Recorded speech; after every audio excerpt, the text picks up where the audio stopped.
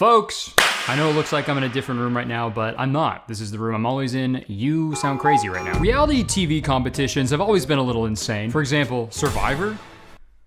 I hardly know her. But seriously, take Survivor for example. You put a bunch of strangers on an island and force them to do a bunch of fucked up stuff. People have been found dead in jail for doing that. Straight up, I think you can pretty much get away with anything if you just film all of it and then release it as a reality TV show. If they came out with a reality competition show called So You Think You Can Push a War Veteran Down the Stairs, I hate to say it, I would not only watch that show every week, I think I would apply to be a contestant. Yes, I think I can do that. And don't get me wrong, don't get me at all, actually. I love reality competition shows. I've been watching RuPaul's Drag Race for years. I just finished the new season of Top Chef. And I used to beg my mom to let me call in and vote for David Archuleta on American Idol in 2008. I've been eating this shit up, dude. And a lot of the shows they're coming out with these days are pretty wild. Beast Games, for example, is so crazy. I assume. I've only watched like 10 minutes of one episode and then I got a headache and I had to turn it off, so I don't know. But none of these modern day reality competition TV shows are as crazy as they used to be back in the early 2000s, dude. This was the golden era of reality TV. You had shows like The Swan, where you had two ugly people get a bunch of plastic surgery so they could try to win a beauty pageant. You had Kid Nation, a show where they just dropped off a bunch of children in a deserted town and forced them to create a functioning society. You could make any insane idea into a reality show in the early 2000s, which brings us to the topic of today's video. In the year 2005, a reality competition show aired on Fox titled Who's Your Daddy? And it's definitely one of the most insane premises for a reality TV show that I've ever seen in my life. I could describe it to you, but I think it'd be better if I showed you a promo that aired for this television show. If you've never met your father, I'm your dad. I'm your dad. I'm your dad. could you pick him out from a group of strangers? I was adopted when I was 6 weeks old. Witness the most dramatic reunion event ever televised. I'm scared to death. And a lifelong dream fulfilled. Dad?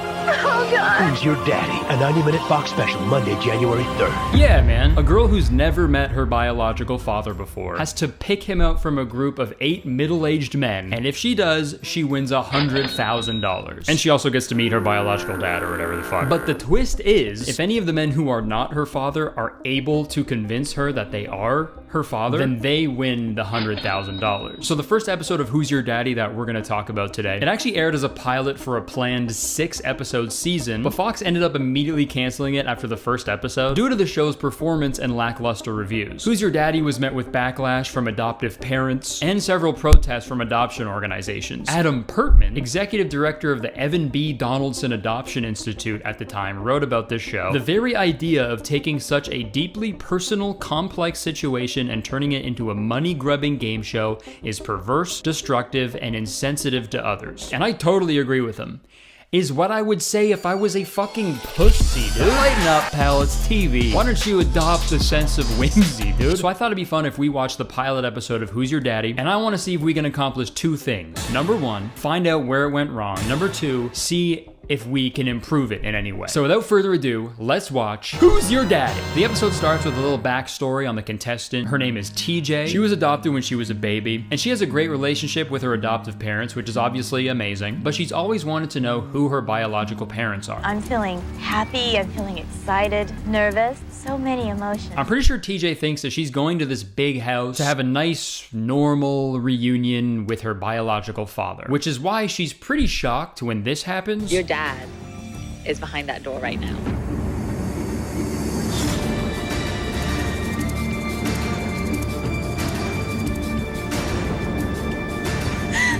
Imagine she just doesn't understand it at all. All of you are my dads? All right, go mom. TJ, your dad's standing right in front of you now. Fuck, man, that's gotta be a crazy feeling, dude. I mean, getting stared at by 8 middle-aged men, I imagine that's already pretty stressful, but this adds a whole other layer to it, man. Also, real quick, I gotta say, the guys who are pretending to be her dad, they're fucking blowing it so far. Bro, if I had to convince her that I was her dad for $100,000, I'd be up there like, TJ, it's me. I'm your father. Like, guys, what the fuck? Don't just stand there, dude. I will say, though, some of these guys look really emotional. Like, this is clearly getting to them, and okay, all right, never mind, except for this guy. Holy shit. Hello, TJ. My name is Rick, and I'm your dad. Jesus Christ, man. Every time they point the camera to this guy, he's just fucking, hey, I'm your dad. It's me. And I'm your dad. Hi, TJ. My name is Carl. I'm from Simi Valley, California, and I'm your dad. Okay, so right off rip, it's that guy, obviously, right? Show's over. Show's fucking over. It's obviously that guy. Literally on the verge of tears, bro. Who could it be? Now, one of these four men is your father. Take a good look at them. Try to spot any similarities or if anyone's showing any emotion or anything like that. It could be any of these guys. So the guys give their introductions and they all end it with, "I'm your dad." And TJ's gut instinct is telling her that this guy Scott is her father. But she also has a few other front runners as well. Then I looked around and then my attention was drawn to Charlie. And then Sam caught my attention because he kept looking down. And it was like he was trying so hard not to show emotion. Okay, well, he's doing a bad job then. He was trying so hard not to show emotion. So next they host a little cocktail party where TJ can sort of mingle and have one-on-one conversations with each dad. What two things would your friends say to describe you? Honest and willing to help. Okay. Again, these guys are fucking blowing it already, dude. If I was one of these guys pretending to be her dad, I would be inconsolable, dude. I'd be on the ground weeping, at her feet begging for forgiveness. Dude, 100K is on the line here, boys. Lock in. Straight up, when she walked over to talk to me, I'd be like, "It's me, I'm your dad. I'm 100% your dad, I'm not lying. Do not listen to these other fucking liars, dude. It's me 100%. I'm your dad, I swear on your biological mother's life. And I'm your dad. So TJ asks a bunch of questions to these guys and they give the most boring answers ever. I like hiking. Tried jogging and bicycle riding, but I like to go slower because you can absorb a lot more. And now we cut to a talking head from her actual dad. Get to know TJ with other men around. There was a jealousy. All right, I guess I can understand that a little bit, but that's so funny for the dad to actually be jealous of the other guys, dude. Like, if someone is able to trick her into thinking that they're her dad, it's not like they actually get to be her dad when the show is over, right? Like, you're her dad. Like, other people are allowed to talk to your daughter, dude. It's fine. I guess that concludes the parent-teacher meeting. Any questions? Yeah, just one. How fucking dare you? What? You're teaching my daughter stuff? Who the fuck do you think you are? Dude, that's my job. You think you're her dad or something? No, I'm her teacher. Oh, I'm sorry. I just really haven't been able to spend that much time with her lately, and I guess I'm just a little jealous. Work's been really busy at the plastic straw factory, and it's like, those turtles aren't gonna kill themselves. Hey man, I get it. It's okay. Look, your daughter told me that she really wants to go roller skating with you. Why don't you guys go do that right now? Roller skating? Wow. Her mom always loved doing that with her before she passed. I never thought she liked it. But that sounds really boring, and I don't want to do that. Then what the fuck, man? Stop talking to my daughter. That's my job. Dad, can we go home? I need to go pray so I can go to heaven and see. Shut up! Alright, so once TJ has gotten the opportunity to talk to all the dads, get talked to by all the dads while she ignores them, the host of the show brings her to a secret room where she can spy on all the dads via surveillance cams. And I do not envy TJ whatsoever because these have got to be the most boring conversations I've ever heard. Anybody have a good fishing story to tell? Does anybody have a good fishing story to tell?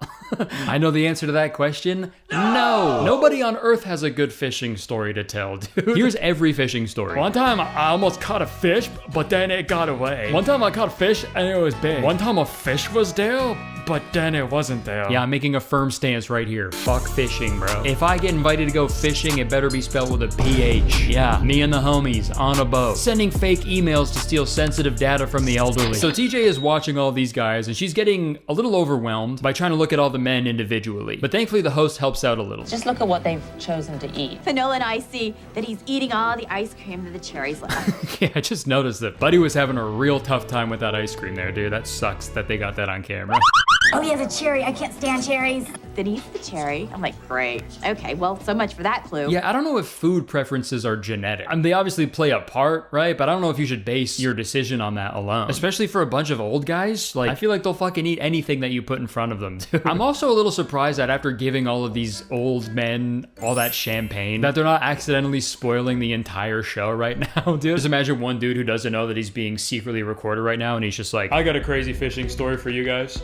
30 years ago, I put a kid named TJ up for adoption, still never met her. And then I went fishing. So once TJ is done spying on the dads, she now has to make a difficult decision and eliminate half of the men. I need you now to select 4. Leaving only the men that she thinks could be her father. My whole life has been looking for TJ. It's been a roller coaster emotionally. Okay, hold on. So none of these guys are her dad then? They keep showing her dad. That's her dad right there. And none of these guys are a pitch black featureless entity with a scary deep voice. That'd be awesome to have a dad to look like that though, dude. That'd be sick. I'm just really gonna miss him. I know, it's hard.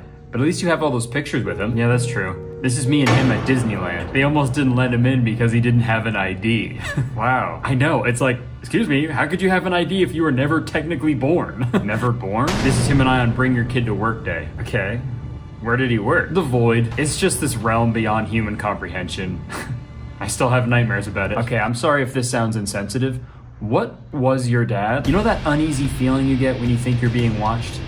That was my dad. Always watching, plotting, scheming. He even told me years ago that he could never truly die, and that his energy would simply attach itself to a new and willing host. Okay, I think I should go. So TJ walks out and gets ready to eliminate half of the dads. And I know you're probably thinking, well, what happens if she eliminates her dad? And don't worry, they explain that right now. So if you pick correctly, then the money stays exactly the same. If you pick incorrectly, then it goes from $100,000 down to $75,000. So yeah, if her dad is in the group that she chooses to stay, then the money stays at $100,000.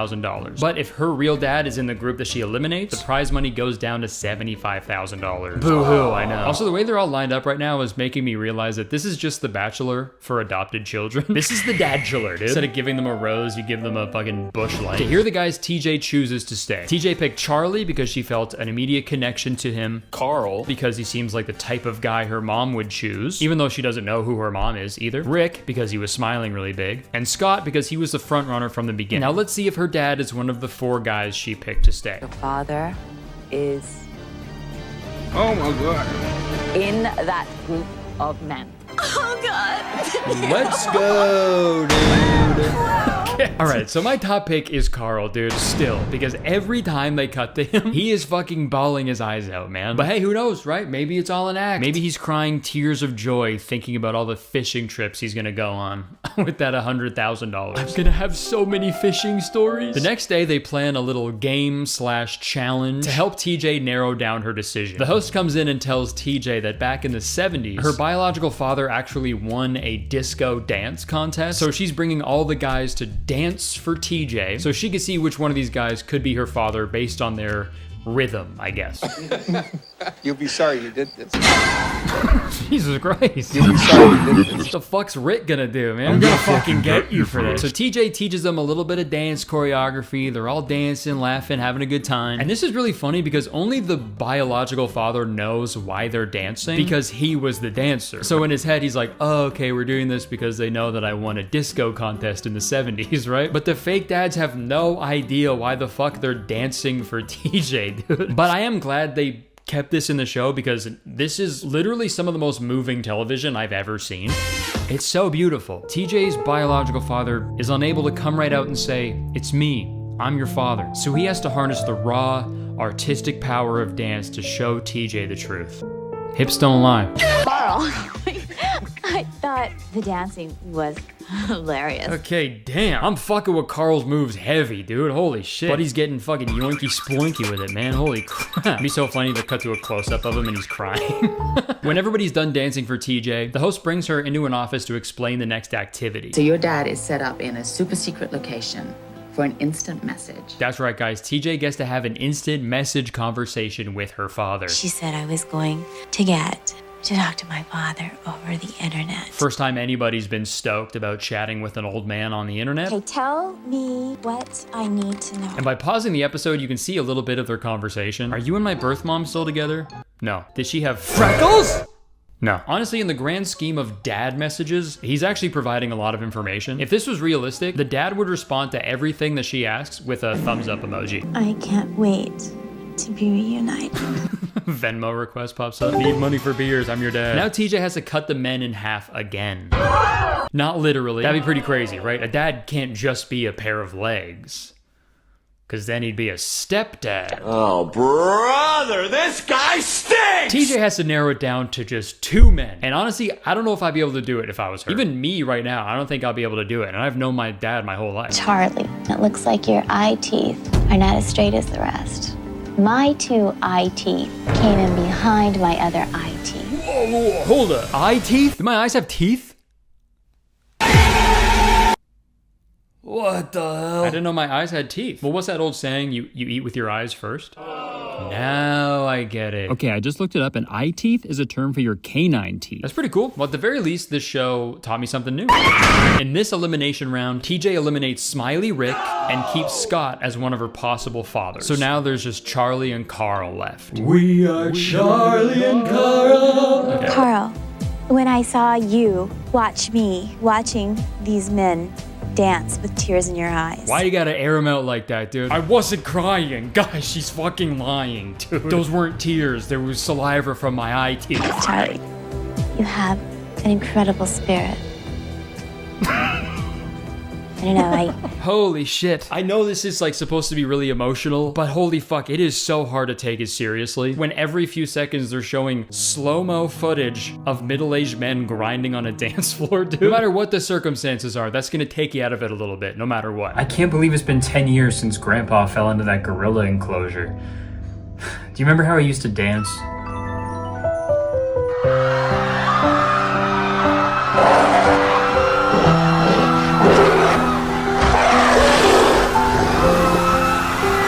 Okay, never mind. I'm glad we left him in there with that gorilla. Okay, sorry. Let's see who TJ sends home. but Charlie, I think he may be my dad.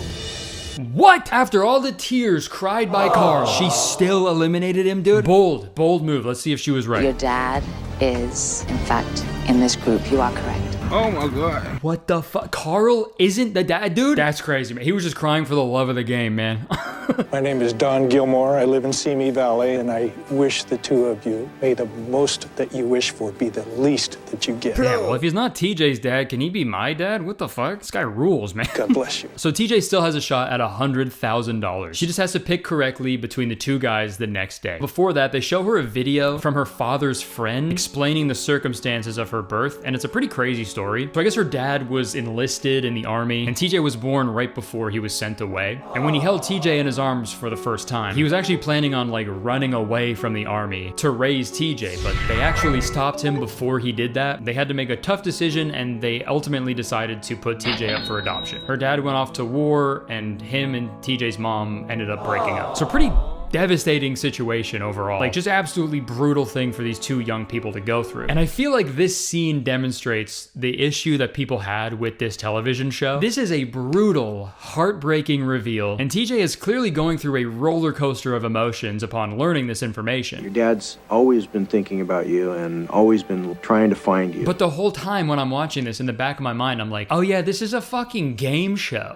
This is literally dad or no dad, bro. Like, I think the juxtaposition of them trying to make this emotional and serious, mixed with them also being like, make these boys dance for $100,000. It's just, I don't know if it's the best fit sometimes, you know? It's just a lot of, I hate to say it, but the dichotomy is crazy. It's the final challenge for the dads, okay guys? They get to have a final one-on-one conversation with TJ, and they also get to bring her a gift. But before that, we get a nice teaser before the commercial break. TJ's father has a surprise that will blow her away. A bazooka.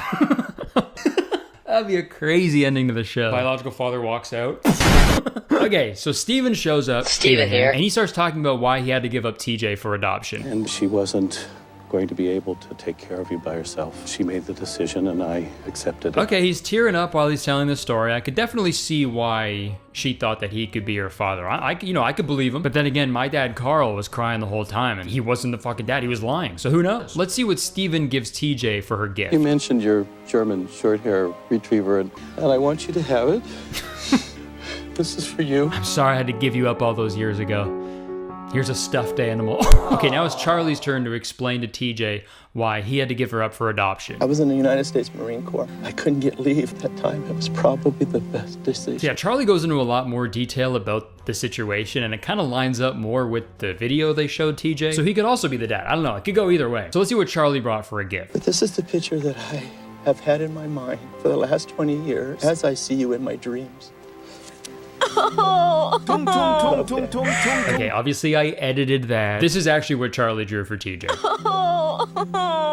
It kind of looks like Napoleon Dynamite's drawing of Trisha, but it is very sweet that he did that, and I love it. Okay, this man is a sweetheart. I want to give this to you.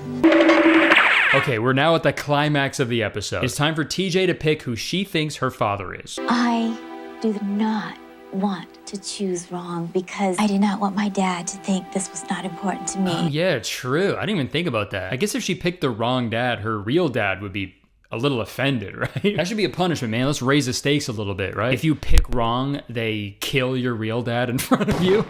I believe that my father is Carl. Charlie.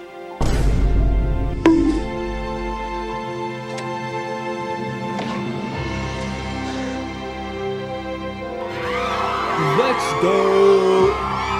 Anybody have a good fishing story to tell? Dude, she did it. Isn't that insane? I mean, they definitely should not have let TJ watch that video from her dad's friend because that gave the entire backstory. So when Charlie told TJ the exact same backstory, I mean, it was kind of a no-brainer at that point. So they have a nice emotional reunion. Please forgive me. No. They then bid farewell to Scott. My real name is John Robbins, and I wish the two of you the best. Which is nice, but also at the same time, I'd be like, fuck you for lying to me, bro. Thank you. No, thank you. Let go of my daughter! Still gets jealous. The episode ends with TJ's dad revealing that she actually has 3 half-sisters, and he also brings out her birth mother who he stayed in contact with. Thank you for having me. Thank you, thank you. Pretty fucking brutal that it was a nice happy ending to the pilot episode of the show. Everything went off without a hitch. And even after all of that, the network were like, nah, this is fucking cheeks, bro.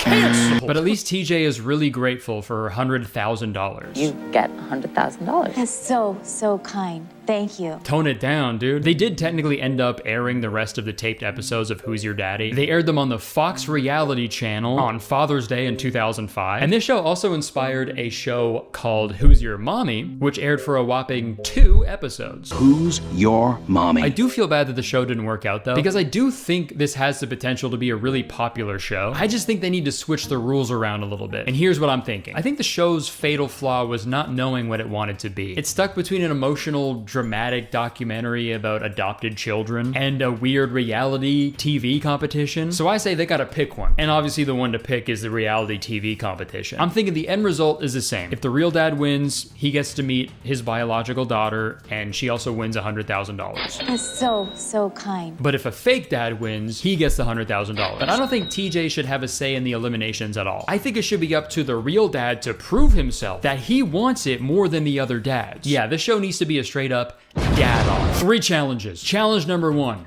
Drinking competition, okay? You give each dad a case of 24 beers. The first 4 dads to drink their case of 24 beers, they move on to the next round. Challenge number 2. Each dad has to successfully build a dresser from IKEA and then mount a TV on the wall. And the first 2 dads to complete these tasks move on to the final. Challenge number 3. And this is when the 2 dads play a straight up, no bullshit game of Russian roulette. Full on televised, real game, full stakes Russian roulette. Because if your biological dad really loves you, he should be willing to take a bullet to finally meet you.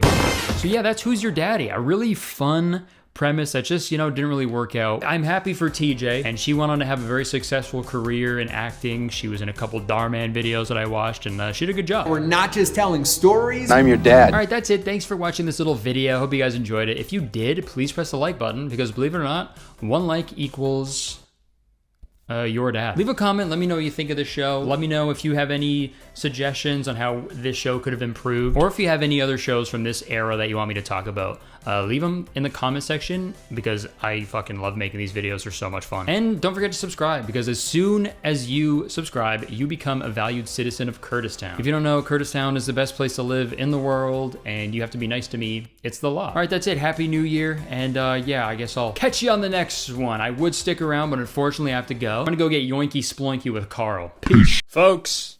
You guys ever think about how every passing second brings us just a little bit closer to death? Oh my god. Yeah, me neither. I feel like I say this all the time, but I just turned 30, and I'll be honest, I'm feeling it. I remember being a kid and hearing my dad complain about his back pain, and then in my head I was like, damn, that must suck. Good thing that's never gonna happen to me though. But alas, here I am. If I sleep incorrectly, I have to take an Advil. Last summer I rode a roller coaster and I had a headache for a week. I'm being slowly dragged to hell, and I can feel it. But aging is a part of life, okay? It's inevitable. We're all aging all the time. That's quite literally how the human body works. But for as long as us humans have been around, we have been trying to fight this natural decay that we all experience. And anti-aging content has been around for a while, but lately I've seen an increase in popularity of anti-aging products and techniques on TikTok specifically, and I thought it'd be fun if we took a look at them today. I should say I haven't seen a lot personally because my For You page is all the way cooked. It's fucking burnt to a crisp.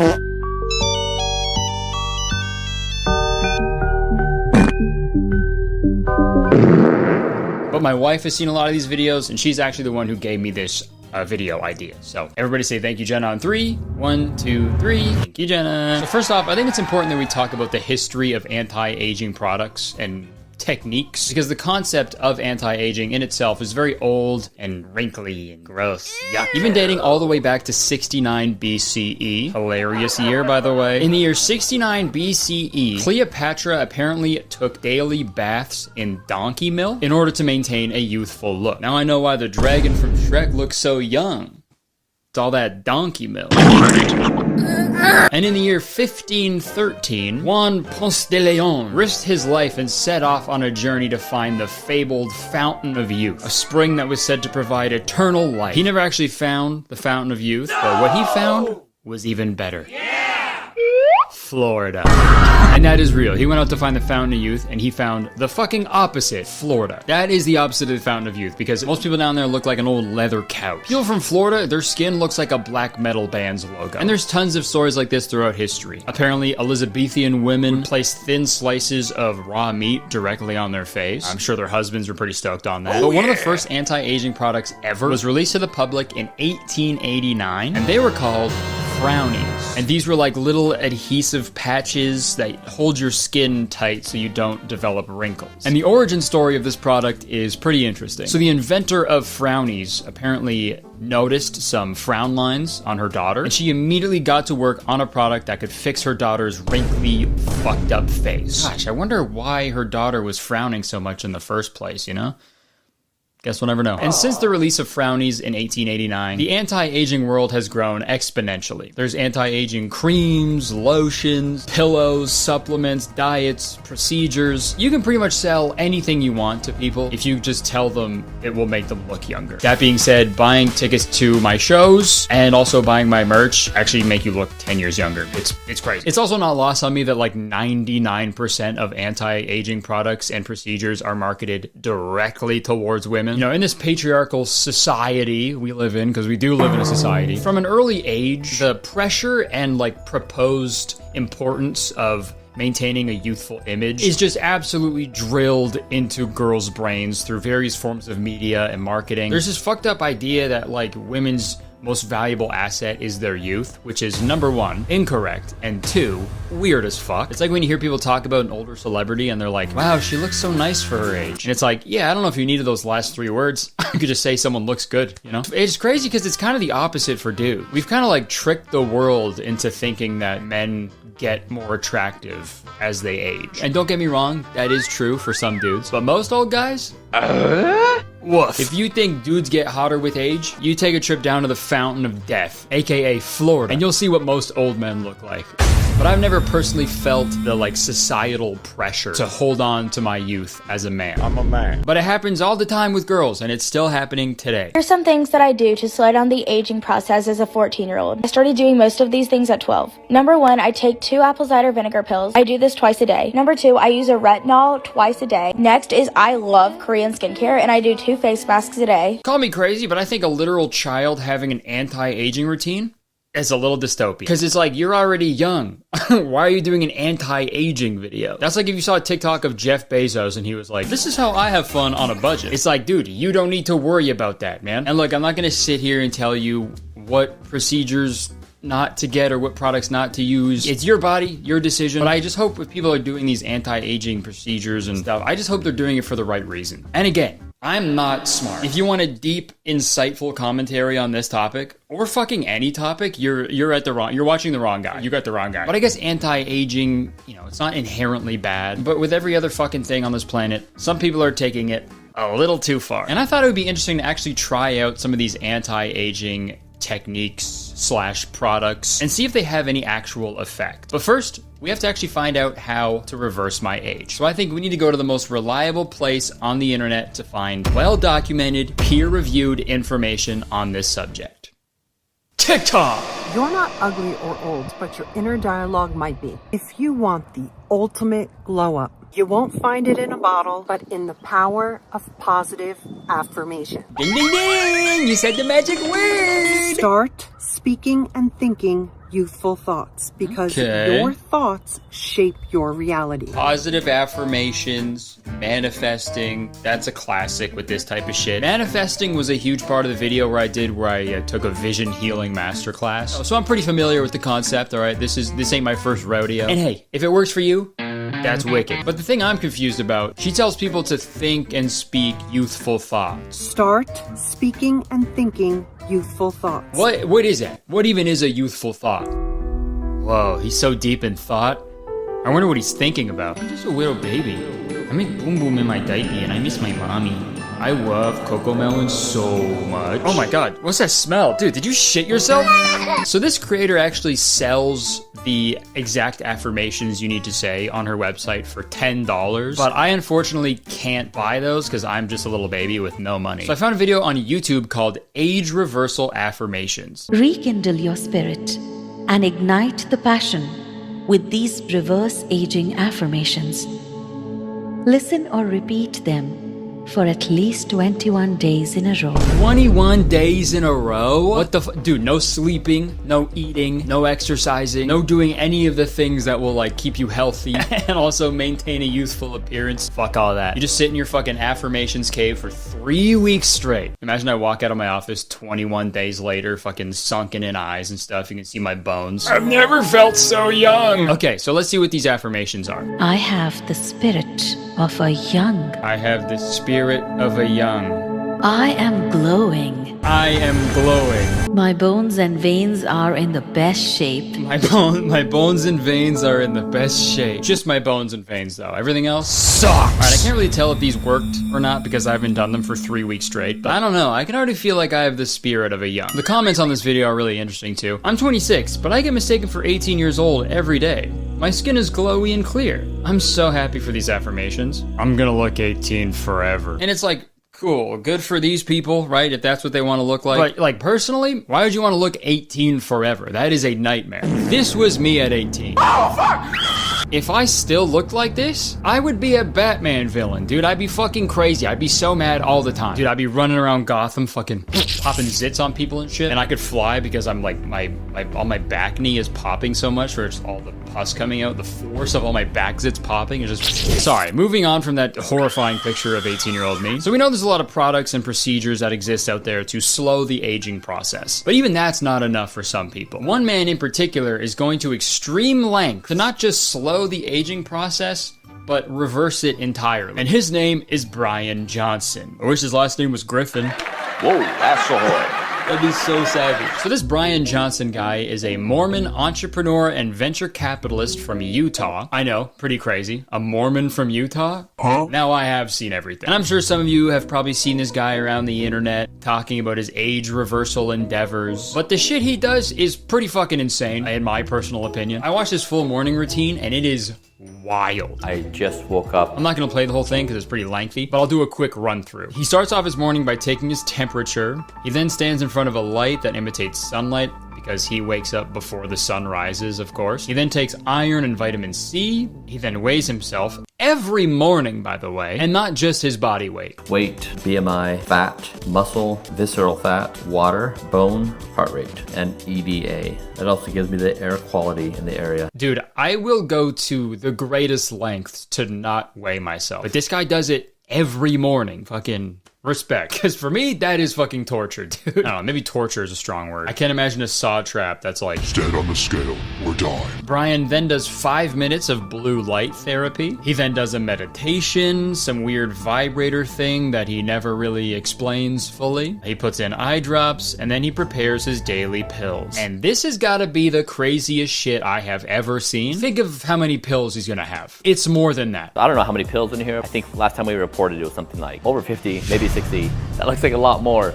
I'm not sure what's going on here. 50 to 60 pills every day? Buddy swallows a fucking entire pharmacy every morning, dude. That is wild. He's got to tone it down. I think Brian's got to incorporate a couple chill pills in there as well, because Jesus Christ, man. But Brian still isn't done. He now puts red light on his head to prevent hair loss. And if red light prevents hair loss, looks like I'm keeping mine forever. Sometimes when I'm driving, I hit so many red lights. And he preps his food for the day. This is what I'm going to eat after we work out. Yeah, overall, it's a lot of vegetables every month. It's over 50 pounds, I think. I hate to break it to you, man, but that's shit from a butt. I know people look at it and they say it's a green goop and they like to make fun of it. Of course I'm gonna make fun of it, dude. That looks like baby shit. What the fuck? I found out this guy has a son, too. That's gotta suck to have this guy as a dad. Sorry, son, you're grounded. Eat shit, dad. I do. He's still not done, by the way. He then prepares his second meal of the day, which he calls nutty pudding. Nutty pudding? Which is like a protein powder that he actually sells on his website. Maybe it's called that because you gotta be a little nutty if you're gonna be putting that into your body. And would you believe me if I told you his morning routine still isn't done? Well, it's not. We're like fucking halfway through, dude. By the time this morning routine is done, he's gonna have to start his bedtime routine. Because Jesus, this is taking all fucking day. So after making his poop and sand, he does a quick workout and then he finally eats his breakfast. That honestly seems like so much work. Compared to my morning routine, my entire morning routine can be summed up with the first 2 words of Chop Suey by System of a Down. Wake up! That's it, man. That's it. I'm awake. And that's the thing. It's wild seeing morning routines like this because, like, who is this for? I made this point in my Living Like a Billionaire for a Week video, but like 99% of people do not have the time to do this shit when they wake up. He says in this video that his morning routine can take up to 4 hours. My morning routine is about 3 to 4 hours. It varies on a given day. Sometimes I go a little faster. Too long. This is just not realistic to normal people. But honestly, I don't know why I'm getting so hung up on this guy. Like, who even cares what this guy has to say anyway? He doesn't even have the erection of an 18-year-old.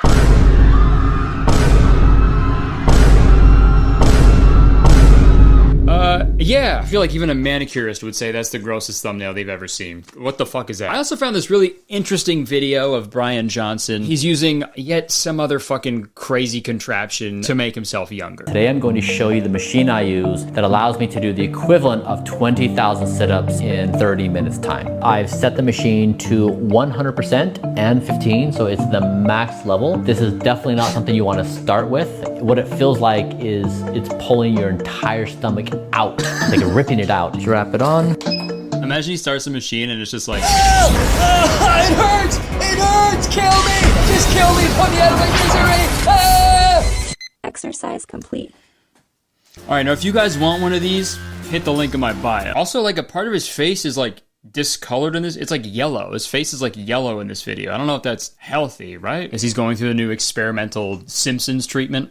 So yeah, this Brian Johnson guy is like the final boss of anti-aging. But I don't think I'm ready to experience that just yet. I gotta work my way up, right? And I think I found the perfect person. His name is Brandon Miles May, or at Brandon Skincare. And he's been getting pretty popular on TikTok recently. And here's why. I'm 35, and many people ask me if I don't smile or laugh to prevent fine lines and wrinkles, and it's not true. I do laugh and I do smile. This is how I laugh without using Botox and for preventing fine lines and wrinkles.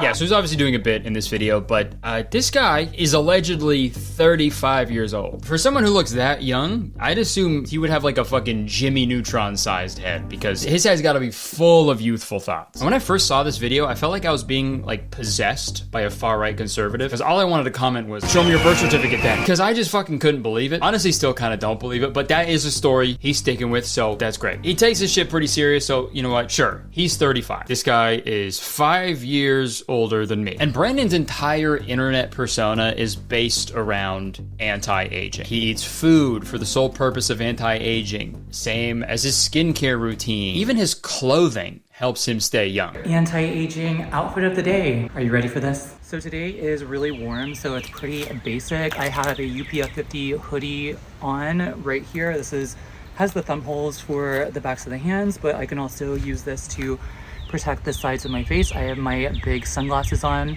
to protect like pretty much half of my face. I have a UPF 50 cap that has a long bill. I'm wearing J. Crew shorts and sunscreen on my legs. If you couldn't tell, any clothing that Brandon wears, it protects him from the sun. Because according to him, the sun is the main contributor to the aging of the skin. I just practice safe sun protective behaviors because the sun contributes up to 90% of the skin visible signs of aging. And he's not wrong. The sun is incredibly dangerous for your skin if you don't protect yourself. So he wears clothing that is UPF 50, and that stands for ultraviolet protection factor. And apparently UPF 50 clothing blocks 98% of the sun's rays. This guy would probably still be a fucking baby if it blocked 100%. I gotta say though, including the sunscreen in the fit check and sunscreen on my legs, that's genuinely one of the funniest things I've ever seen. People got to start getting like super specific like that in those like walk me through your fit videos. All right, walk me through your fit. All right, well, first off, I got the toupee on my head, Gucci t-shirt, swollen nipples from when my older brother purple nurpled me this morning, Dolce & Gabbana jeans, Preparation H on my hemorrhoid, herpes medication on my wiener, and I got the Prada shoes with my ankle monitor for my house arrest. House arrest? Please get your hands up, get down on the ground! Also just copped the taser in the back. And this is all well and good, but I feel like at a certain point, it's like kind of impossible to avoid the sun. And also like, why would you rob yourself of that joy? There's like no better feeling than having the sun on your face. Like what about when you're driving? What are you gonna do then? Maybe like, you know those sun blockers that people put on their car windows when they park their car? I imagine Brandon just has that over his windshield at all times. Just absolutely mowing people down, can't see shit. Sorry, let's get back to Brandon. Let's see what kind of food he's eating so he can keep that youthful glow. Here's what I'm eating for dinner tonight for the purposes of anti-aging. This is steamed broccoli and steamed bell peppers. The broccoli is high in vitamin C, good for collagen synthesis. It also contains sulforaphane, which increases NRF2. NRF2 pathway helps to increase endogenous. It also increases melatonin, high in great for skincare. I think this guy's just making up words. What the fuck with all that shit? Convinced he's speaking in tongues, dude. He needs to be exercised by a priest. And I can't help but think about that tweet of the person who's meal prepping broccoli, chicken, and eggs, and then someone quote tweeted it with, "Okay, Mr. Fart." That's all I'm thinking of when I look at that dinner, dude. This dude's farts could probably make you hallucinate, bro. You know what? Maybe that's what UPF stands for. You're probably farting. I also just watched a video from Brandon saying that he eats pizza once a quarter. I would say about 95% of the time I eat everything that I show here on TikTok. About 5% of the time, yes, I'll go out with like a friend or my partner or somebody and we will maybe get pizza. Maybe like every quarter or so we might have pizza. It's not like a big deal for me. Which sounds like a brutal existence, dude. A pizza every quarter? Just one pizza a quarter? I'd have a quarter of a pizza every hour if I could, dude. But like I said earlier, I want to see how effective this anti-aging lifestyle really is. So for the next week, I'm gonna live my life the exact same way Brandon does. And we'll see if I end up looking any younger. But first, we need to lock down a daily routine. Okay, so luckily Brandon has a lot of videos detailing pretty much everything he does in a typical day for anti-aging. So let's start off with what I'm gonna be eating this week. He has a video called What I Eat in a Day for Anti-Aging. And to summarize that video, Brandon has a dark roast coffee in the morning, and then an hour or two later, he has breakfast, which sucks for me because the first thing on my mind when I wake up is what I'm gonna eat for breakfast. For breakfast, he says he makes a green smoothie on days where he isn't fasting. I figured I'd do a smoothie pretty much every day, and then one day I'll try to go fasting and see how that goes. And then a few hours later, he makes a humongous salad for lunch. He then makes a hot chocolate made of 100% cacao, cocoa powder, almond milk, and salt. And I don't know about you guys, but I like my hot chocolate sweet as hell. So let's see how he sweetens it. No sweetener. I don't add any sweetener or sugar, so it is bitter.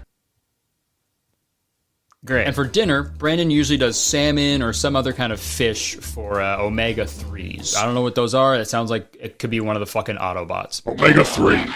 Roll out. And then alongside the salmon, Brandon also has broccoli and my favorite fall vegetable, a sweet potato. And then for dessert, he does frozen blueberries and dark chocolate. So that's going to be pretty much my diet every single day this week. And there are some other foods in his TikToks and stuff like hard-boiled eggs and avocado and stuff that I'll sprinkle in here and there. And also, God, real quick, I gotta say, love the energy that Brandon's YouTube profile picture is giving off. I love it, dude. It looks like I'm seeing him through a peephole. And obviously another pinnacle of anti-aging is exercise. Brandon starts his day with a 10-minute stretch, and this next part is gonna be pretty hard, but Brandon aims to hit 20,000 steps a day? I've been trying to reach for 20,000 steps. That's a lot of steps, okay? Especially to a guy who has mastered the art of parking it. But Brandon actually uses this little treadmill, this like walking pad, like while he works and stuff. So I went ahead and ordered that same treadmill because I can't possibly think of another way to get 20,000 steps in a day, especially during the summertime. Brandon then does some weightlifting with some 12-pound weights, and that'll be no problem. And that's his daily workout routine. Seems pretty low impact, which is nice. But compared to my usual workout routine that consists of 20 reps of hanging out followed by 3 sets of chilling, this is gonna be a big change for me. Yeah, the only push-up I do is push up on the D-pad because I'm a friggin' gamer. I pause my game to be here. You know, I can eat and exercise all I want, but if I don't look the part, then what am I doing? So I'm gonna order some UPF 50 clothing as well. And God, wow, look at these.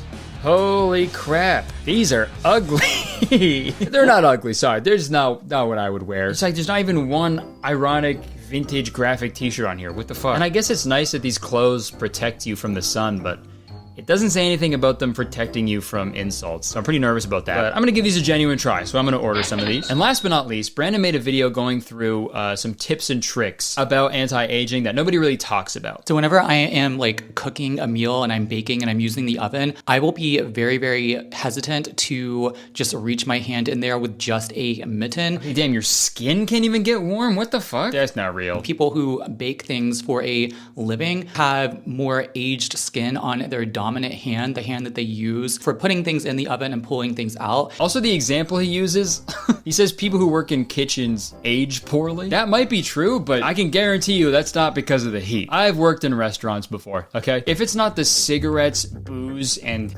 that ages them poorly, it's the unnecessary amount of stress they put themselves through. I'm so mad.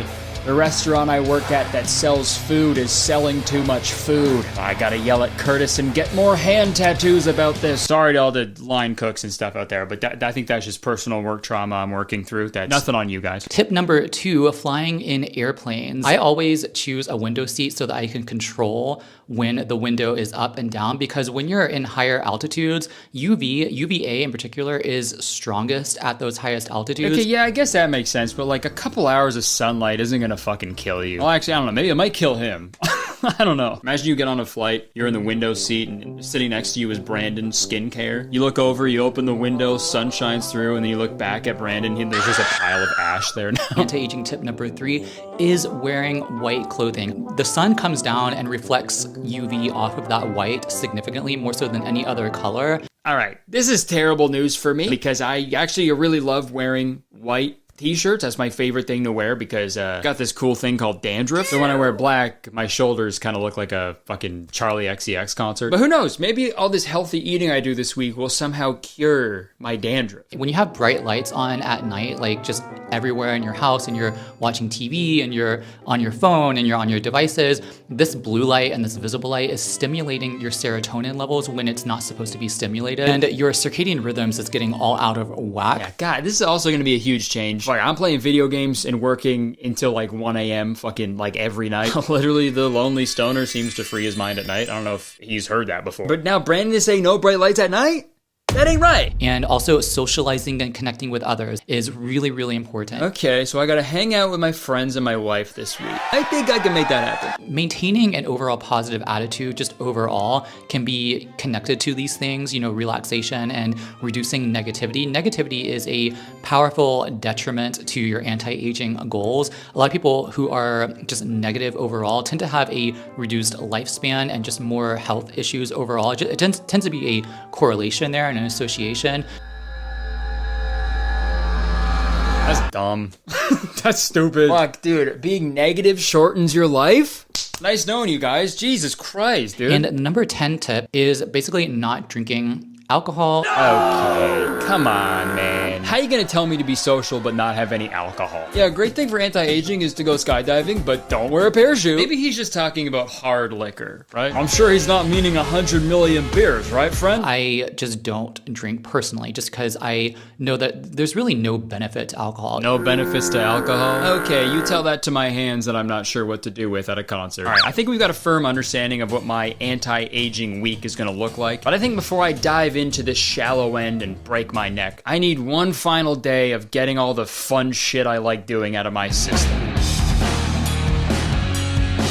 I got a haircut. So I had my quarterly pizza the night before my week of anti-aging, and with a chest full of heartburn, I stared at my computer screen for the rest of the night. Been really busy with getting ready for tour and everything, and I knew I wasn't going to have that much time to do it this week, so I had to get as much done as I possibly could. That being said, I also played some video games. And if you're wondering what video game I was playing, then you're in luck, because it's time to talk about the sponsor of this week's video, Zenless Zone Zero. Zenless Zone Zero is a brand new free-to-play action role-playing game set in a stylish urban fantasy world that's available to play on PC, PS5, and on mobile. Zenless Zone Zero is also published by HoYoverse, the makers of Genshin Impact, so you already know that this game is a certified banger. I've been playing Zenless Zone Zero, or ZZZ, for the past few days, and I absolutely love it. In ZZZ, you take on the role of Proxy and embark on a thrilling adventure with a diverse group of partners to defeat enemies and unravel mysteries in the uniquely designed city of New Eridu. And I'm completely obsessed with the art style, music, voice acting, and animations, but my favorite part of ZZZ is its fluid combat system that's simple enough for newcomers but diverse enough to provide a challenge for experienced players. And with so many playable characters, combat is always fresh and exciting. And speaking of playable characters, I gotta tell you about the game's newest character coming with the 1.1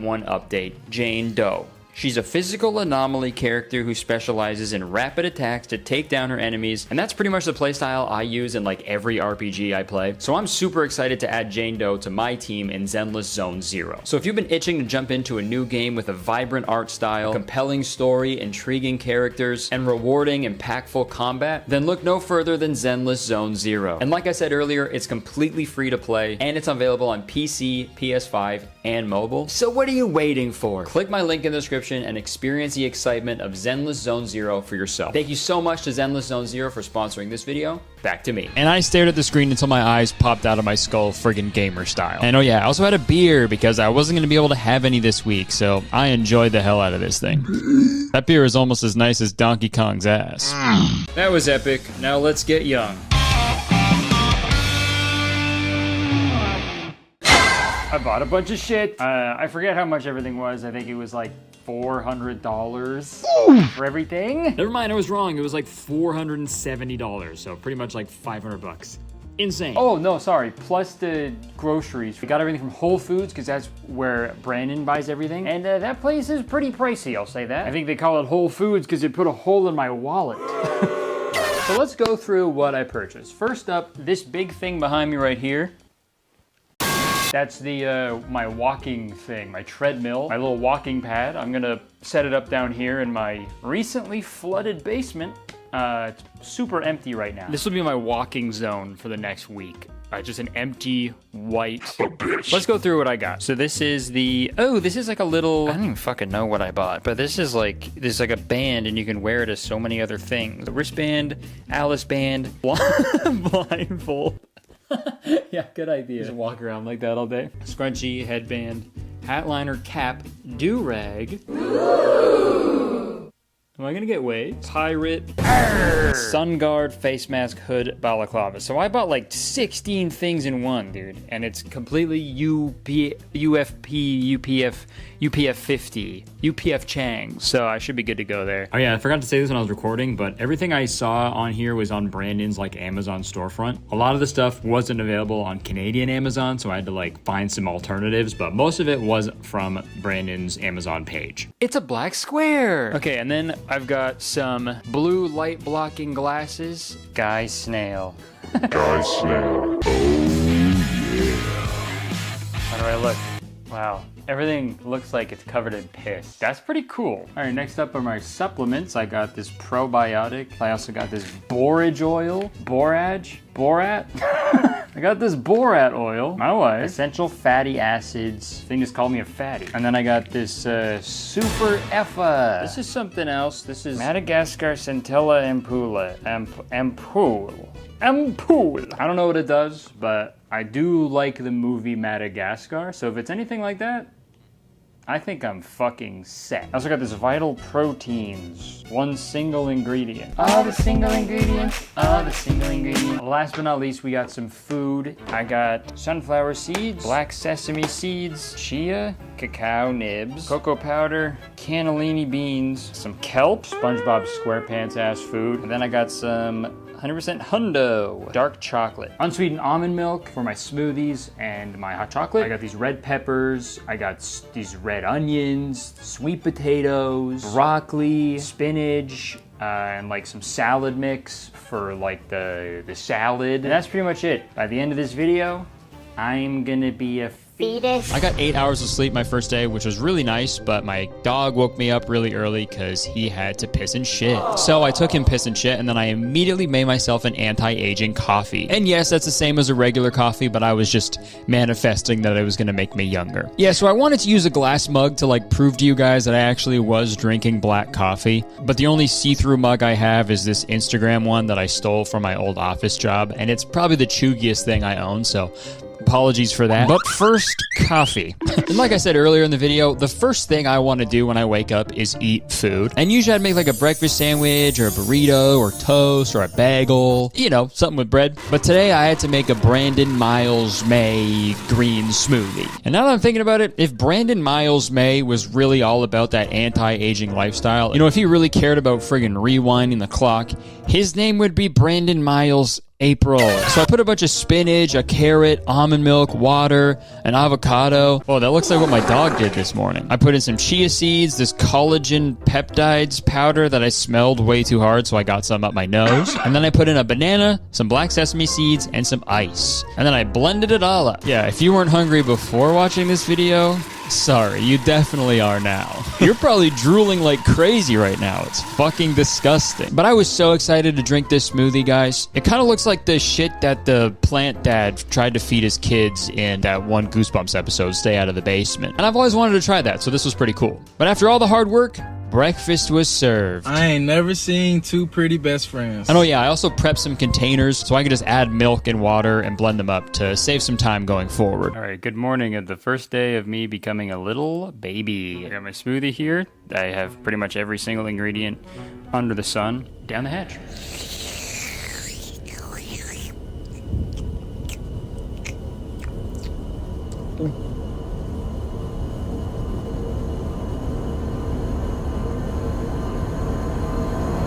Great. It's just spinach I taste because that's all I put in there, but that was me being Popeye. I'm gonna be Popeye. But hey, if I don't like the flavor, at least I have this nice black coffee to wash it all down with. Just gonna hang out here and drink this. And real quick, I'm making it seem like I'm a really picky eater. I promise you I'm not. I eat a lot of food. I love all food pretty much. Except for cilantro. I have the gene that makes it taste like soap to me, so anytime I accidentally eat cilantro, it tastes like I'm being punished for like saying a swear word. But honestly, I think putting a legit bar of soap into this blender would have made it taste a lot better. Because this fucking green smoothie, it tasted like cement, bro. It took me so long to fucking drink it. Sorry, I'm being negative and that ages you. Smoothie was so good. Okay, I've been filming this for about 35 minutes. Half hour. So it's taking me a half hour to drink all this. I got one final slurp. But after some hard work and determination, I finally finished the smoothie. I never felt so young in my life. Except that's a half hour I'll never fucking get back. Brandon said in his videos that it's always good to rest after eating your breakfast because it helps with digestion. And I was like, that's fucking stupid. Why would you need to rest after it? But after doing that, I get it. That was the most mentally strenuous thing I've had to do was get through this fucking thing. So, good night. Instantly fall asleep. I finally rest. Watch the sunrise on a grateful universe. Also, whoa, just realized the walls in my living room are the exact same color as the smoothie I had. Or maybe they aren't, and I'm just hallucinating. Now it's time for my stretches. Oh, yeah. I followed along with Brandon's video, and you know what? I will say, these actually felt pretty nice. Whether or not doing these stretches actually makes me look younger, I do want to try to incorporate this into my everyday life going forward, because it felt great, and you can quote me on this, there's nothing better than getting stretched out. I especially love this stretch. I kind of look like a cat who's about to puke. I stretched for about 10 minutes, and oh yeah, one of the stretches reminded me of my karate lessons I took 20 years ago, so that was also pretty fun. Okay, so first morning routine is pretty much done. Yeah, I don't know if this is because of the smoothie or the stretching, but you know what, unfortunately, I do feel a little bit more energized than I usually do. Again, that could be like a placebo effect. But no, this guy doesn't really have sugar, so I guess a placebo wouldn't really exist. I do have some work that I gotta get done, and then I guess I'm gonna try to start getting my steps in. But yeah, so far, so good, I think. And how do I look? I feel like I look older because I haven't shaved yet. The more hair you have, the older you look. And after I finished some work, I went down to the basement because it was treadmill time, brother. All right, I'm in my basement again. Time to unbox this fucking little walking pad, as they call it. How many steps am I at right now? It is currently 1227. I'm at 2,000 steps. So I need 18,000 more, so... Yeah, it's a lot. I started unboxing my walking pad, and this thing was fully loaded with tons of cool stuff. An Allen key! Yes! It also came with this remote control, and it also came with this. Okay, so it came with lubricate oil. Why'd they give me lube? How are you gonna give me lube? And then also put something that says warm tips? And I really thought this walking pad was going to be a huge game changer for me because, you know, I can get my steps in without the sun ever touching my skin and just ruining my life. But I forgot that one of the best parts of walking outside is like looking around at shit. Seeing a bird crap on the ground, seeing a squirrel have sex. You know, cool shit. So like after 10 seconds on the walking pad, I was like immediately bored out of my mind. The future is now. You get all the joy of walking outside without the nice warmth from the sun. So I just got to do this for like an hour. Okay, I can definitely see why people have these with like a standing desk, because this is kind of just like, so you're not really exerting too much energy and you can still sort of like do something, but I'm really bored right now. Maybe I'll read. Maybe I'll read a book while I do this or something. That'd be pretty cool. Just all the books are over there and I'm here. If only there was a way for me to move. If there was only some sort of way I could move my legs that would in turn make my whole body move to where I want it to go. One day.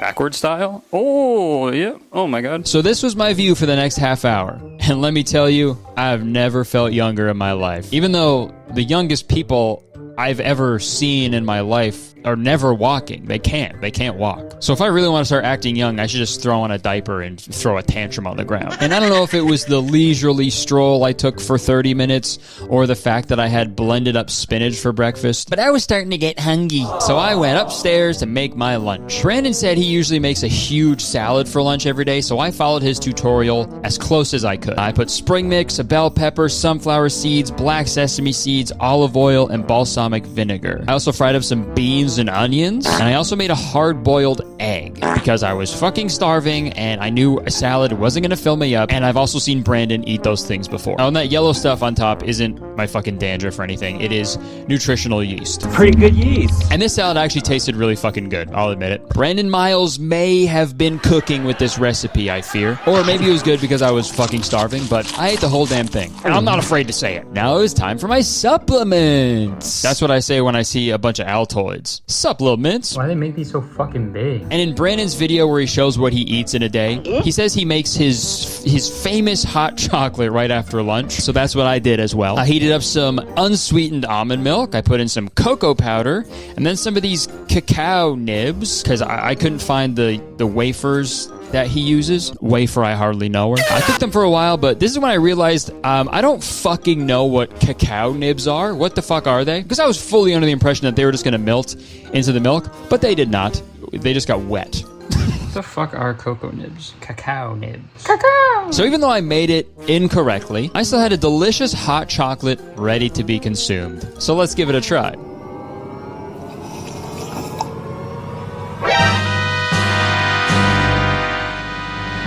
Yeah, this thing tasted like fucking shit. I know sugar is bad for you, but honestly, I think drinking literal dirt water is worse. If I ordered a hot chocolate somewhere and they gave me that, I'm throwing it in their face, and I am gladly going to jail for it, okay? Because that is fucking evil. This coffee smells like shit. It is shit. For the next few hours, I was just working in my office. And then around dinner time, I had some salmon with carrots and potatoes. And this was pretty good because it was just a, you know, a pretty normal ass meal. But then it was time for dessert. This is like if Charlie and the Chocolate Factory had zero fun. And Brandon's dessert of choice is frozen blueberries and dark chocolate. And I have a feeling it's gonna look the exact same coming out. Compared to the hot chocolate, this actually wasn't too bad, but you know, obviously still not an ideal dessert. So if you could eat like a rock, picture just eating a rock. I feel like a Goron. And I unfortunately did not get 20,000 steps on my first day because I spent the whole day cooking. I feel like I had no fucking time to take that many steps. Unless you count all the steps that it took to make that fucking smoothie, because there's like 20,000 ingredients in it. So, you know what? Sure. How about that? Yes, I did. I got 20,000 steps, okay? So it was like 9 p.m. at this point, and I needed to go through the final edit of my comedy special Python that you can watch right now for free on my YouTube channel if you want. But using these glasses was a little weird, especially when you're like reviewing footage, because it made everything look like it was at the bottom of a pool that is filled with piss. So I just looked like an idiot when the only feedback I had was, this is too yellow, fix it, change it. Thanks a lot, glasses. But with that, my first day of anti-aging was complete. And it was time for me to go Tuesday mode. I woke up and realized that my shirt needs to start having some green smoothies because that thing is wrinkly. Goddamn, disgusting. I needed to walk my dog, so I put some sunscreen on so I could brave the elements. Yes! And when I got back, I started getting really hungry, but this was the day that I was going to try fasting in the morning. So I was only allowed to have a coffee. But you know what? If I'm being honest, eating nothing is actually better than eating that quote-unquote smoothie. So I actually wasn't too broken up about it. I did my morning stretches, and this time I incorporated a quick plank because that's hilarious. And by the time I was done all my stretches and everything, it was like 11:30, and that's when I used to have a snack when I was a little boy. So I figured I was allowed to eat some food now. And for my snack, I had one hard-boiled egg. And that hard-boiled egg got me thinking about my own anti-aging goals. This is how young I want to look. By the end of the week, I want to be an egg. A few hours later, I went downstairs and made the same salad as the day before. But for the next few days, I unfortunately had to make and eat everything in my dining room. Well, I didn't have to eat everything in my dining room. I didn't have to eat like the chairs and the tables, but I had to eat food. I was getting my kitchen redone. I was getting my kitchen floors redone, so I couldn't really use my kitchen. So yeah, really shit timing to film a video that requires a really strict diet when your kitchen is getting a makeover. But then again, so was I. I also saw a TikTok from Brandon saying that cherry tomatoes were a really good snack for anti-aging. And that was perfect because my wife Jenna is growing a bunch of cherry tomatoes right now. Cherry tomatoes, organic cherry tomatoes. You know what these contain? Lycopene. Pause, bro. Peen? Lycopene. Lycopene? I don't lycopene at all. I like no peen. I didn't want to do it, but, you know, for anti-aging purposes, I grinned and bared it. I ate the cherry tomatoes while repeating no homo in my head over and over again, and they were awesome. Almost as awesome as a guy's penis. And then I took my supplements as I prepared for my first journey outside to face my #1 foe, the sun. And it's interesting because, like, all the other wellness lifestyles I've tried, like the billionaire lifestyle, the vision healing lifestyle, they all praise the sun and its healing properties. But with this anti-aging lifestyle, the sun is like this evil villain that needs to be avoided at all times. So I reapplied sunscreen and sat outside with my dog Kiwi, but not without my brand new UPF 50 hat that looks really cool, guys. And it does look good on me, okay? If I see one comment that says otherwise, then I implore you to reconsider. I look like Zorro. So yeah, the audio like weirdly cut out in this clip for some reason. Off camera, my wife, she immediately agreed with me. She actually said I looked cooler than Zorro. So that was pretty nice. We hung out outside for a little longer, and I can't explain how nice it was to be outside in the sun. I know it ages you like crazy, but after a day of purposely staying inside and hiding from it, I just felt so good. Yeah, laugh all you want. I'm gonna be laughing all the way to the bank. But I won't be able to open a bank account because I'll be too young. I'm too young. They're gonna say you must be too young for this. You're a little baby boy. A few hours later, we ordered some food for lunch because we couldn't use our kitchen. But I just ordered some salad and some steamed broccoli. Yum. You know, you're probably thinking eating all these healthy foods would make me feel incredible, right? But a pretty large problem was beginning to become apparent. Okay, so I've been doing this routine for like 2 days, 2 full days now. This might be TMI, but I haven't gone to the bathroom. I pissed a lot. I've been pissing. I stay pissing. But I haven't gotten number 2 yet. Kind of weird because I'm usually a pretty regular guy. I don't know what's going on. My body's like, where's all the bread, man? where's all the bread, dude? We don't know what to do with all this shit. Where's all the bread and cheese, man? And it's just getting all bunged up down there. So this is, I don't know if that's good for my health, but that's where we're at right now. Been farting though. Definitely been farting. And guess if they smell insane. I ate a pound of greens the past 2 days. Guess if the farts smell like they're from another planet. I'll let you know if anything changes. But luckily, me talking about not being able to poop must have reminded my intestines to actually do their job, because like 30 minutes after I recorded all that, I friggin' crapped. So it was like 10 p.m. now, and I needed to sign a bunch of these cards that we're going to be selling on the Goodfellow World Tour that has just started. Come to the shows, please. Buy a signed card, okay? I signed them all. They're sick. They look really cool, especially when you aren't looking at them through piss glasses. And I also forgot to do my skincare the night before, so I did that. I ordered this Centella shit. I don't know what it's supposed to do, but it was on Brandon's Amazon list, so it's gotta be good. And after that, I went to sleep. And now it's time for Wednesday! I made my coffee, my mug was calling me handsome, and I didn't really know how to respond because I'm only 10 years old. No one's ever said that to me before. Morning. I thought I would give everybody a little hump day update on how everything's going. It's the third day of this anti-aging lifestyle. I've been trying to just stay out of the sun completely to avoid it, and I'm going a little stir crazy. So I think I'm gonna try to plan some sort of outdoor outing tomorrow. It's just to be outside because I've been just a hermit pretty much. But I made the smoothie again, but I added some blueberries this time, and it's funny because when I first had it, when it took me like 45 minutes to drink, it tasted like cement. But this one this one looks like cement. So let's see how it tastes when I add a little bit of blueberries. That's like night and day. That's incredible. This is great. I gotta have that every day. This is the same type of hat the Hat Man wears. I gotta take a picture tonight. See if I can make myself look like the Hat Man. That also was another tip on TikTok that I saw, was to sleep on your back. That's supposed to be good for anti-aging. Back sleepers do appear to enjoy fewer fine lines and wrinkles on their face compared to other sleep positions. But again, sleeping on your back is how you get a visit from the Hat Man. Me, do you want... I show up and I go, stop laying on your back. But yeah, I'm gonna keep up this routine.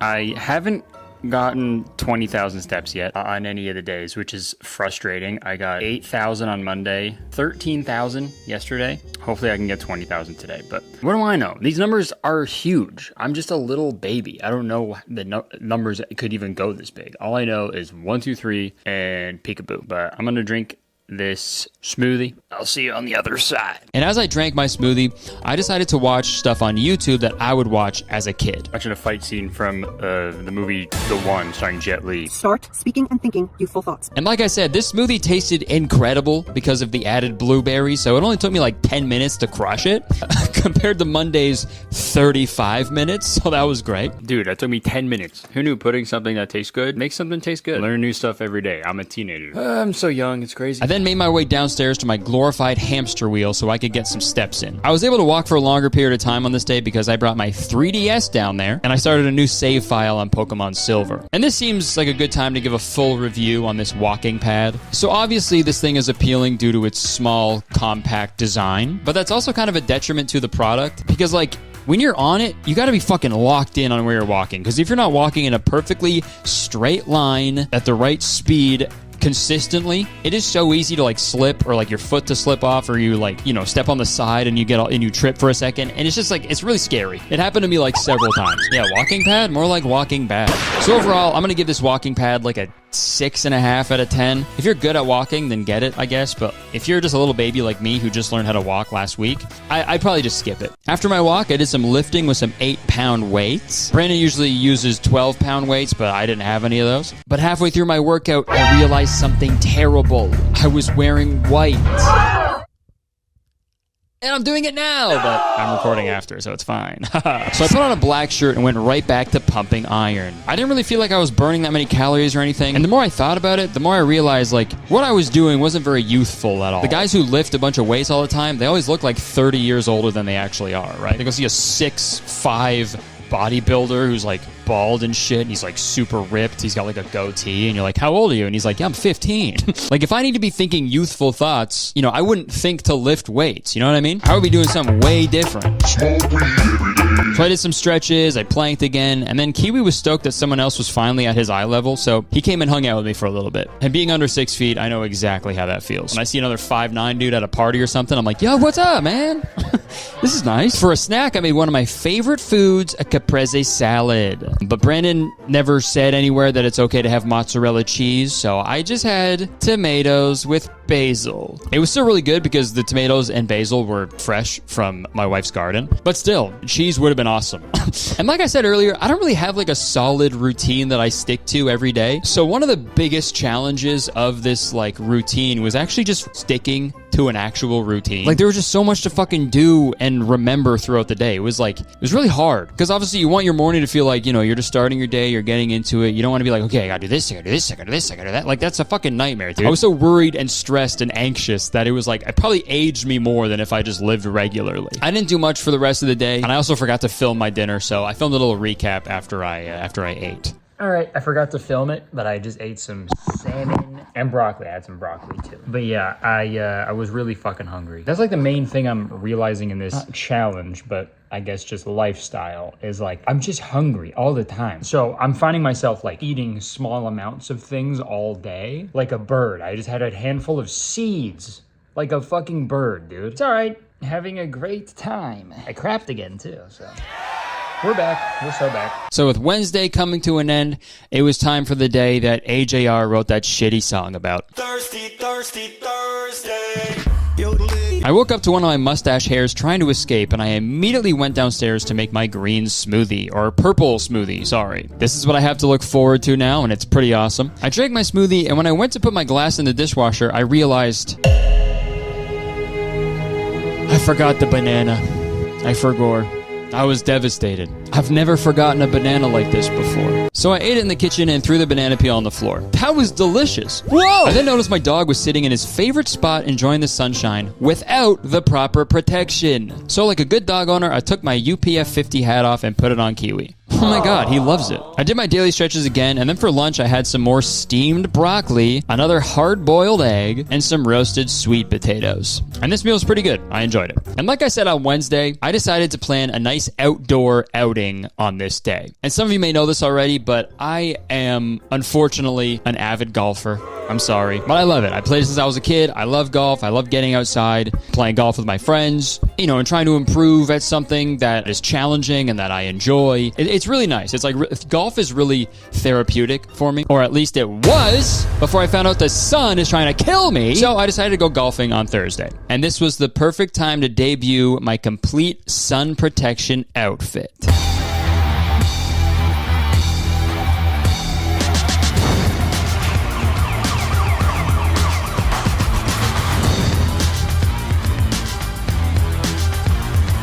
Yeah, I'd like to see the sun try to start a fight with that guy. I got to the golf course and put a shit ton of sunscreen all over my legs because those are going to be exposed to the big bully in the sky. And then I was finally ready to go golfing. I was a little nervous because I'll be honest, the undershirt I bought is made out of like a really constricting material, and it was really hard to move and breathe. But I went up to hit my first tee shot of the day. It should be just a nice, comfortable 9-iron for him. They're going to go nuts when he hits this thing. And I'm glad my buddy wasn't filming where the ball went because holy shit, it was really bad. You know, for a sport that kind of requires you to be flexible and comfortable while you play, super warm and constricting clothing is a terrible idea. This is really hot. But nevertheless, I persisted. I played an entire 18 holes in this fucking outfit, and although I looked and felt a little silly, I was just happy to be outside in the sun and getting my 20,000 steps. Okay, getting some dirty looks from the other golfers on the course. I can't see why. It's probably jealousy, probably pure jealousy. I also can't breathe really, which is fun. And I'm really warm. I feel like I'm definitely protecting myself from the sun, but I might die of heat stroke in the process. So I don't know if this is really that smart, but dude, I look so young. Oh, nice shot. Yeah, like I said, my drive was terrible. I ended up in the trees, and I'm absolutely blaming my clothes for that, okay? When I'm wearing my usual clothes, I hit the ball in the fairway every single time. And this next shot actually wasn't that bad. It just rolled off the green to the left, and I was a little upset because I couldn't fucking hit a shot to save my life that day. Fucking outfit. I usually hit that in every single time. And I'm gonna be honest, wearing these clothes for 4 hours on a hot, sunny day and walking 20,000 steps was probably the most uncomfortable I've ever been. The face mask was like constantly pushing on my Adam's apple. It felt like someone was trying to choke me, but they just like weren't fully committing, you know? Picture like a little garden gnome, like trying to just choke you all day. Like it's more annoying than anything, you know what I mean? So yeah, I played like shit pretty much all day, and I'm 100% blaming the UPF 50 clothing. In the hole. And usually after 9 holes, I'll stop at the halfway and I'll get a hot dog, right? And I'll eat it in like 3 or 4 bites because I'm so goddamn hungry. But obviously this week, hot dogs are a no-go. But oddly enough, when I was at the halfway grabbing a water, they had the grill going, and my friend who I was golfing with, he ordered a hot dog. And the girl who was working there was actually like, hey, did you know eating just one hot dog takes 30 minutes off your life? And I was blown away by that because 1, probably not the best sales tactic to say that after someone orders a hot dog. And 2, out of all the times to hear that little tidbit of information, I hear it the 1 week where I'm trying to like extend my life. Like, what are the odds? And this is a thing that people say about hot dogs. I looked it up, and obviously that hasn't been proven because that is like impossible to prove. There's so many like different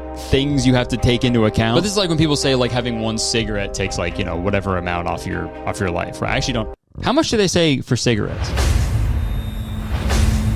11? I'm 11, so shut the fuck up. You're telling me a hot dog takes more off your life than a fucking cigarette, dude? This changes everything. We got to replace cigarettes with hot dogs. Imagine you just engage with some, you know, passionate lovemaking with your partner. You know, you go over to your bedside table and you come back like... And if a hot dog shortens your lifespan, one can only assume the opposite of a hot dog must lengthen your lifespan. If you ever see a shivering kitten around me, don't ask any questions. Sorry, back to my day on the golf course. Instead of a hot dog, I got a bag of peanuts. So I ate those like a little fucking baby bird. It sucked, and I was starving. I was fucking really hungry. And on top of my outfit slowly trying to kill me and the fact that I looked like I was in witness protection, a new issue arose. Oh, these stink. Yeah, it turns out walking 4 miles in really tight clothing makes you stink like shit. So everybody was keeping their distance from me, but you know what? That was okay with me. While all the other golfers were complaining about their golf game and beating themselves up about how bad they are at golf, I was able to blame my uncomfortable outfit. It's never my fault. So when I got home, I made some salmon and some sweet potatoes, and I also had a salad with some cucumbers from my wife's garden, and it's probably because I literally had a few handfuls of nuts for dinner, but this meal was the best one I've had, like, all week so far. Like, it was incredible. I ate it so fast! And since I went golfing, I finally had a day with 20,000 steps. And I did it all without ever touching my walking pad. What the fuck? I should have put the walking pad on 2 hoverboards so I could still use the walking pad outside and walk around. Work harder, not smarter. Friday started off terribly. I woke up to one of the worst canker sores I've ever had in my life, which is super frustrating because I haven't gotten one of those in a really long time. But when I'm living like really healthy for a week, now I get one?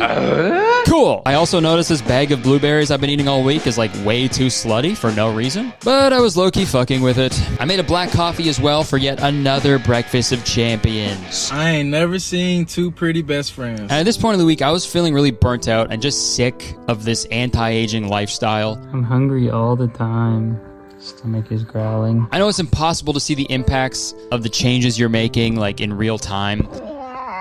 But I was just so annoyed with everything at this point, and I also had a case of pop in the basement that was fucking talking to me like the Green Goblin mask. But I had to just stick to my friggin' diet. So I made another pretty colorful and healthy salad and ate that for lunch. And then for a little snack, I had some blueberries and dark chocolate while I watched some YouTube videos. And the rest of the day was filled with me walking on my walking pad and eating salmon. And I was watching one of Brandon's videos, and he said that he actually stopped eating salmon every day because he was scared of mercury poisoning. Personally, I do consume meat and fish in very moderate quantities with a focus on fish in moderation just because of the mercury content. But I think that's fucking stupid because mercury is like really far away. But anyways, Friday was done, and now it's time for the weekend, baby. Another day, another fucking smoothie. And you probably noticed the pizza boxes in the background, but those are not mine, okay? Trust me, okay? I'm just holding them for a friend. Well, not really, I guess for my sister, okay? She was visiting and she wanted pizza, so she got a pizza, okay? But trust me, okay? They weren't mine. All right, I didn't touch the stuff. I already had my quarterly pizza. Instead of having an awesome cheesy pizza for lunch, I had a black coffee, some leftover salad, and an avocado with kelp seasoning, and it was so just all right. And my canker sore was getting worse by the minute, so that was a lot of fun. And at this point, I looked up to see what actually causes canker sores, because I actually don't know. And Google said that canker sores can be triggered by emotional stress, dietary deficiencies, menstrual periods, hormonal changes, food allergies, or trauma in the mouth. It was all that lycopene in my mouth, bro. Dude, the last time I got a canker sore this bad was when I was on Accutane in high school. And if you know anything about Accutane, that drug fucks with your body, dude. So how is me just eating greens for a week having the same effect as when I took a pill that literally changes how your body operates? Canker, I hardly know it. I'm gonna be honest, I didn't really film too much on Saturday or Sunday because one, I couldn't really eat anything because it fucking hurt way too much to put anything in my mouth. Even one of those slutty blueberries would cause me too much pain. And two, we were out of town visiting family. But as I got closer to midnight on Sunday, I thought about all the hard work I did to maintain a youthful glow. I thought about all the delicious food I ate and the places I went. I reminisced about all the loving and adoring looks of approval I got on the golf course for my Zorro cosplay. And as I played the youthful affirmations video for the last time through my piss-colored glasses, 11:59 p.m. on Sunday quickly turned into 12 a.m. on Monday, and my anti-aging journey was finally complete.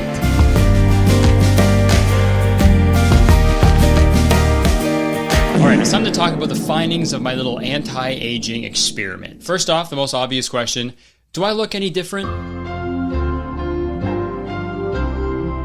Yes, but that's only because I got a haircut. If I had the same hair length as the beginning of the week, I would probably look the exact same, if not older. I don't see any difference between these two pictures because obviously it's impossible to see the effects of lifestyle changes in just 7 days, right? It takes months, years even. But I just want to do this video to show you guys what a week in this lifestyle would entail. And in terms of how I felt throughout the week, I felt pretty similar. I was definitely more hungry, but the one main difference I did notice is I did feel more energized than I usually do, like right after breakfast. And that's gotta be the smoothie because it's just full of like really good, healthy ingredients. I also really enjoy the daily like stretches for my back because I've been dealing with back pain for like the last few years, and just getting more movement really helped out. So I'm gonna keep doing that. But speaking of back movements, I had to bend over backwards to get 20,000 steps, dude. That was an impossible feat. It was impossible for my feet. That is an insane amount of steps in a day, dude. 10,000 steps? That's perfect. That is actually just as good as 20,000 steps, and it's a lot easier to get. I don't have any proof to back that up, but I'm standing by it. So would I recommend this lifestyle?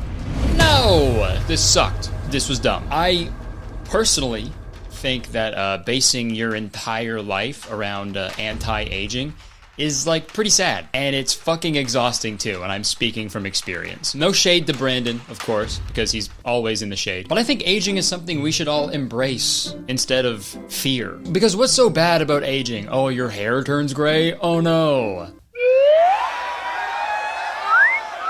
Oh, your face is starting to wrinkle. Oh no, you've lived a long, eventful life and your body is changing as it goes through the natural aging process. What a nightmare. People used to die at like age 28. Don't get me wrong, I understand why aging can be scary. I'm not gonna sit here and pretend like I don't worry about my hairline or my skin or like my overall physical health as I get older. But changing your entire lifestyle just to slow the aging process just isn't worth it. Like, especially now in the year 2024. Like, we've maybe got like a good 50 years left on this planet. It's like sick, you live to 150 only to die in the water war of 2125. Congrats, dude. There's nothing wrong with looking older, there's nothing wrong with aging, and there's nothing bad about going outside in the sun. I don't want to live a life where I'm fucking petrified of the sun, okay? That is a nightmare. You want me to move into a fucking cave system so I look like one of those little goblins from The Descent? Oh my god, drop the skincare routine, guys. Wow. Also so funny to me to see these people like Brian Johnson and Brandon Miles May go through all this effort to live as long as I can and look as young as possible, when you like constantly hear these anecdotes from people who are actually living past 100. And every time I ask these people how they live that long, is always like, yeah, I just celebrate my 105th birthday, and my secret, 4 Dr. Peppers a day. It's like sometimes you can't control the aging process, dude, and that's fine. You watching this right now, you are older than you were when you started watching this video. I'm older than I was when I started making this video, even with all the anti-aging shit I did. And even if you do extend your life with anti-aging, life is fucking way too short to spend all of it trying to extend it a little bit. Like when you think this Brian Johnson guy is on his deathbed, he's gonna be like, if I only ate more green poop, I could have made it to tomorrow. Like to me, I just think it's a little silly to prevent aging, you know, the thing that is happening all the fucking time. That's like trying to stop Pitbull from devilishly smirking. Not gonna happen. In conclusion, I guess a lot of my Attention, there is a huge Black Friday Kurtistown merch sale going on right now. We've got crazy deals all over the place, so if you were ever thinking of grabbing merch, now is the time. We got the new Christmas merch, we got the very, really good podcast merch. We got it all, dude, and so much more on sale. So go to kurtisconner.com and get it before it's gone. Okay, enjoy the video. Hey guys, welcome back to my channel. If you're new here, what's up? How's it going? And if you're coming back, what's up? How's it going? It's really good to see you again. I hope you're doing well. You see what happens? When you subscribe to my channel, you get an extra greeting at the beginning of every single one of my videos. So press the subscribe button for an extra greeting. Folks. Jacob's back. I'm back. From the dead. Cancer killed him, but he came back. I came back swinging, like Rocky in Rocky 4. Cancer went great. Yeah, cancer was good. I mean, I didn't love it, but you know, I'm okay now, and the treatment worked. We did it, everybody. Let's get thumbs up. Thumbs up, yeah. Thanks for everyone who commented the cure for cancer on the last video. It worked because I let my doctors know what it was. Jacob just sent the doctor like the URL to our video, and they're like, yeah. Oh, I didn't even look into any of this. Texting Sebastian Balls cures cancer. Yeah, and now there's a bunch of people that are gonna die. Look at that. Do you want to scooch it over then again? Well, I mean, the sun moves, right? Yeah. The sun moves, right? Yeah. Let's move over a bit. How? I feel like when we moved, the sun was like, okay, I'll go too. He was like, oh, I'm coming with you guys. I'll come with you, wait up. What I was saying, to celebrate the cancer getting pwned, I thought we would, you know, go back to our roots. And I mean, well, I'll just do what we always do on my channel, which is look at a YouTube couple and just dog on them for a bit. Absolutely. I don't think we talked about this in the last episode, but Nate and Carissa, right? Did we talk about that? I remember Nate Garner and Narissa. Yeah, Narissa. They got divorced. Because we are broken up. We got pranked again, man. I thought they loved each other. And we got fucking got. So do they have divorce merch or what? I know, that's what I was thinking. They must. Pour one out for those guys. That's sad. I feel like maybe we cut. Do we cut? No, that's not us. That's not our fault. They are the reason I got cancer, though. But it's not our fault that they got divorced. No, we're just. Our hands are clean. Our hands are look. Our hands are squeaky clean. And since our last video that we talked about Sebastian, he deleted the video that we were talking about, which is good.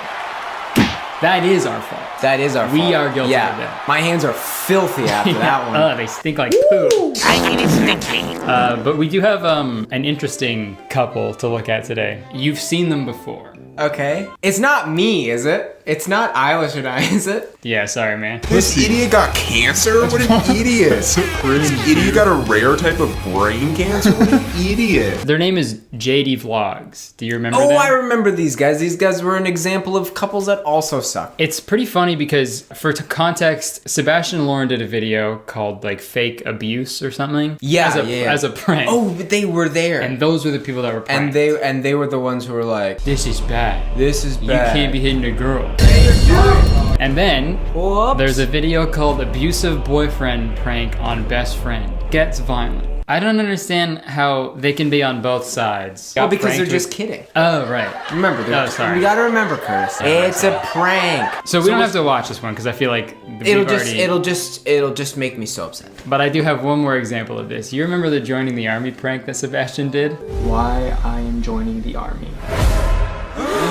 Do I ever? I thought that would just be like a one-off. And then we look another JD Vlogs video, joining the army prank on girlfriend. Yes! We both cried. Oh, this is almost 4 million views. I bet like the actual US Army YouTube channel doesn't even pull that amount of views. Do they even have a YouTube channel? I'm sure they have a YouTube channel. And it's probably like, you gotta join the army. And it's all for, it's all YouTube ads being like, if you don't join the army, you're a fucking pussy with little tiny balls. Yeah, you got little nipples if you don't want to join the army. Join the army for big nipples. Big juicy nipples. Juicy jugs full of milk. Well, this is pretty much the same though. He has like a camouflage suit and then she cries and he's like, babe.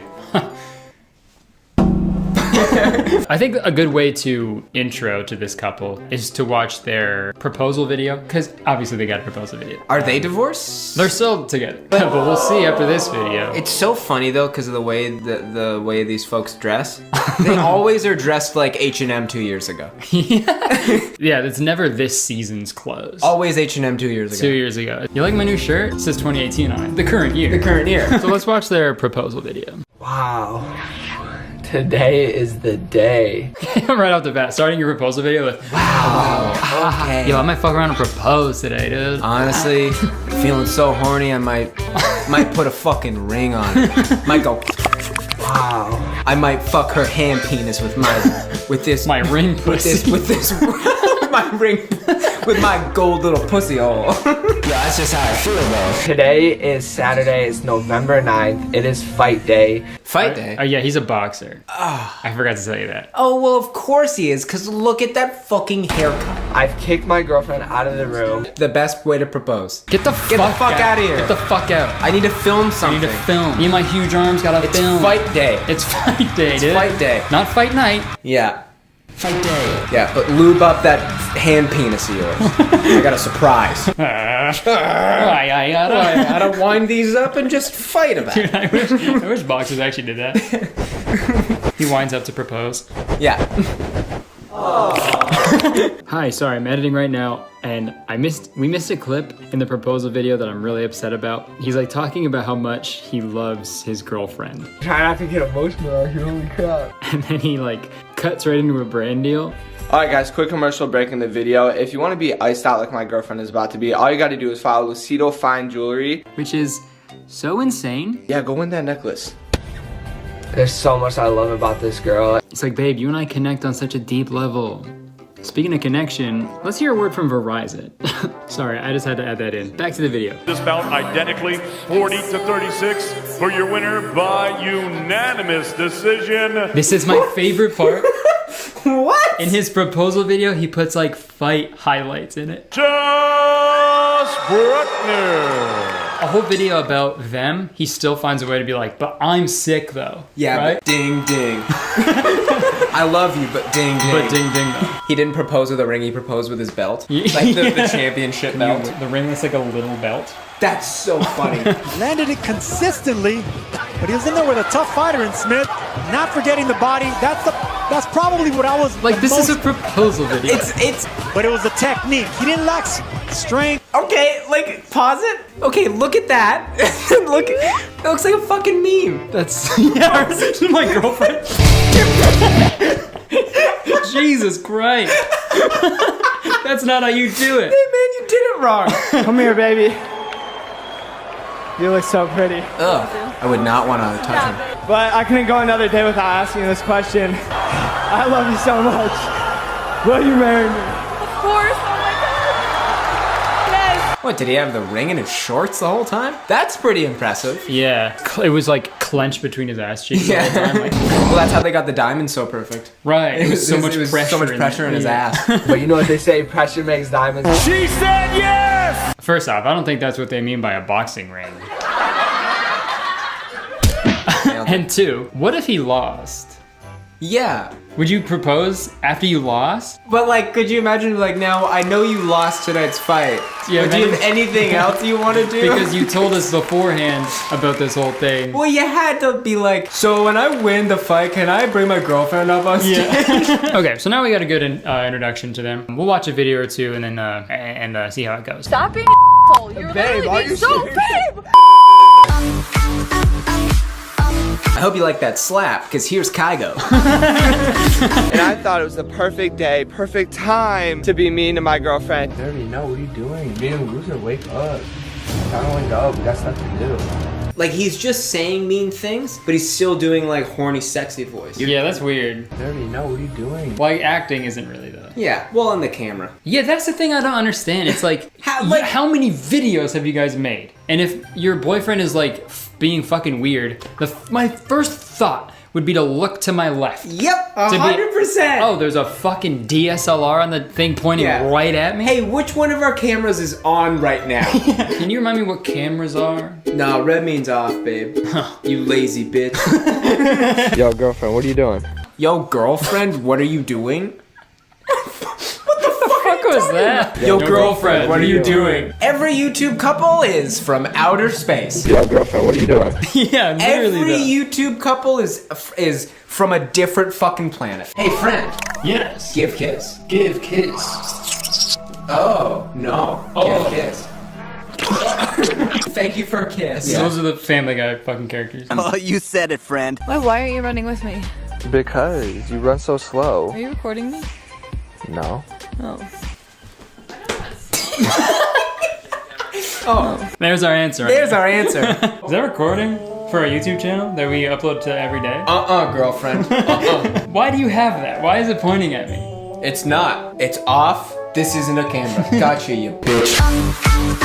This is another weird thing about them. So also, you remember the I don't want to wait till marriage prank that we talked about? Mm-hmm. They also did that one. Yeah, but that's bullshit, because these two obviously rub stomachs all the time. That's fucking bullshit. And a lot of, I was gonna get to that too, and you called it, a lot of their thumbnails and their titles and videos, they center around like sex. Leading my boyfriend on in front of our friends prank. And it's like... Well, it's because they're trying to sell sex to young people. This is fucking bullshit. It's the YouTube equivalent of like when the Jonas Brothers were like, yeah, purity rings. Purity rings. We're not having sex. Yeah, right, you guys were getting your dick sucked the whole time. Yeah. It's fucking bullshit. You're losing the virginity of your hand penis. Distracting my fiance while he works out. She's like riding him, basesically. At first glance, you could just tell me this is Sebastian. These are Sebastian balls.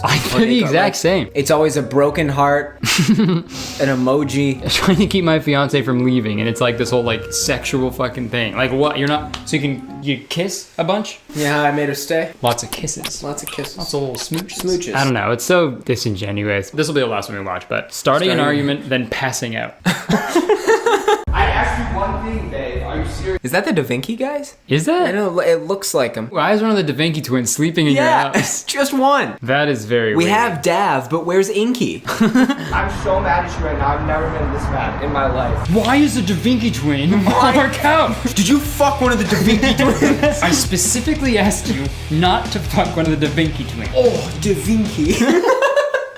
My Vinci. Da Vinci, my Vinci.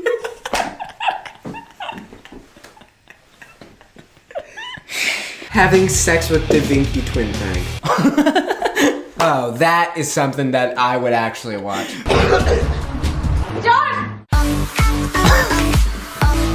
Guys, I'm getting roasted right now because they're saying I look like a frat boy. Frat boy Josh!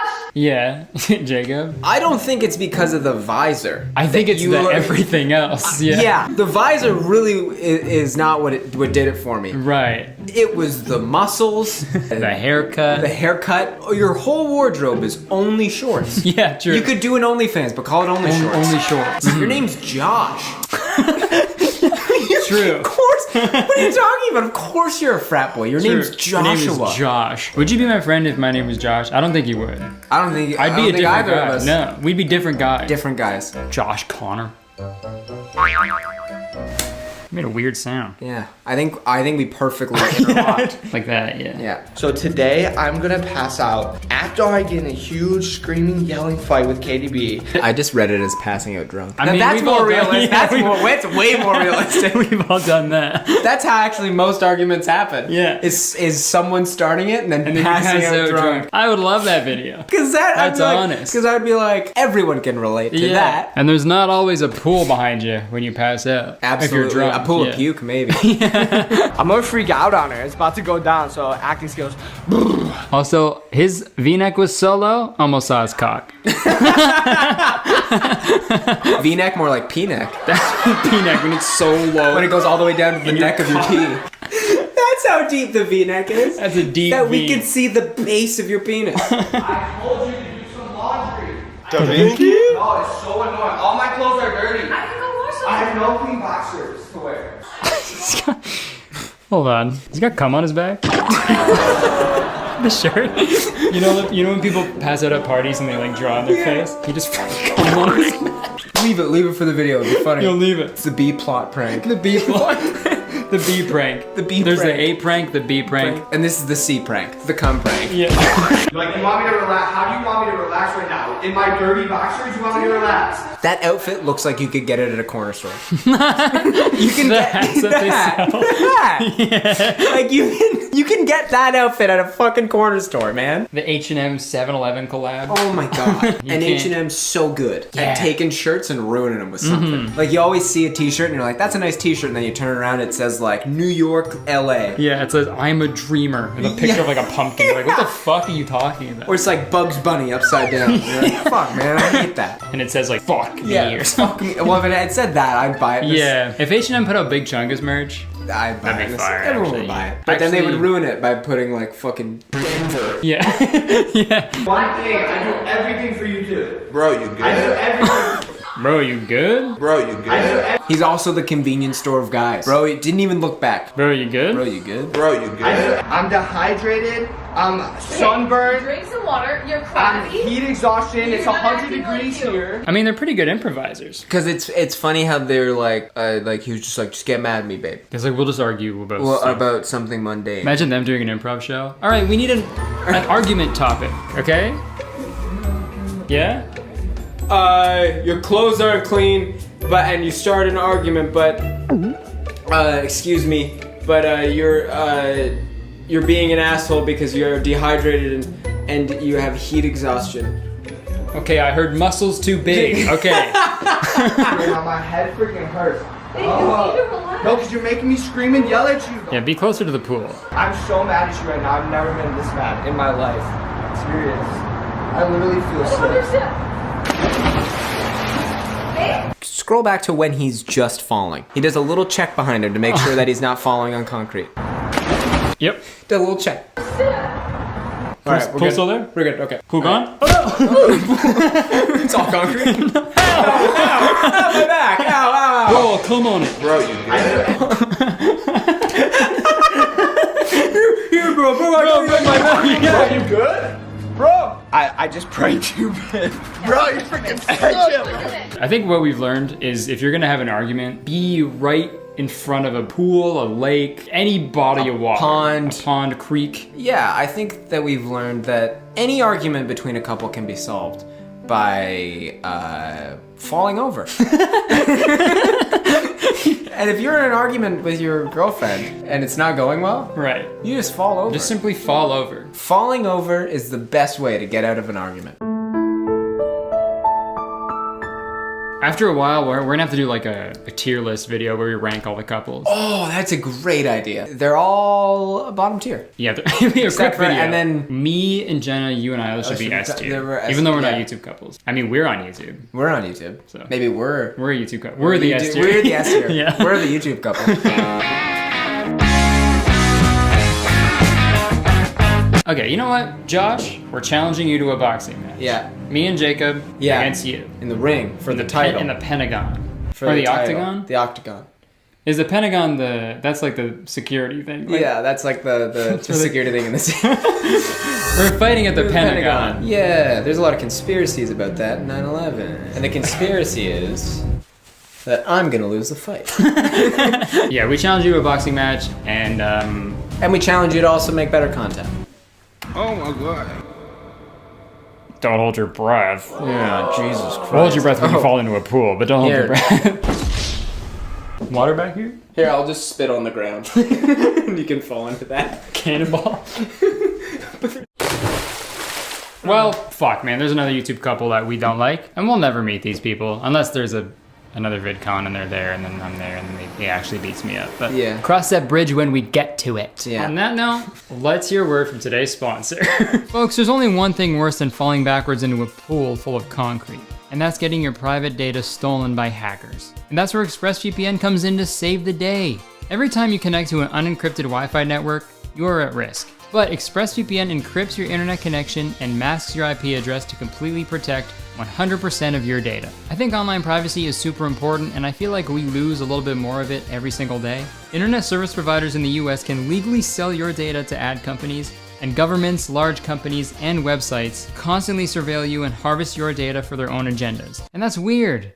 Leave me alone. Who are you? But ExpressVPN encrypts your internet connection and masks your IP address to completely protect 100% of your data. And this all sounds great, but it gets better, okay? Because ExpressVPN doesn't just ensure your online privacy. They also allow you to expand your entertainment selection by letting you change your location so your computer thinks you're somewhere else. For example, Canadian Netflix doesn't have Billy on the street, but American Netflix does. So I just click on an American server, bada bing, bada boom, and I'm watching Billy on the street, dude. It's that easy. And that works for any streaming service or website.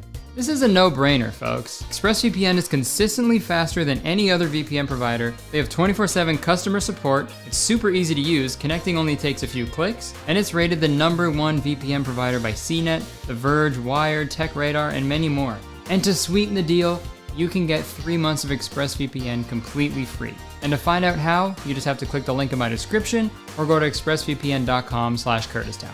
I've been using ExpressVPN for almost 2 years now, and they sponsored tons of my videos in the past, and I truly can't stress enough how great they are. And it really helps me out when you guys check out the sponsors, so everybody wins, dude. All right, thank you to ExpressVPN for sponsoring yet another one of my videos. Back to me and Jacob. Cool, well that's the video. Thanks for watching, guys. And let us know any other YouTube couples we should look at. But yeah, check out Jacob's podcast. Oh, thanks. Check out my podcast, the Mr. Friendship Podcast. Yeah. We do weekly episodes, and they're really fun, and Kurtis is on it sometimes, and you'll love it. Jacob has merch too, you can check it out. I have merch. We have Instagrams and Twitters you could look at. Thanks for tuning in. Thanks for tuning in. To another episode of Fuck That Couple. Fuck That Couple. We would stick around, but we gotta do some sick cannonballs and Jacob's spit.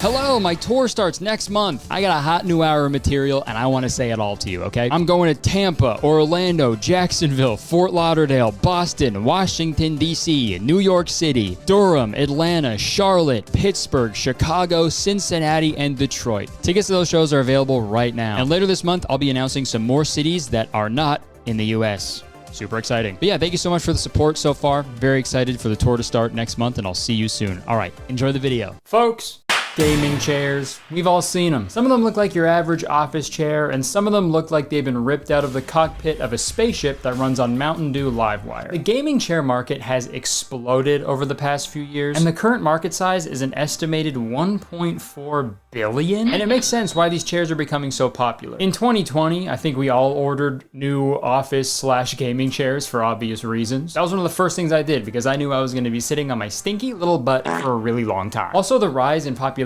of streaming and PC gaming has definitely fueled the gaming chair economy. And since PC gaming has become so popular, there's now like an entire like subculture based around people's like gaming setups and how they're making it look as aesthetically pleasing as possible. I always get a bunch of those ASMR videos of like the keyboard.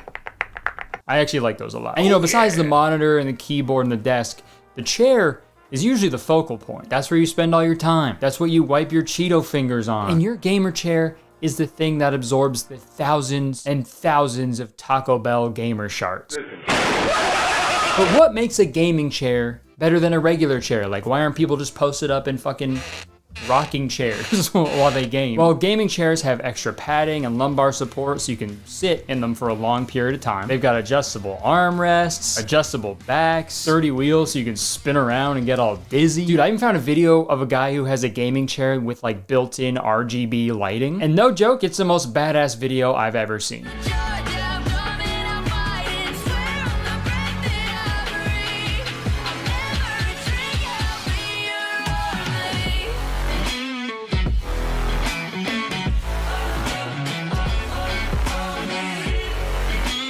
I've never been so hyped to sit down. Usually when you get so excited, you just want to stand up, you know, get on your feet. But this is the opposite. I just want to fucking sit on that thing. I have an office chair from a company called Ergo Human, and it's been great for my back when I actually remember to fucking sit up straight. It was a little pricey when I got it, but you can get a good quality gaming chair for a couple $100 these days.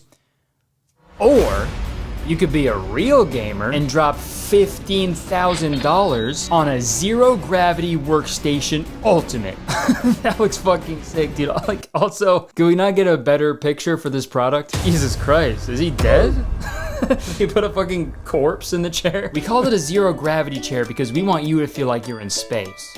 And just like space, there's also no oxygen supply either. So you're gonna die. Dude, just imagine the level of brain rot you could achieve in one of these chairs.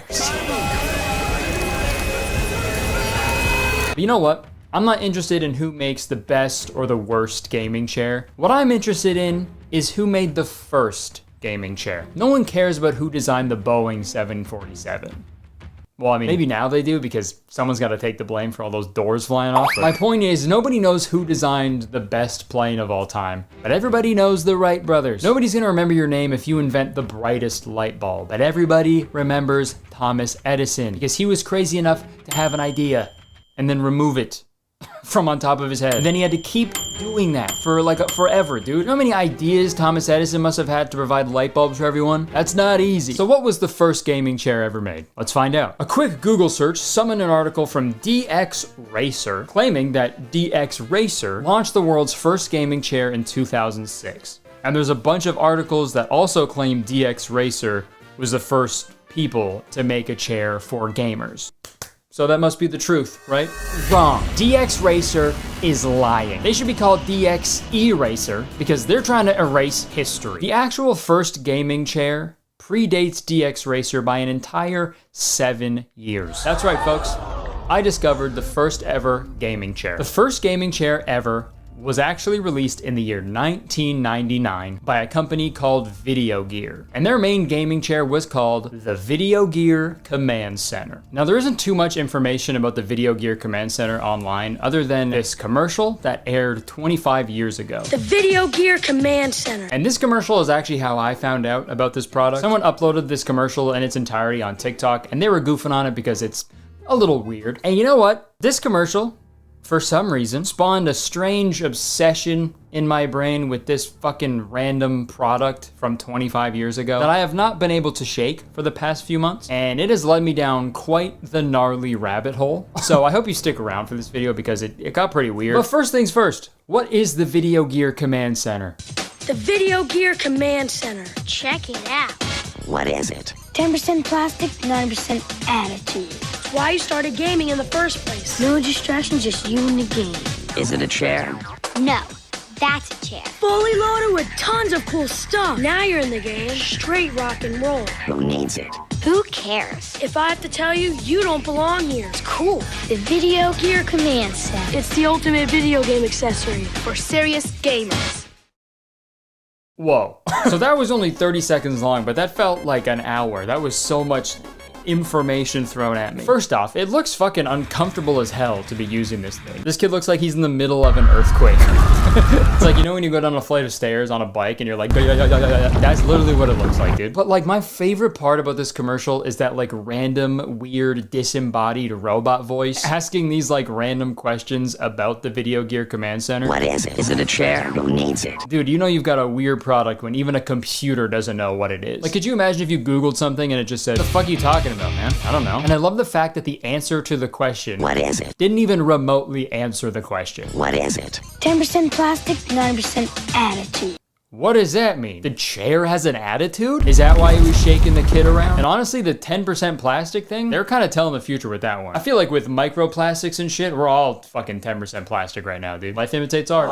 Why you started gaming in the first place. All right, back up, man. Why you started gaming in the first place. Also, you don't know why I started gaming. It's because I got tired of kissing girls. No distractions, just you and the game. Yeah, also, that's not really true either. It's not just you and the game. It's you, the game, and this crazy fucking rocking chair that's going back and forth like crazy. It actually seems like a huge distraction to me. Is it a chair? No, that's a chair. Okay, so them saying that kind of ruins the fact that I just said that this was the first gaming chair, because they're claiming it's not even a chair at all. It's transcended chairs. But I think that was just the marketing. They were trying to make it seem more exciting than it actually was, because like it's tough to make a kid excited about a chair, especially back in 1999 when the concept of gaming chairs didn't even exist, you know? But I think this is my favorite part of the commercial. Fully loaded with tons of cool stuff. Now you're in the game. Straight rock and roll. Fully loaded with tons of cool stuff. All right, what? What's the cool stuff? I'd actually love to know what all the cool stuff is. Tell me. I don't think just putting a sniper scope outline on different parts of the chair really explains anything. Did you imagine your doctor doing that shit? Okay, sir, we just received your test results. Is everything okay? See for yourself. What is it? If I have to tell you, you don't belong here. What the fuck? Just tell me what's wrong with me. It's your arteries. They're Fully loaded with tons of cool stuff. It is so genuinely funny to say fully loaded with tons of cool stuff and then not even mention one of the cool things about it. So there's the bottom of the chair, there's the top of the chair, and you're not gonna believe this next part. That's the middle of the chair. Wow. I think that zero gravity chair needs to use this audio to advertise their product. Now you're in the game. Straight rock and roll. Okay, let's go through this next part. Who needs it? Who cares? If I have to tell you, you don't belong here. It's cool. The Video Gear Command Center. Okay, I'm gonna be honest, I don't really remember seeing this commercial when I was a kid, but if I did, it would have worked immediately. A kid my age implying that I'm not cool enough to even watch this commercial, that's genius. Before this commercial is even done, I'd be running up to my mom being like, please, I need this chair! Hands down, dude, this is the best commercial of all time. I'll say it, it's God tier. I think it perfectly encapsulates the overall vibe of late 90s, early 2000s consumerism. Commercials now, they try to like subtly trick you into thinking that you need a certain product to be cool. But dude, back then, commercials were straight up like, yo, if you don't buy this, you're a fucking loser and all your friends are gonna think you're a loser too. It's so good. And it was also at the time when companies were like putting out the weirdest tech accessories of all time that like really didn't even need to be made. I made a whole video about like vintage tech products from that era. I just love this time period because like they knew video games and stuff was popular. So companies were just farting out the most random, useless products to capitalize on this trend. You know what? A smart YouTuber would end this video right now, but I'm not a smart YouTuber. Okay, because a smart YouTuber is an oxymoron. After seeing the commercial for the Video Gear Command Center roughly a year ago, I got the idea in my head that I needed to try this thing out. The commercial made it look like an absolute blast, so I think I need to do the world a favor and find out what all the quote-unquote cool stuff is that they circled in the commercial. So let's go see if we can find a Video Gear Command Center.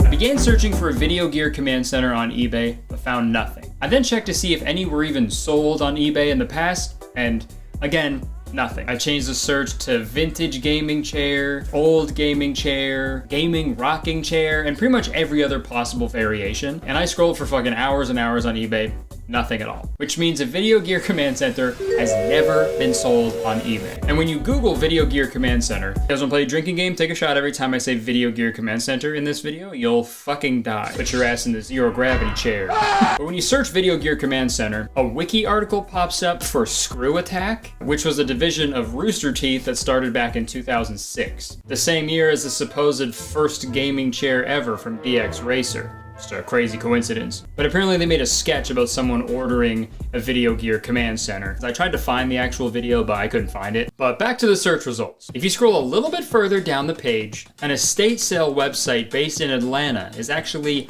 listing a Video Gear Command Center for $5. And when I saw this, I was so excited. Not only is one for sale, but I get to snag one for an insanely low price. And I was ready to drop a bag on this thing, okay? So I went to the auction site and I went to put in my bid. Then I saw the auction ended on Sunday, July 21st, 2021. And although I was like 3 years late, the auction actually did have some positive outcomes. Number one, that showed me that these things exist in the real world, okay? And they're still kicking around out there. Two, I now know that there's a high probability of at least one Video Gear Command Center kicking around somewhere in the Atlanta, Georgia area. And three, it gave me 4 high quality pictures of the Video Gear Command Center that I could use for an image search.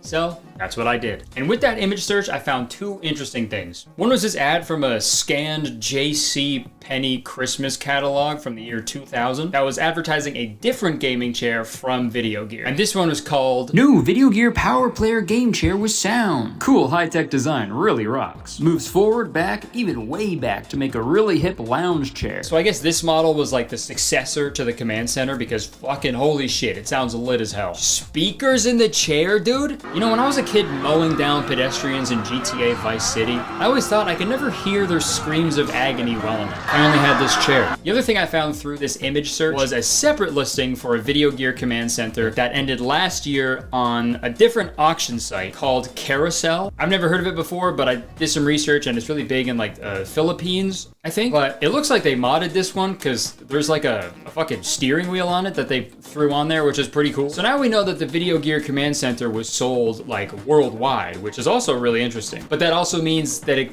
could make it harder to actually find one, because that means they could be literally fucking anywhere. Like, who knows where to look, right? And at this point, I figured I knew where at least one was located, in the great state of Georgia. So I booked a plane ticket to Atlanta, and I went door to door asking if anybody had a Video Gear Command Center. And I'm lying, obviously, that'd be fucking insane. I just went to Facebook Marketplace and pretty much searched all of Georgia for this fucking chair. No. That's a chair. Or sorry, not a chair. And just like I did on eBay, I searched every variation of what this thing could be called. Rocking chair, 10% plastic, 90% attitude chair. And after hours and hours, I came up empty-handed. And from there, I expanded my search to the surrounding states. I couldn't find anything, and then I kept expanding, until I pretty much searched every main city's Facebook Marketplace listings, and I still couldn't fucking find anything. So I decided to treat this like an actual investigation. And everybody knows that if you want to solve a mystery, you gotta go back to the scene of the crime, you know, where everything started. And where the Video Gear Command Center obsession started for me was on TikTok. So my thought process was like, maybe if I go to the original TikTok that I saw and I scrolled through all 950 comments on the TikTok, there would be one comment that said, hey, what? I used to have one of these. Matter of fact, I still have one if anybody wants one, so it's for sale. So in the hopes of finding my own Video Gear Command Center, I did exactly that. I scrolled through every single comment. Okay, so not a single comment from anybody saying that they still have one of these, but I did see one comment that said, bruh, I had one of these. I'll take past tense any day, that's fine. So I sent this person a DM on TikTok that said, yo, sorry for the random DM, haha, and random comment, haha, but yeah, okay, yeah, I commented on one of their TikToks too. I left a comment being like, yo, I just DM'd you. Like a loser. Saw your comment on the Video Gear TikTok and wanted to talk to someone who actually had one. Yeah, I remember that chair, LMAO. I got it for Christmas as a kid and wore that bitch out, as any serious gamer would. That's so awesome, ha ha ha. Do you remember what you did with it? And was it just a rocking chair pretty much? You could store snacks in that compartment in between your legs and rock back and forth to really immerse yourself in Spyro or Gex. Ha ha ha ha ha. Wow, that's so funny. Yeah, I'm trying to track one down for a video I'm making, but they're like impossible to find. And this response really hurt. Sadly, it's likely in a landfill. We were never great about holding on to things when we moved around. I wish I could help you out because I would love to see that video. Wishing you luck on finding your holy grail of niche 90s gaming equipment. All good. Haha, it was a long shot. You've actually given me more information about it than the entire internet, so thank you. Which is not untrue. I couldn't find any specifics or details about what was so special about the Video Gear Command Center. Really nice person, but unfortunately, they didn't have a Video Gear Command Center anymore. So at this point, I was truly lost. I really didn't know where else to look, but for some reason, like, I needed this chair. No. That's a chair. Sorry, not a chair. I needed the Video Gear Command Center. For some reason, this 10% plastic chair had completely consumed me. I would watch the commercial over and over again, feeling just like those kids probably felt in 1999 while watching the commercial. Just fucking dreaming of the day where you could get your hands on a Video Gear Command Center. And one day when I searched up the Video Gear Command Center commercial on TikTok to watch it for the 100th time, a different TikTok showed up for some reason. I searched Video Gear Command Center probably like 25 times, and the same like 2 videos would pop up every single time. But this time, the gaming chair gods were on my side. A TikTok that I'd never seen before somehow popped up from a creator named Jira Bean. She's a social media expert and makes content about how to make a living on social media, and she posted a video on TikTok saying that she was in a really weird commercial when she was a kid. And I'm sure you can guess which commercial she was in. That's right, dude. It was the girl from the Video Gear Command Center commercial. I couldn't believe it. It was nice seeing that video because now I had proof that this commercial wasn't just like a collective fever dream that people had that somehow manifested itself in the real world. It was a real commercial with real people. This is huge. So I immediately DM'd her to ask her a few questions about the commercial, and she revealed to me that she was not only in the commercial, but her mother actually directed the commercial. And she said she'd also ask her mom if she'd be down to talk to me about the commercial. And a few days later, I got the opportunity to talk to both of them. My name is Catherine Brabeck. I am a film video director, editor. I've been working in all sorts of genres, from commercials and branded content, documentary, television, that kind of thing. That's amazing. Well, obviously the reason I guess that this call is happening, you also directed a commercial for a product called the Video Gear Command Center. How did you sort of score that gig, I guess? In my business, you score gigs in lots of different ways. And in this case, with the Video Gear Command Center, I was actually working for the toy company. The toy company at the time was called Today's Kids. Okay. And as far as I know, Today's Kids is no longer in existence. I think they were bought up. I was working for Today's Kids as an independent contractor. I was actually working kind of as their ad agency. I was doing all their film production. I was also doing print advertising for them. I was designing their print work and doing still photography. Wow. And all sorts of creative things. I was basically working as their ad agency. Wow. They had me do a few commercials during the tenure of my time with them. One of them was the Video Gear Command Center. Do you remember any of the other commercials that you did? There was another product called the Jump Stick. It was like this stick that it was like battery operated, had lights on each end, and kids would jump over it. It would kind of spin around on the ground. Oh, yeah, I remember that. You remember? Yeah. And then there was another thing that they did. It was called Thunder Slam, and it was a basketball hoop, just a kid kind of hoop that you could put inside your house in your bedroom. Okay. And when you scored a basket, the backdrop would light up with thunder and lightning. Whoa. All right. Cool. Do you have any memories of the day? Like just anything that sticks out to you of filming the commercial that day? Oh, Curtis, I have a really great memory. I have like a photographic memory. Oh, wow. Yeah, so I wrote the commercial. I, had the concept for it. And then I actually, cast it and, filmed it and all that. The concept of the script, there was one moment that's in the existing commercial, but it was not the very beginning of it. But there's a moment where actually Jera, or the sort of voice of God graphic comes up and says, "Is that a chair? Is it a chair?" And then Jera says, "No, that's a chair." And you see all these funky little chairs flashing. No, that's a chair. And that little moment, that thought was what started the whole commercial for me. It was like, because it was a chair, but it really wasn't a chair. And so to call it a chair, and they're trying to give it a little bit of an attitude. 10% plastic, 90% attitude. It was a really fun shoot. It went really well, but it was a lot of work and a lot of challenge to make those backgrounds and get that kid shaken just right. A little backstory on Jera. So of course I cast Jera. I think she's the only girl in the commercial, and she was kind of a reluctant star. She was like, I think she was kind of doing me a favor by being in it. There was something going on at school, something big at school. She wanted to get out. She wanted to go in and out during the course of the shoot. I think she thought it was very cool what was happening, and all the other actors that were a part of the film were very cool. And I saw her kind of shift, and she ended up not wanting to leave the set, and she stayed with us all day. And that's awesome. I feel like commercials back then, and especially about video games and stuff and toys, I feel like most of the time, especially with something like that, it's very heavily marketed towards boys. It was cool to see that in 98, 99, whenever, or 2000 when this came out, it was cool that there was a girl in the commercial to be to show other girls that it's cool to play video games also, Yeah. Thank you so much for all the insight. And I have one more thing that I would like insight on, because this was the one part of the commercial that I was trying to figure out. There is a little 3-4 second clip of the chair. There's a bunch of circles on different parts of the chair. Yeah, I know what you mean. And what was? Yeah. The circle that's on the thing where your knees would be, the sort of the front tray thing, that thing opened up. You could put stuff inside that. So I think that was highlighting that. I think the headrest may be adjusted. I think during that, there's a line that says fully loaded with tons of cool stuff. Fully loaded with tons of cool stuff. And I'm sorry I don't remember all the cool stuff, but those were highlighting some of those cool stuff things.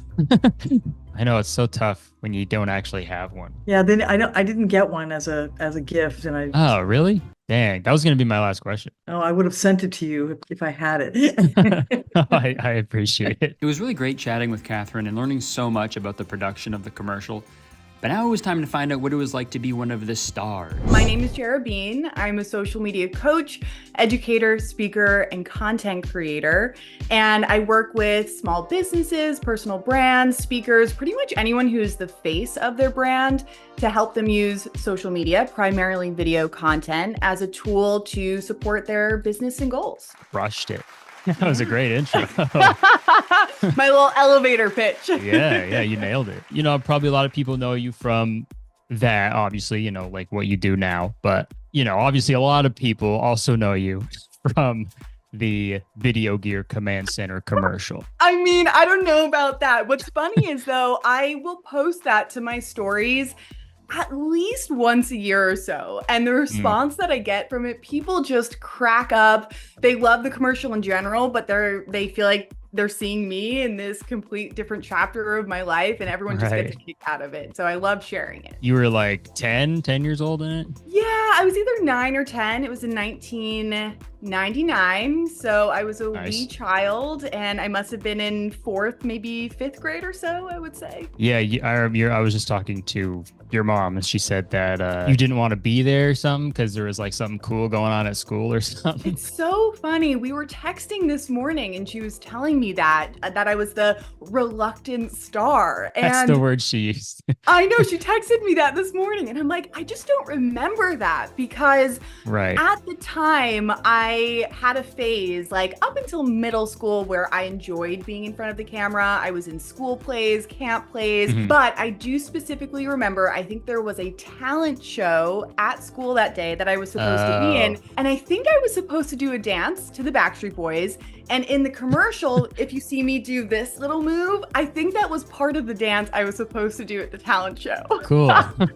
Do you remember anything about the shoot day? Was it just one day of shooting, I assume? It was just one day of shooting as far as I could remember. You know, my memory is a bit fuzzy because it was so long ago, but I remember definitely getting along with the other actors, which was I think 3 or 4 boys. I was the only girl. I don't know, it's that age where boys are kind of mean to girls, but they do that because they like them. So I remember it being like, there's this one boy who's like a little bit flirty, and I don't know, I just ended up having a lot of fun. I think I liked the attention of being on camera.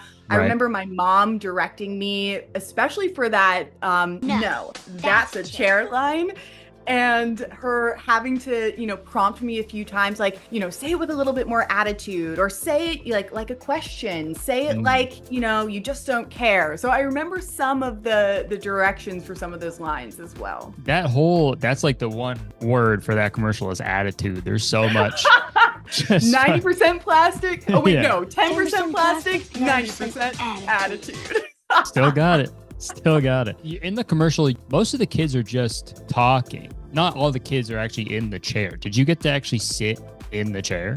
I don't think I did any official takes in the chair. I was mostly the one-liners and the little dance move, but I don't remember actually being in the chair for any takes. And to be honest, I wasn't a gamer. Well, actually, I take that back. I think I played not Dance Dance Revolution. There was some sort of thing where you had characters and you had to hit the buttons and have them dance on PlayStation. I'm totally forgetting what it was, but yeah, that was the one game I played. So I had a little bit of gamer. Yeah, I was just doing this with your mom, and there's one part, maybe you can help me, we're trying to figure it out, but there's one like sort of frame in the commercial that I've been trying to figure out because it's thrown me for a loop, where I was trying to decipher what these 5 features kind of are, and it's tough because I've never seen one in person.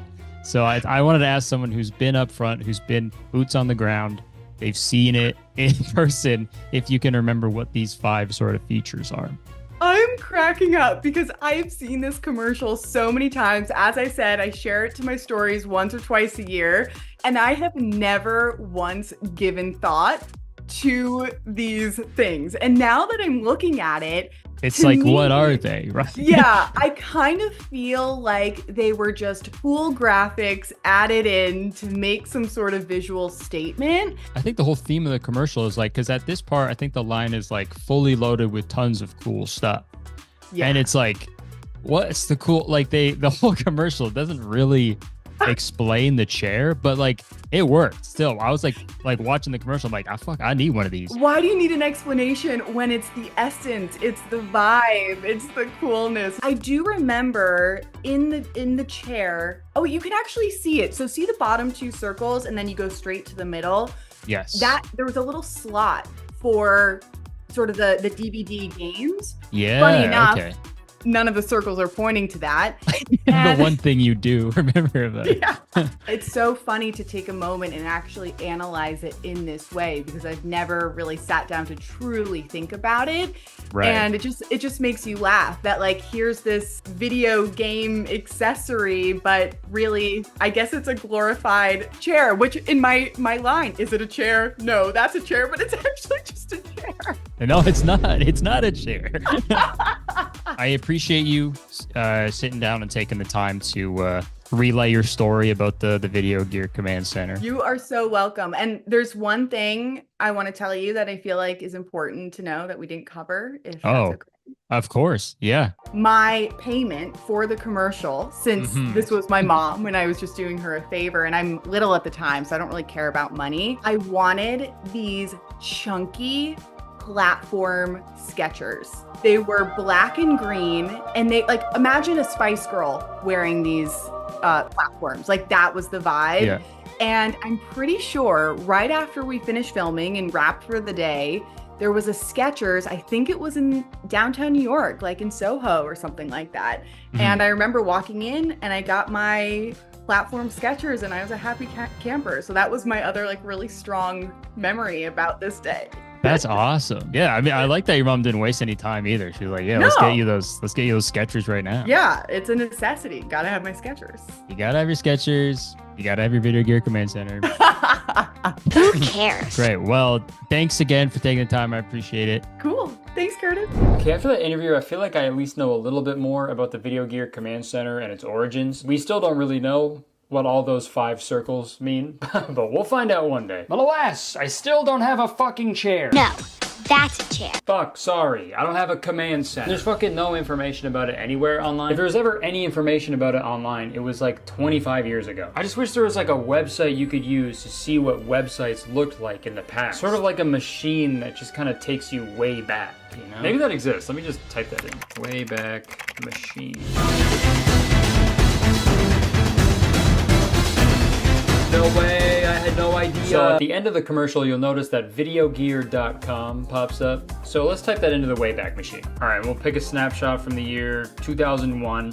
Let's check that one out. Lowrider, order now and the shipping is free. Oh my gosh. Now gamers can get carried away and take their seat with them. That's because Lowrider, created for playing video games, watching TV, reading, etc., has a built-in carrying handle, weighs just a few pounds, and folds up in seconds. Dude, $69, hilarious. All right, I decided I hated the lighting, so we're gonna just go normal mode. But this is huge that it has fucking arrows, dude. Are you kidding? That's a good sign. That means it might have it for the command center, so we'll know what the circles are. But no, this is cool. I like the lowrider. I like the idea of a portable gaming chair. That's really cool. This is a chair for gamers on the go, right? Or gamers with like divorced parents, so they could bring their chair with them when they go visit their dad. Wish I had this. All right, let's check out the power player. Damn, dude. Holy shit. The last time I saw this many arrows, I was watching the movie 300. If you click on the picture, whoa, that is the hardest pick I've ever seen. Special mounting plate for steering wheels and joysticks. Ah, that's probably what I saw in the other picture with the steering wheel on it. Okay, the power player is currently out of stock with us. However, it is available through JCPenney catalog. Just use the search function, type in power player. Let's try it.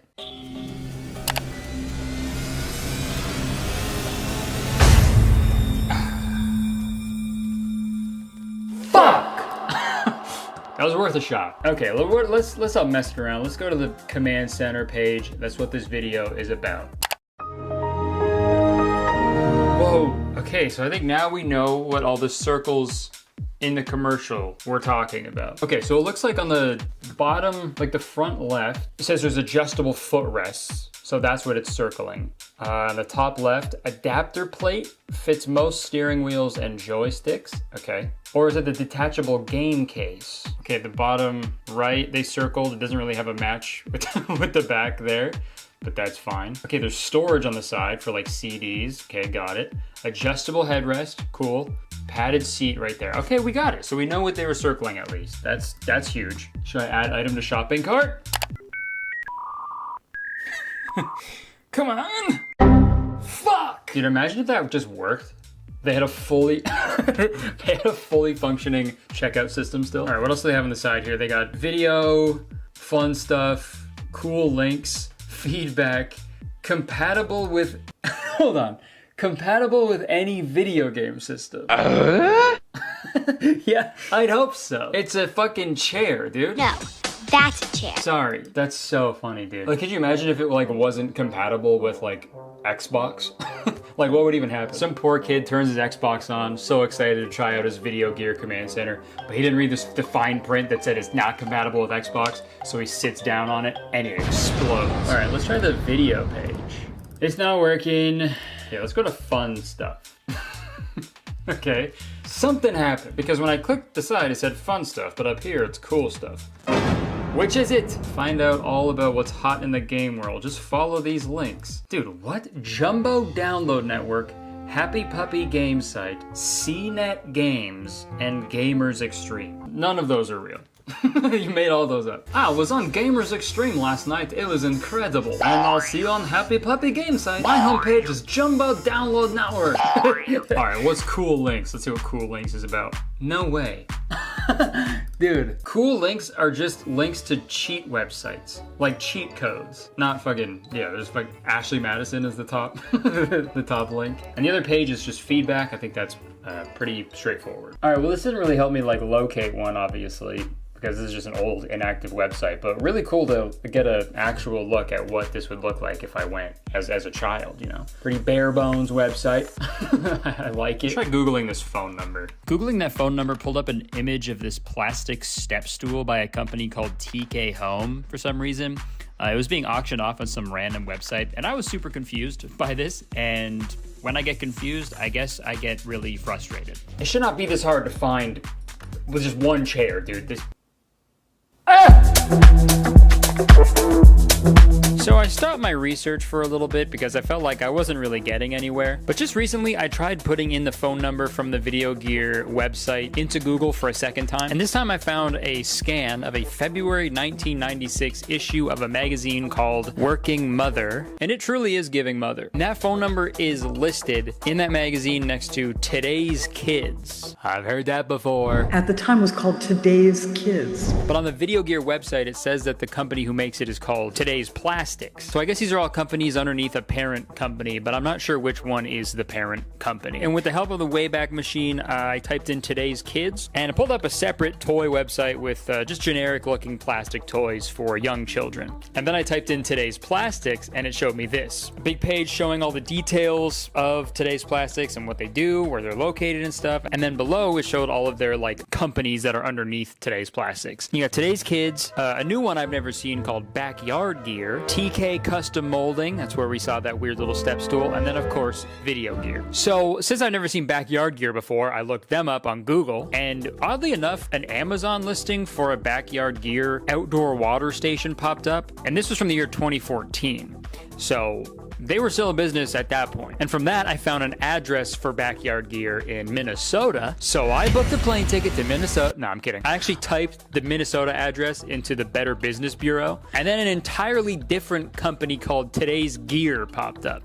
So there's too many companies, I'll say it. So I went to the Wayback Machine again and typed in Today's Gear, and then this page popped up. A bunch of Backyard Gear products, and then just below it, you got the Video Gear products as well. And oddly enough, this website was active up until 2022, which is fucking crazy to me. So I'm guessing this is the most current iteration of Today's Plastics. So there's like 5 different companies that exist at the same time, but they also don't exist. And if you're sitting there thinking, why the fuck is he doing so much work for a fucking chair? First off, it's not a chair. That's a chair. And 2,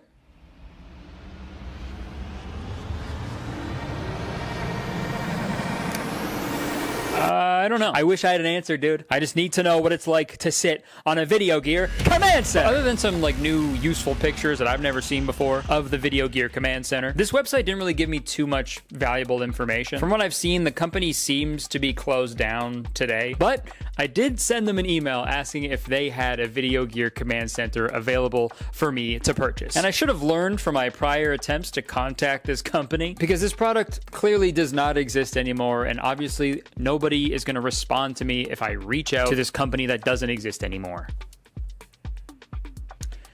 Or would they? Yes, they would. They responded. What the fuck? This is what my email said. Hello, I hope this email finds you well. I know this is a complete shot in the dark, but I wanted to reach out and see if you were still selling the VG100 Command Center. I had one when I was younger and wanted to purchase another. Just lying. I'm a liar. I lied to them. If not, I totally understand. Thanks in advance. And then they responded on Halloween of 2023. This is how long this has been going on. They said, sorry, hasn't been around for over 15 years. We were so close. Also, who the fuck sent me that email? It's so ominous, too. Sorry, has been around for over 15 years. But I feel like this is the common theme of this journey. I find a promising lead, and then I get let down. Back and forth, back and forth, back and forth. Much like a kid enjoying his video gear command center. Something I will never experience. So after months of dead ends, I only really had one option left. I didn't want to post about my search publicly because for some reason I don't really like giving away the topics of my videos before I put them out. But I was backed into a corner, brother. I had to. So I posted in the r/helpmefind subreddit. Nothing there. I joined a bunch of video game memorabilia groups on Facebook. Nothing there. And I posted on my various social media accounts asking if anybody had a video gear command center. I was desperate and I needed help. I don't know why the fuck they called it today's gear when you can't really find one today. And real quick, to the 9 people who responded to my Instagram story with, oh my god, I still have one. And then when I responded and asked further questions, they said, oh, sorry, I actually don't have one. I just wanted you to respond. To those 9 people who did that, fuck you. Okay, I don't like you. You're banned from Kurtis Town forever. That was mean. You got my hopes up. This is serious shit. That's where we are in the story. I wish there was like a cool, like emotional, powerful ending to this video, but sometimes that doesn't happen, and that's fine. I haven't done any research on the Video Gear Command Center in a few weeks. Unfortunately, I think it's just a waste of time to go out there and really try to find a Video Gear Command Center at this point in time, because... Check it out. I got one. Yeah, dude. That's right, you motherfuckers. I did it, okay? I did it. This is my fucking way, okay? This is how I win. Look at it. Look at it! You're probably wondering how I got my hands on one of these things, and you're probably thinking, whoa, it's a lot smaller in person. Story of my life. Let me tell you how I acquired this thing. Although Twitter has become the worst place on the internet, it's apparently still useful to find old video game not chairs, command centers. I posted a tweet asking if anybody had one of these, and I didn't get a response for like weeks. And then one day, out of the Twitter blue, I get this tweet. Did you find one? That shit sent shivers down my spine, bro. I couldn't believe it. And I knew it was legit the second I saw the picture because trust me, I've seen every picture of this fucking thing on the internet. And I haven't seen that one before. So I immediately DM'd her, we talked for a little bit, and I found out that she actually lives all the way in the UK. And she gave me a little backstory about this Video Gear Command Center. Hey Kurtis, I'm glad you're curious about the chair. It's actually a special piece from my son's childhood. We got it way back in '99 from Toys R Us for his 9th birthday. It's been sitting in the loft gathering dust for 23 years, so when I decided to clear out the space, I thought it deserved a new home. Never did I imagine it would find its way to you. So I tried paying her for this chair, but she wouldn't accept any payment, so I just made a donation to a cause that she's passionate about. You can too if you feel so inclined. The donation link will be in the description. So yeah, a few days later, she packed it all up and sent it to a P.O. box here in Toronto. Like a week later, I went, I picked it up, and here she is. But you may notice that the picture she sent me is a little different from what is here right now. So sometime in the past 25 years, this part right here, that must have snapped off somewhere. It was removed for whatever reason. It somehow went missing, which is understandable. This is old as fuck. But I feel like if I was gonna be the first guy to give a video review of the Video Gear Command Center, I needed the full experience. So I reached out to an incredibly talented YouTuber named Emily the Engineer, and I asked if she would be down to 3D print a replica of this console. So I sent her all the pictures I had of this, and all the pictures I had from the internet, from the auction listings, from everything. I used everything in my power from all my research and all my weeks of time spent on this, and we figured it out. It's actually pretty crazy. I'll show you. So this whole part was printed in 3 separate parts. We got the lid here that holds everything, and then we got this center attachment, and this comes out. You can put some crap in here if you want, but then here you got space for a pop, a little drinky drink, and then you got space here for Nintendo games. And then you close it up, bing, bang, boom. So yeah, thanks to a stranger on the other side of the planet and another YouTuber on the opposite side of the planet, we now have a complete video gear command center, albeit a little Frankenstein, but still, it's complete nonetheless. Now, without further ado, let's see if this thing truly is 10% plastic, 90% attitude. Check it out. Okay, I've got everything set up for my first trip on the Video Gear Command Center, bro. But a gamer session is not complete without some snacks. For my snacks, I got a nice can of Pepsi, this random bag of cheese sticks, and a bag of Skittles. The Skittles fit perfectly in the slot right beside the remote control, but I was having some difficulties with the cheese sticks. Okay, these might be a little too big.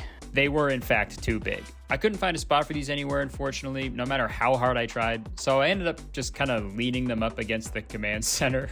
Looks pretty good to me. The Pepsi can fit perfectly, and the video game cartridge holder worked like a charm as well. I'll say I only brought the racing games I have. I got Diddy Kong, I got this Extreme G, and then Mario Kart 64. Those are the only racing games I had, and this is the system that I would be playing in the year 2000, so. But that fits pretty well. Let's see if it closes. Okay, not quite, but that's all right. Sorry to break it to you, but this is peak gamer. Dudes will see this and say, hell yeah.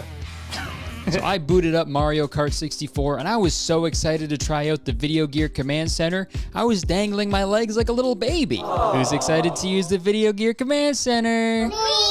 Okay, right off the bat, I'm a little big. I'm a little too big for it. I'll say that. It's not too uncomfortable. Like I feel like this would feel like luxurious as a little boy. But right now it's not too bad. Also, really quick, sorry for the quality on the screen. It's really hard to record like CRT televisions. And also my autofocus was really confused, so my apologies there. But anyways, when I play Mario Kart 64, I'm always Toad. There's no other option. And if you pick anybody else, you're incorrect. If the person I'm playing with picks Toad before me, then I'm not playing. So I picked Toad, and I also picked the Star Cup because that's my favorite one to do. I really hope this fucking drink doesn't spill. And immediately I was off to a terrible start in 8th place. I guess the command center takes a few minutes to boot up, right? Should we go for the Wario Stadium shortcut? Oh yeah, for those of you who are unaware, there's like a little shortcut / glitch thing you can do in Wario Stadium where you hop against the side of the wall off of this first hill, and if you hit it like with enough speed and at a good enough angle, you can like hop over the wall and skip like half the fucking track. And I like never get it on the first try, so I was really hoping the Video Gear Command Center would give me that extra little push in this dire situation. These guys will get out of my way. We got this all day. Come on, Video Gear Command Center!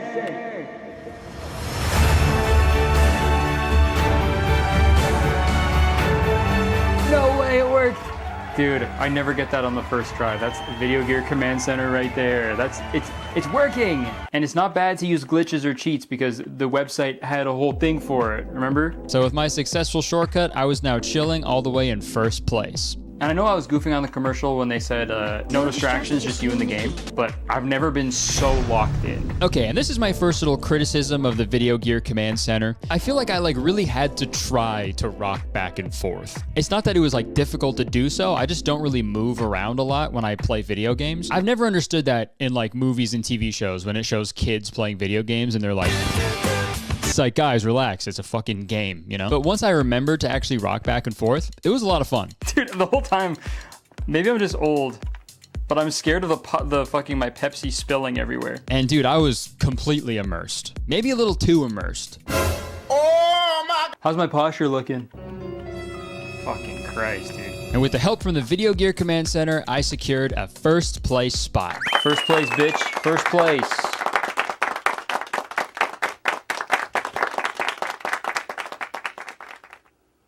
You know, one day you guys are going to turn 30, and you'll find yourself sitting in your podcast studio on a Video Gear Command Center from 1999 that you never had as a child, and you'll be playing Mario Kart 64 alone. And you may ask yourself, how did I get here? Now, the second track in Star Cup is Sherbet Land, and that's probably one of the worst tracks in the whole game. I fucking hate it. I suck at this one. I've always sucked at it, and it's pissed me off for like 20 years. And I had some super annoying things happen to me in this race. Shit. But the Video Gear Command Center was delivering on everything it promised. Mind you, it didn't really promise anything, but, you know, it was definitely fully loaded with tons of cool stuff. Once I personally loaded it with tons of cool stuff. But I will say, this is like fucking ideal, bro. This is like the best, the comfiest I've ever been playing fucking video games. Oh no, oh no, oh no! Second, fuck. I'm not locked in anymore. I need Skittles. You know what? I don't want any fucking unk comments, okay? If you're gonna comment unk, there better be an H in front of that shit. Oh yeah! But this next race was off to a great start with me in second place. And I am attributing that to the Video Gear Command Center. The more I sit on this chair, it kind of makes me realize this is why I started gaming in the first place. By the second lap, I was in first place. But then, the unthinkable happened. Oh my god. As if they put bananas on the friggin' ramp. They put bananas on the friggin' ramp. Cringe, now I'm in 5th. 6th! Turning into a wolf. Luckily, I was able to climb my way back to second place by the final lap, but then an even more unthinkable thing happened. Buddy gets a star when he's in second.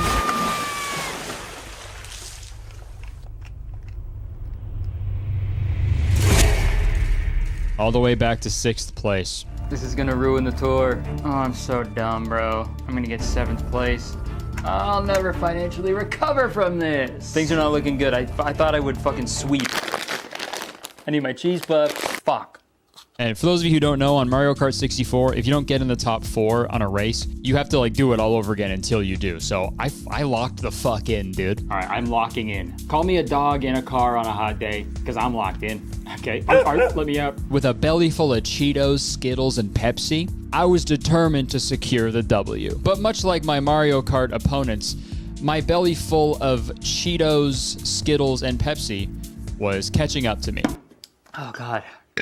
Heartburn. All that burps must have given me like a speed boost because I was able to finish the race in first place. Let's go.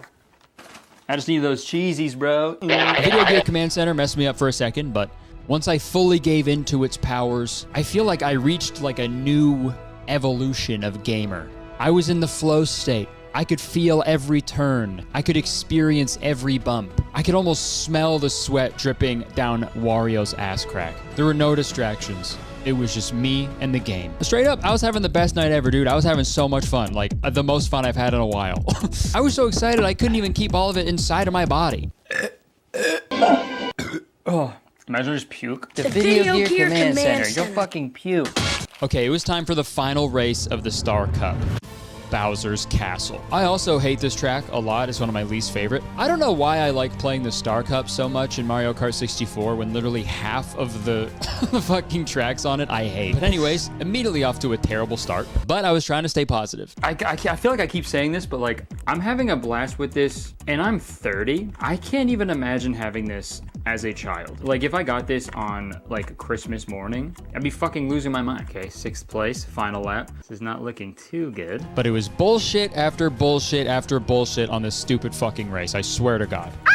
Are you fucking my asshole in the butt? But luckily I was able to sneak by with a nice 4th place. And I rewarded myself with a little cheese puff. Now it was time to see how I did. If I get anything other than first place, then that means the Video Gear Command Center isn't the ultimate video game accessories for serious gamers. And I couldn't believe my eyes when I saw Peach in 3rd place, Wario in 2nd place, and me, Toad, in 1st place. First place, bitch. Toad was so excited he went to go see a Lady Gaga concert to celebrate.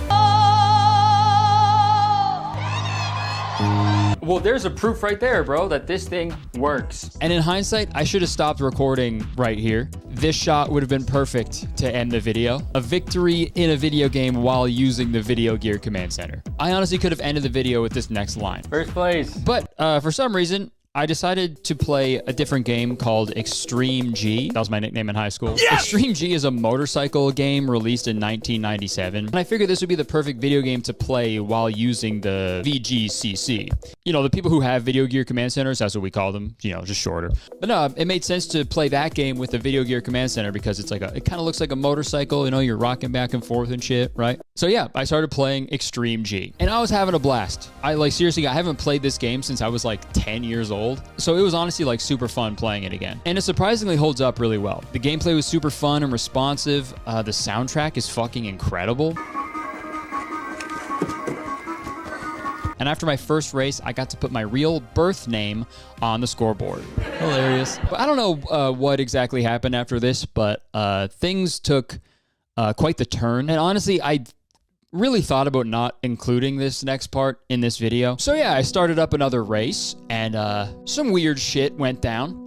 I feel like this is important background information, but I filmed all of this footage, you know, like me trying out the Video Gear Command Center. I filmed all of this like a few days after the 1-year anniversary of my stepfather passing away. So I was clearly in a very fragile emotional state. And you know, I thought filming this video and using the Video Gear Command Center would take my mind off of this, but it actually did the exact opposite, which was super cool. Okay, I don't think this has anything to do with the Video Gear Command Center, but you know those times where you do something for the first time since you were like a little kid? Yeah, the grieving process is pretty badass, dude. I highly recommend it. Just kidding. Yeah, dude, you know, one day you think you're doing just fine, and you think you've found, like, good ways to cope with the loss of a really close loved one. And then the next day you're crying, sitting on a video game rocking chair. No, that's a chair. What the fuck? And trust me, I know all of this is coming from, like, way out of left field. But, you know, after watching this footage back, I would feel weird leaving it out. And ever since this day, I've been trying to pinpoint, like, why exactly this happened, like, so abruptly and, like, severely. That's so stupid. That's so dumb. I got Cheeto dust on my shirt. What a weird turn of events. I was having a great time. Obviously, the grieving process is difficult if you've been through it. It fucking never gets easier. It's so dumb, dude. It's a video about a chair. No, that's a chair. And like I said, I've been diving like headfirst into this video topic for a while because maybe like subconsciously I thought like if I was keeping busy with a difficult task, I wouldn't even have the mental space to like confront these emotions. So I guess when I finally finished this difficult task, this almost impossible task of tracking down a Video Gear Command Center, now that that was done, there wasn't anything stopping me from really just confronting these emotions finally. But then I started thinking about it some more, and you know what? I think losing a loved one is pretty similar to a ride on the Video Gear Command Center. At first, it's like really uncomfortable, but after a while, you find a way to deal with it. You have all these weird, like, new emotions, and you want to find somewhere to place them, but they don't really quite fit anywhere. You know, in order for things to be whole again, you need help from other people. And you know, some days you're laughing and dancing, and some days your fucking literal heart is on fire. Heartburn. I just wish their advertising was a little more honest. I didn't know these things made you think about your childhood and therefore made you also think about the death of your stepfather. Okay, that would have been nice. But this should have been the ad. The Video Gear Command Center. Check it out. And like I said, this is kind of coming out of nowhere, and I apologize. This isn't how I expected the video to end. I'm just kind of rolling with it. And I also felt like it was important to leave in because I wanted to let other people who are dealing with the loss of a loved one know that they aren't alone, because that's one of the big emotions that you feel when you go through something like this. So I'm sorry if this was fucking weird, and I'm sorry if you don't like dealing with death, but fucking sorry. It's gonna happen to everybody. But back to the task at hand. When I started on this journey last year, I had no idea it would end this way, but I originally set out to be the first guy to do a full review of the Video Gear Command Center, and god damn it, that's what I'm gonna do. All right, design and aesthetics, that's an easy 10 out of 10. Looks awesome, no notes, except, well, I just kind of wish they made an adult version because it was a little uncomfortable, but that's my fault for growing. Functionality, that's a 9 out of 10. The only thing it's supposed to do is rock back and forth and also store candy, and it did both of those things really well. The only reason I didn't give it a 10 is because the cheese puffs didn't fit on the side. But now that I say that, I probably could have just gone full gamer and just dumped the whole fucking bag into that top part. So you know what? Never mind. 10 out of 10. Customer service, 1 out of 10. I had to jump through fucking hoops to get one of these, and the people at Video Gear, Today's Plastics, Today's Kids, nor TK Custom Molding helped me fucking one bit to get my hands on one of these. And this is usually the final metric I use when I'm judging toys that came out in 1999. Ability to bring up emotions that you've been putting off from confronting. That's a fucking 10 out of 10, dude. They nailed that shit. So overall, I give the Video Gear Command Center a 10 out of 10, all right? I want to give a huge thank you to Catherine and Jira for talking to me. I want to thank the kind stranger in the UK who actually sent the Video Gear Command Center to me. I also want to thank Emily, the engineer, for taking the time to put that final touch on the Video Gear Command Center. And also want to thank you guys for watching this video if you're still here. I know this is like different from my usual shit. I also want to thank my stepdad, Lawrence. I don't know if they got YouTube in heaven, but if they do, thanks for being awesome. Miss you a lot, clearly. But most importantly, I need to thank my wife, Jenna, for being there for me while I went through this fucking gnarly bullshit of losing my stepdad. So if you guys are dealing with the loss of someone, talk to your other loved ones who are here. And it sucks, but it's all good. It's fine. Right? It's all good. And I have a feeling that this might be the last time the Video Gear Command Center is ever featured in a video. So I want to give it a nice send-off with a poem I found on the internet about a chair. No, that's a chair. Let's be honest, it's a fucking chair. Look beyond the empty chair to know a life well spent. Look beyond the solitude to days of true content. Cherish in your broken heart each moment gladly shared. And hey California, I'm doing 5 shows at the Irvine Improv from June 28th to the 30th. And tickets are available right now. And also only 3 of the 5 shows are 18 and up. The other 2 are 21 and up. So if you're only able to go to the 18 and up ones, get your friggin' tickets right now. The shows are taking place the same weekend as VidCon. That was a complete accident. Didn't mean to do that at all. Whoopsie daisies. But yeah, go grab your tickets and I'll see you there. I can't wait. Enjoy the video. Folks, think of your top 3 favorite animals right now. You got it? Now, if a monkey isn't in your top 3, you're an idiot. You are objectively wrong. Show me one animal other than a monkey that picks his butt, sniffs his finger, and then falls off of a tree branch from the stench. Don't worry, I'll wait. Dude, straight up, I've always loved monkeys. The Build-A-Bear I got when I was a kid was a monkey. I had an imaginary friend when I was a kid, and he was a gorilla. And also, I used to watch MVP, Most Valuable Primate, MVP 2, Most Vertical Primate, and MXP, Most Extreme Primate, like every single week. That's like the best trilogy of all time. Wait a minute, it's a monkey! And I assumed I was in the top 1% of monkey fans, but I just found out that is not true. I'm not even close. It's like when you see someone post their Spotify Wrapped on their story and it says like they're the 0.001% fan of someone. You're like, how the fuck's that even possible? That's me with monkeys, my monkey rap. Because I just became aware of a very small group of people who not only love monkeys, but they are actually living their lives like monkeys. Like they are quite literally going bananas. I had to get that joke out of the way. There are people out there who are climbing trees, walking on all 4s like gorillas, swinging on vines, making monkey sounds. They're going absolutely monkey mode. So I first found out about this lifestyle from this guy's Instagram page. His name is Leo Urban. I think it's pronounced Leo Urban. He's French. And he has the last name Urban the same way Keith Urban does. You know, it's weird they have that last name because both of these guys seem pretty rural. And this guy is known online as the real life Tarzan. And there's like a ton of articles and videos about him. He also competes in like professional tag, which I just found out was a real fucking thing. They gotta do that with other childhood games, but hide and seek in the Olympics. DB Cooper, #1 draft pick. Yes! Before we get into this video, and before I talk about this monkey movement at length, I just wanna say I am in no way trying to like shame these people for doing this. You can do whatever you want, as long as it's not hurting anybody, okay? But I just think it's really interesting and also really silly. So I'm gonna goof on it a little bit, sorry. So I watched a bunch of videos of Leo Urban, and I'll say this, they're objectively impressive. There's videos of him swinging on vines and branches, climbing and jumping around trees like it's nothing. It's pretty nuts. And I was immediately intrigued by this. The first question I had was like, how far does this go? Like, what length does he live his life as a monkey? Like, is this just a strictly fitness thing or an entire lifestyle? So let's go to his website and find out. So he calls this whole thing primal parkour, and he defines it as primal parkour is inspired by urban parkour, but it essentially takes shape in nature. The practitioner evolves in a mixed and rugged environment in which he will find his only inspiration. Ooh, I guess it's only for boys. Sorry. Controversial take, but I feel like all monkeys are boys. It's like how all cats are girls and all dogs are boys. They will find their only inspiration, the power of the elements, animals, and the genetic heritage of our ancestors. And on his website, he actually sells a booklet called The Introduction to Primal Parkour, where you get the origins of primal parkour, a warm-up program, introductory exercises in tree and rock climbing, and get this, a glossary.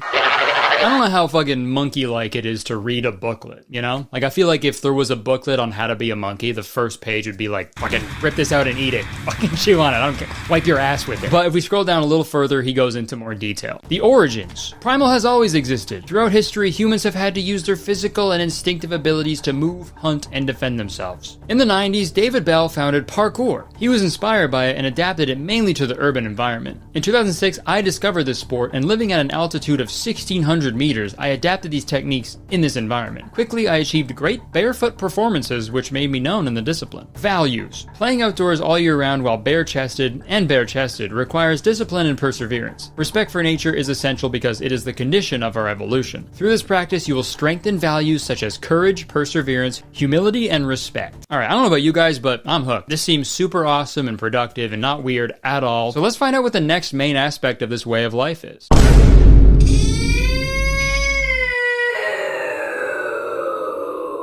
Alright, okay, so before we can even walk, we wear shoes. Our best shoe is our foot. Walking barefoot has unsuspected benefits, so take off your shoes and enjoy yourself. Come on, take them off. Take off your shoes, Dan Schneider be like. It is a little bit too upfront about that aspect of it, you know? Like, I think the unsuspected benefits he's talking about are only for him. Me seeing your feet will benefit me greatly. He does mention the foot thing a lot, and I'm sure that's a pivotal part of this lifestyle, but like, come on, man. For free? Really, dude? At least put it behind a paywall and make that paywall high enough that you can't fucking parkour over. But, you know, I guess it makes sense because monkeys are usually bare feet. You know, they always got their dogs out. Sometimes they wear shoes and it's awesome. And all jokes aside, from watching a lot of Leo's content, he seems like a really cool, genuine, nice guy. So I don't think like the bare feet thing is coming from a place of like perversion or anything, obviously. But I think just like a general rule of thumb or a rule of toe, if a fitness influencer wants to see your feet like right off the bat, that's a pretty big red flag. All right, thank you so much for joining the Monkey Madness fitness class. Now, this is a pretty exclusive program, so I need to do a quick screening process. Yeah, for sure. All right, first off, let me see your feet. Yeah, sure, makes sense. You know, monkeys, I guess monkeys didn't wear shoes, okay? Makes sense. Okay, my shoes are off, great.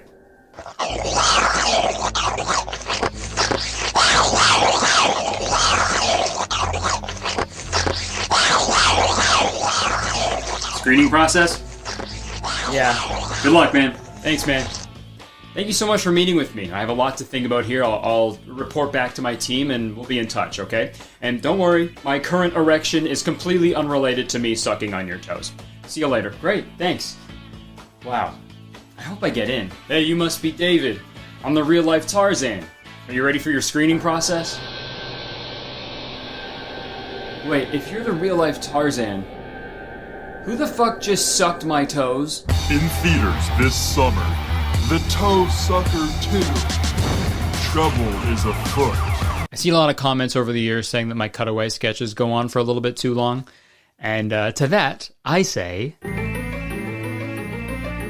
You're probably right. So how about we cut away to a brand deal instead? Thanks to Opera for sponsoring this video. Folks, I know it's easy to just stick with the same old browser you've been using since friggin' caveman times, but your internet browsing experience can be so much better with Opera because Opera is quicker, more secure, and even more intelligent than whatever browser you're using right now. Opera comes chock full of features as well, like workspaces, for example. I don't know about you guys, but I need all the help I can get when it comes to organization, especially when I'm writing. Sometimes I'll be working on like 2 video scripts at the same time, and I need a good way to like separate everything. And Workspaces is perfect because I can keep tabs in separate workspaces, and I can switch between them with just one click. You You can even choose the icons and the names of your workspaces too. It completely simplifies the browsing experience. It's amazing. Another great thing I love about Opera is their free built-in snapshot feature. With Snapshot, you can create the perfect custom online screenshot, and you can easily share the edited screenshots with your friend or on social media directly, thanks to all the Messenger apps and your social media sites directly in the customizable sidebar of Opera. And also, I love listening to music when I'm working, and doing that with Opera is the best because instead of keeping a bunch of apps open, Opera has a built-in player right in the sidebar so you can easily stream music and podcasts from Spotify, Apple Music,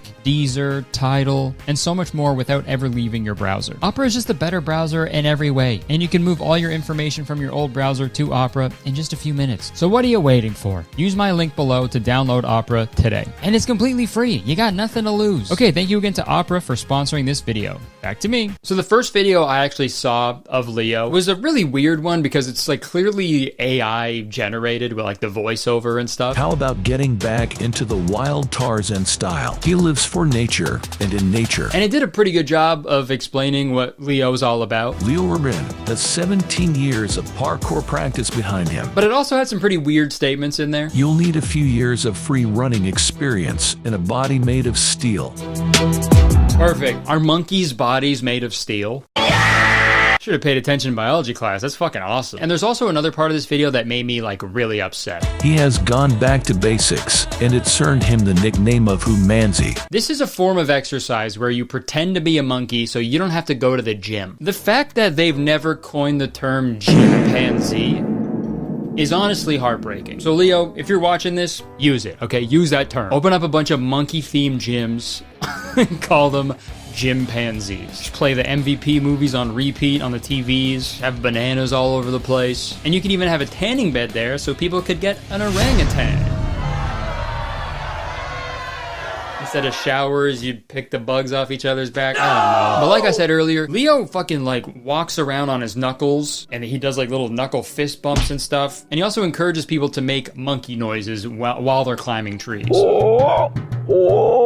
And you know how weird this is? I do love how committed he is to the lifestyle. He's basically the embodiment of the meme, okay, so basically I'm monkey. When anybody asks him how he's able to do all this crazy stuff, he just shows them that meme. That's how. And honestly, in the grand scheme of fitness influencers trying to sell you a certain lifestyle, this is very tame, especially fitness influencers who use the term primal.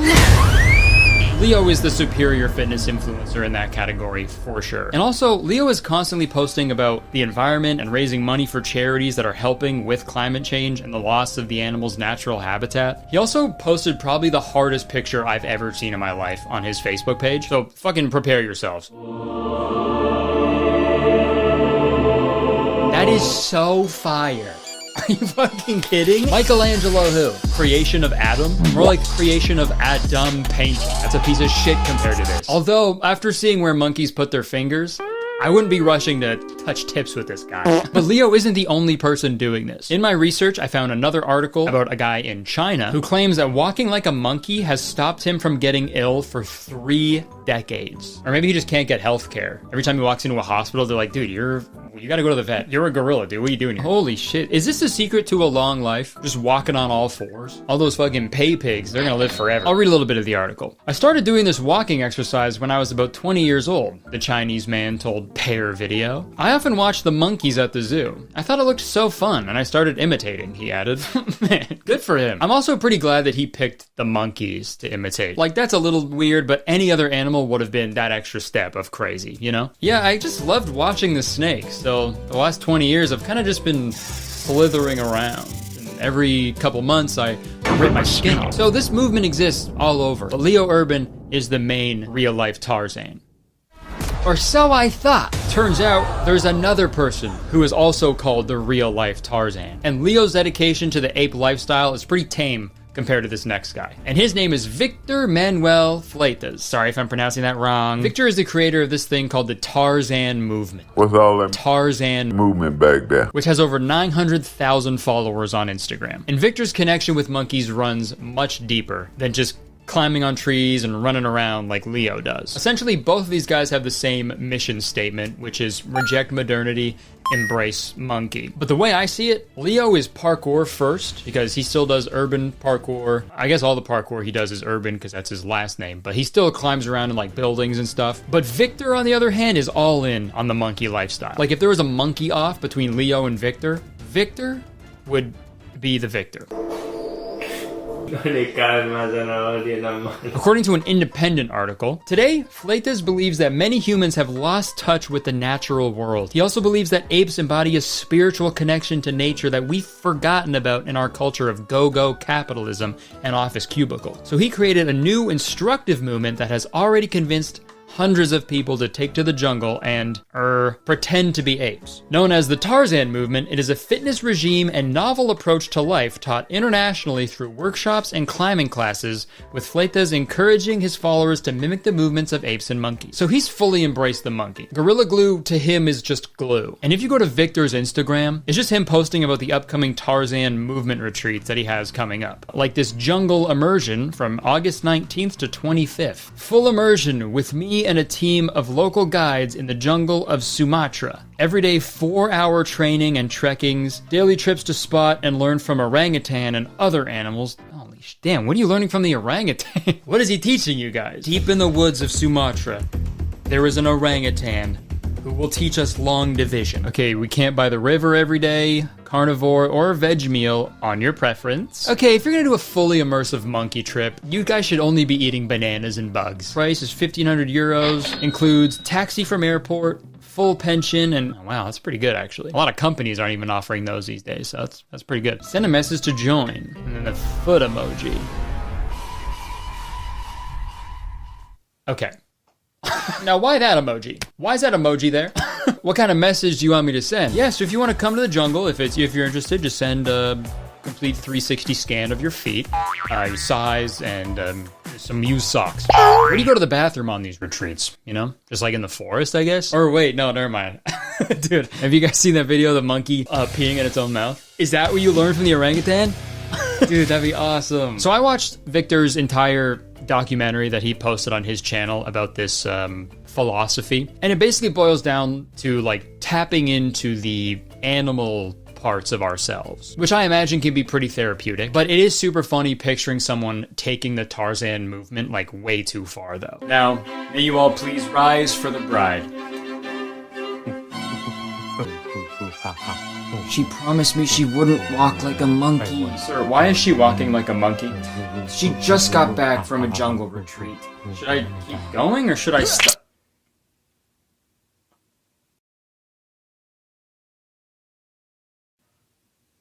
Oh my god. She promised me she wouldn't throw her poop like a monkey. I'm not gonna do a recap of the whole documentary because it's pretty long and it's in another language also. But the rest of the documentary showcases him teaching people the ways of the Tarzan movement. And everybody seems to be having like a blast while they're doing it. And you know what? The more I think about this, the more it makes sense. I walk by so many climbable trees when I'm walking my dog, and in my head I'm just like, God, that'd be such a fun one to climb. I could just go up and just chill. But I'd get yelled at if I climbed one of my neighbor's trees. So all the power to these people if it's working for them. But there's one part of the documentary that made me laugh pretty hard though. It shows him like training one of his students in the art of Tarzan movement. And at the one part, he's just straight up throwing apples at the guy. Más capacidades, pues al final se vuelve como un juego. I don't know what that's supposed to do. How did you even come up with that, right? I imagine he's just like, no, I do this all the time with the monkeys at the zoo. I go in there with a big basket of apples, and I just fucking chuck them at them. I throw apples at these monkeys for hours, dude. No curveball, no changeup. Just straight fucking gas, man. And as much as I'm goofing on it, it seems to work. Like both of these real-life Tarzan, they're both in awesome shape. Like they're both jacked. And I would hate to get in a fight with someone who is constantly pretending to be a monkey. You know, they're ripping your face off. But the craziest thing about this whole Tarzan movement, it's not the walking on your knuckles, being barefoot all the time, climbing trees, making monkey sounds. All that aside, the weirdest part of all of this, you'd assume that these two guys would be like mortal enemies. Two guys operating in the same niche with like different news outlets, each calling them the real life Tarzan. These guys should be like at each other's throats and shit, but they're not. They're like best friends. It's like no bad blood whatsoever. They're just like, yeah, dude, we did it. We're monkeys, man. And yeah, is it fucking super cute to see two guys climbing trees and having a good time together? Absolutely. Is that also maybe a sign that possibly connecting to your animal side like fully removes your ego and you can actually like enjoy life for the first time in your life? Maybe, but I'm about to say it. These two guys being all buddy-buddy, that's not very monkey-like. Like if you're a fucking top dog monkey, you know, and another monkey tries to move in on your territory, you gotta stand your ground. Mostly, I want these guys to beef with each other because I think it'd be super funny. Like, I would absolutely love to see a real-life Tarzan diss track, you know?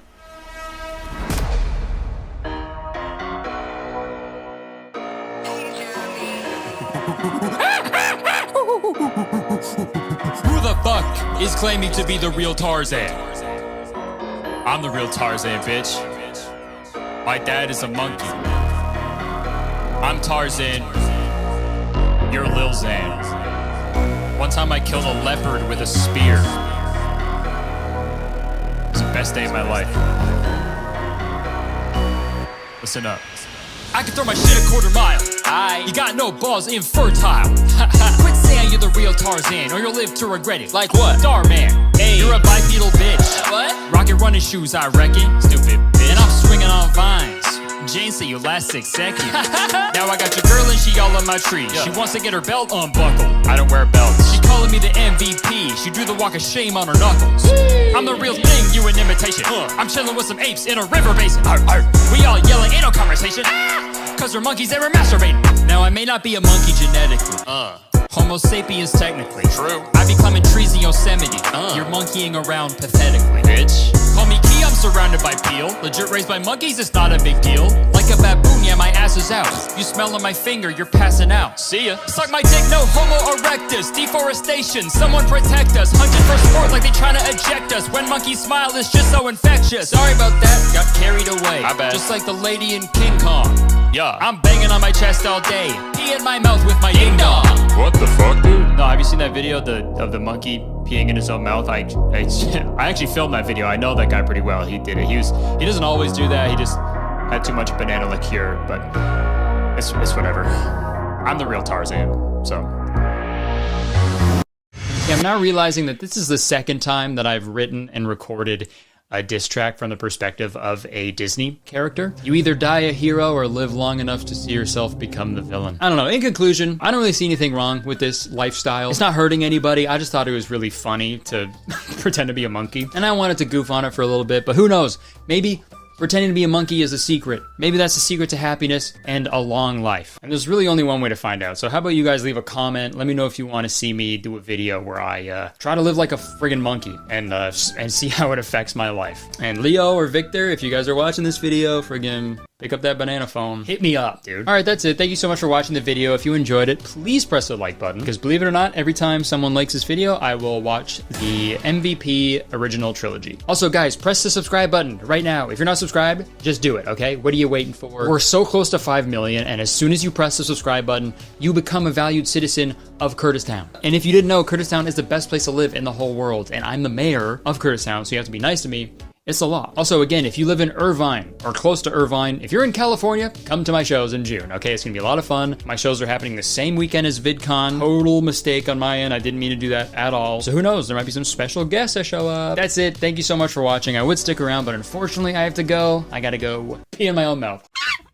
My tour starts this month, and I'm coming to a city near you. That's right, your ears do not deceive you. My tour starts at the end of this month. I'm going to Tampa, Orlando, Jacksonville, Fort Lauderdale, Boston, Washington, D.C., New York City, Durham, Atlanta, Charlotte, Pittsburgh, Chicago, Cincinnati, and Detroit. And this is a theater tour, so these shows are all ages, except I say some swears. So if you bring your friggin' parents and they get mad at you, it's not my fault. These shows are going to be awesome. I'm bringing my pal Jacob with me. There'll be exclusive tour merch at every show, and it's like the sickest merch we've ever done, I swear to gosh. And also, if you missed it, I also announced some Australian dates in early 2025, and these tickets are absolutely flying, so go grab them before they're gone. That's it. Thank you so much. I'll see you at the shows. Can't wait. Enjoy the video. Folks, have you ever been bullied? If you haven't, you're a nerd. Now you've been bullied. Didn't feel too good, did it? I bet you kind of want to get revenge on me right now, right? I bet you want to hire some professional UFC fighter to come over to my house, kick my little butt. And I bet you also want to be compensated $10,000 for all the hardship that I just put you through. Well, believe it or not, everything I just said was the exact premise of the MTV show Bully Beatdown that aired from 2009 to 2012. So here's how the show would work. People would submit videos of themselves talking about a bully who's ruining their lives, and then Bully Beatdown would come to their town and force the bully to fight a professional MMA fighter. And you know what, considering my last video I put out was like an hour long, it took me fucking months to make, and it was pretty gnarly. I just wanted to make a quick, fun, silly little video this week, if that's all right. So without further ado, let's watch an episode of Bully Beatdown. Tonight on Bully Beatdown, Stan and Andre are seeing red. Look at my face. I got this scar because of Dennis. They're being tortured by this angry Russian bully, Dennis. Back up! Okay, yeah, so this bully Dennis clearly has some pretty gnarly anger issues, especially if he's just getting mad at the camera crew, right? Back up! That was scary to see, dude. He breaks bones and the fourth wall. Like, what the fuck? They're just doing their job, dude. Why are you getting mad at them? Back up! Why don't you take a picture? It'll last longer. Do you not know what a video is? No. This bully's been in this neighborhood for 13 years picking on guys. Jesus. Some bullies never grow up. Okay, yeah, this is like the craziest part of this show. He's been bullying people for 13 years, and he's like a full-on adult. But like, he's still classified as a bully? I feel like some things are only okay when you're a kid. Like having a bully, wetting the bed, you know, having a crush on a 4th grader. If you're doing any of those things as an adult, you've got some problems. I feel like once you leave high school, bullies aren't really bullies anymore, right? They're just criminals. Because if you're in school and someone kicks the shit out of you every day, you can't really call the cops on them. You gotta tell the principal, and they're like, well, have you tried ignoring him? And then to that, you say, yes, that makes him punch even harder. So it's weird to be like an adult and have a bully, you know? That seems so weird. Like, could you imagine your 50-year-old coworker coming up to you and just beating the shit out of you? And then your boss is just like, just ignore him. But anyways, this is the part of the episode where they show the tape that was sent in by Stan and Andre, the two guys who were getting bullied. Stan and Andre sent me this tape. Check it out. Yo, what's up, Mayhem? This is Andre. For 13 years, I've been getting bullied by this guy named Dennis. Check this out. Look at my face. Look at all these scratches on my face. Dennis shows up, my friend's laughing, and he thought I was laughing at him. So he just runs up to me, pushes me down, scratch up my face. Damage is done, and it's not funny. For Dennis, it was. Jesus Christ, man. This is the saddest dude I've ever seen in my life, I think. Holy shit. He's bad. You gotta stop him. My favorite thing about these shows is the abrupt tonal shifts that they do. Welcome to Bully Beatdown. Today we're gonna beat on this jerk bully who's been terrorizing all the kids. Let's go. Please help me. Every time I leave the house, I get punched. I can't live like this anymore. You need to kill my bully. Rock and roll hair gel. Straight up, I have never seen such pure, genuine pain and anguish in a man's eyes before. And it's the same with the other guy, too. Mayhem, I hate this guy, and somebody's really got to take care of him. I really hope you can. I don't know, man. I feel like these guys just need to move. I don't want to victim blame here because obviously Dennis is the one in the wrong, but like, at a certain point, I think these guys need to like leave before Dennis inevitably kills the both of them. This guy Dennis is a gym rat. So he's pumping iron, checking himself out in the mirror, which makes it a perfect place for me to make my introduction. All right, now this seems like a good time to talk about the host of the show, Jason Miller. But he's more commonly known as Mayhem Miller. He was a popular MMA fighter and media figure, even appearing on the Joe Rogan podcast back in 2010 and 2011. And after researching this guy, whoa! I think I know why he called himself Mayhem. The longest section of his Wikipedia page is titled Legal Issues, and the list is long. From 2005 to 2023, there are charges of burglary, vandalism, grand driving, domestic assault. This man literally caused mayhem wherever he went, so he kind of fucking nailed it with a nickname. I should say, as of today, he's completely sober, and he's like completely turned his life around, which is great. That's always a good thing. But I found out something really funny about Mayhem. So back in the day, he used to call his fans Mayhem monkeys, and he referred to himself as the leader of the monkey cult. And I'm not joking, this is real. He even went as far as having like a fan page with a devoted fan club where he had, no joke, he had a numbered ranking list of all the members. Like numbered. Every member of the fan club was given a number, and like that was their monkey number, and the whole list is up today, still, on the website. That's so fucking crazy, dude. Monkey number 3 reporting for duty, Mayhem! That's wild. I can't imagine the drama that ensued when that list dropped.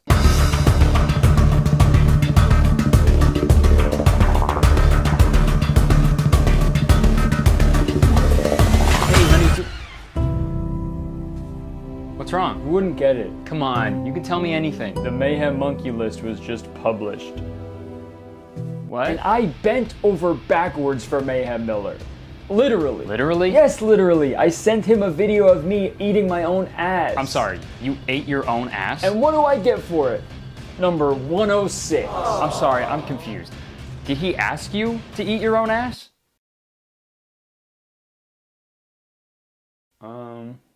Well? Just hold on, I can't think straight. My mouth tastes like poop. Yeah, when I'm done filming this video, I'm gonna rank all 5 million of you guys. So I guess just look out for an email in like 50 years, because it's gonna take me a while. But enough about Mayhem. Let's get back to Bully Beatdown. So they all go to the gym to confront Dennis to see if he'll go toe-to-toe with an MMA fighter.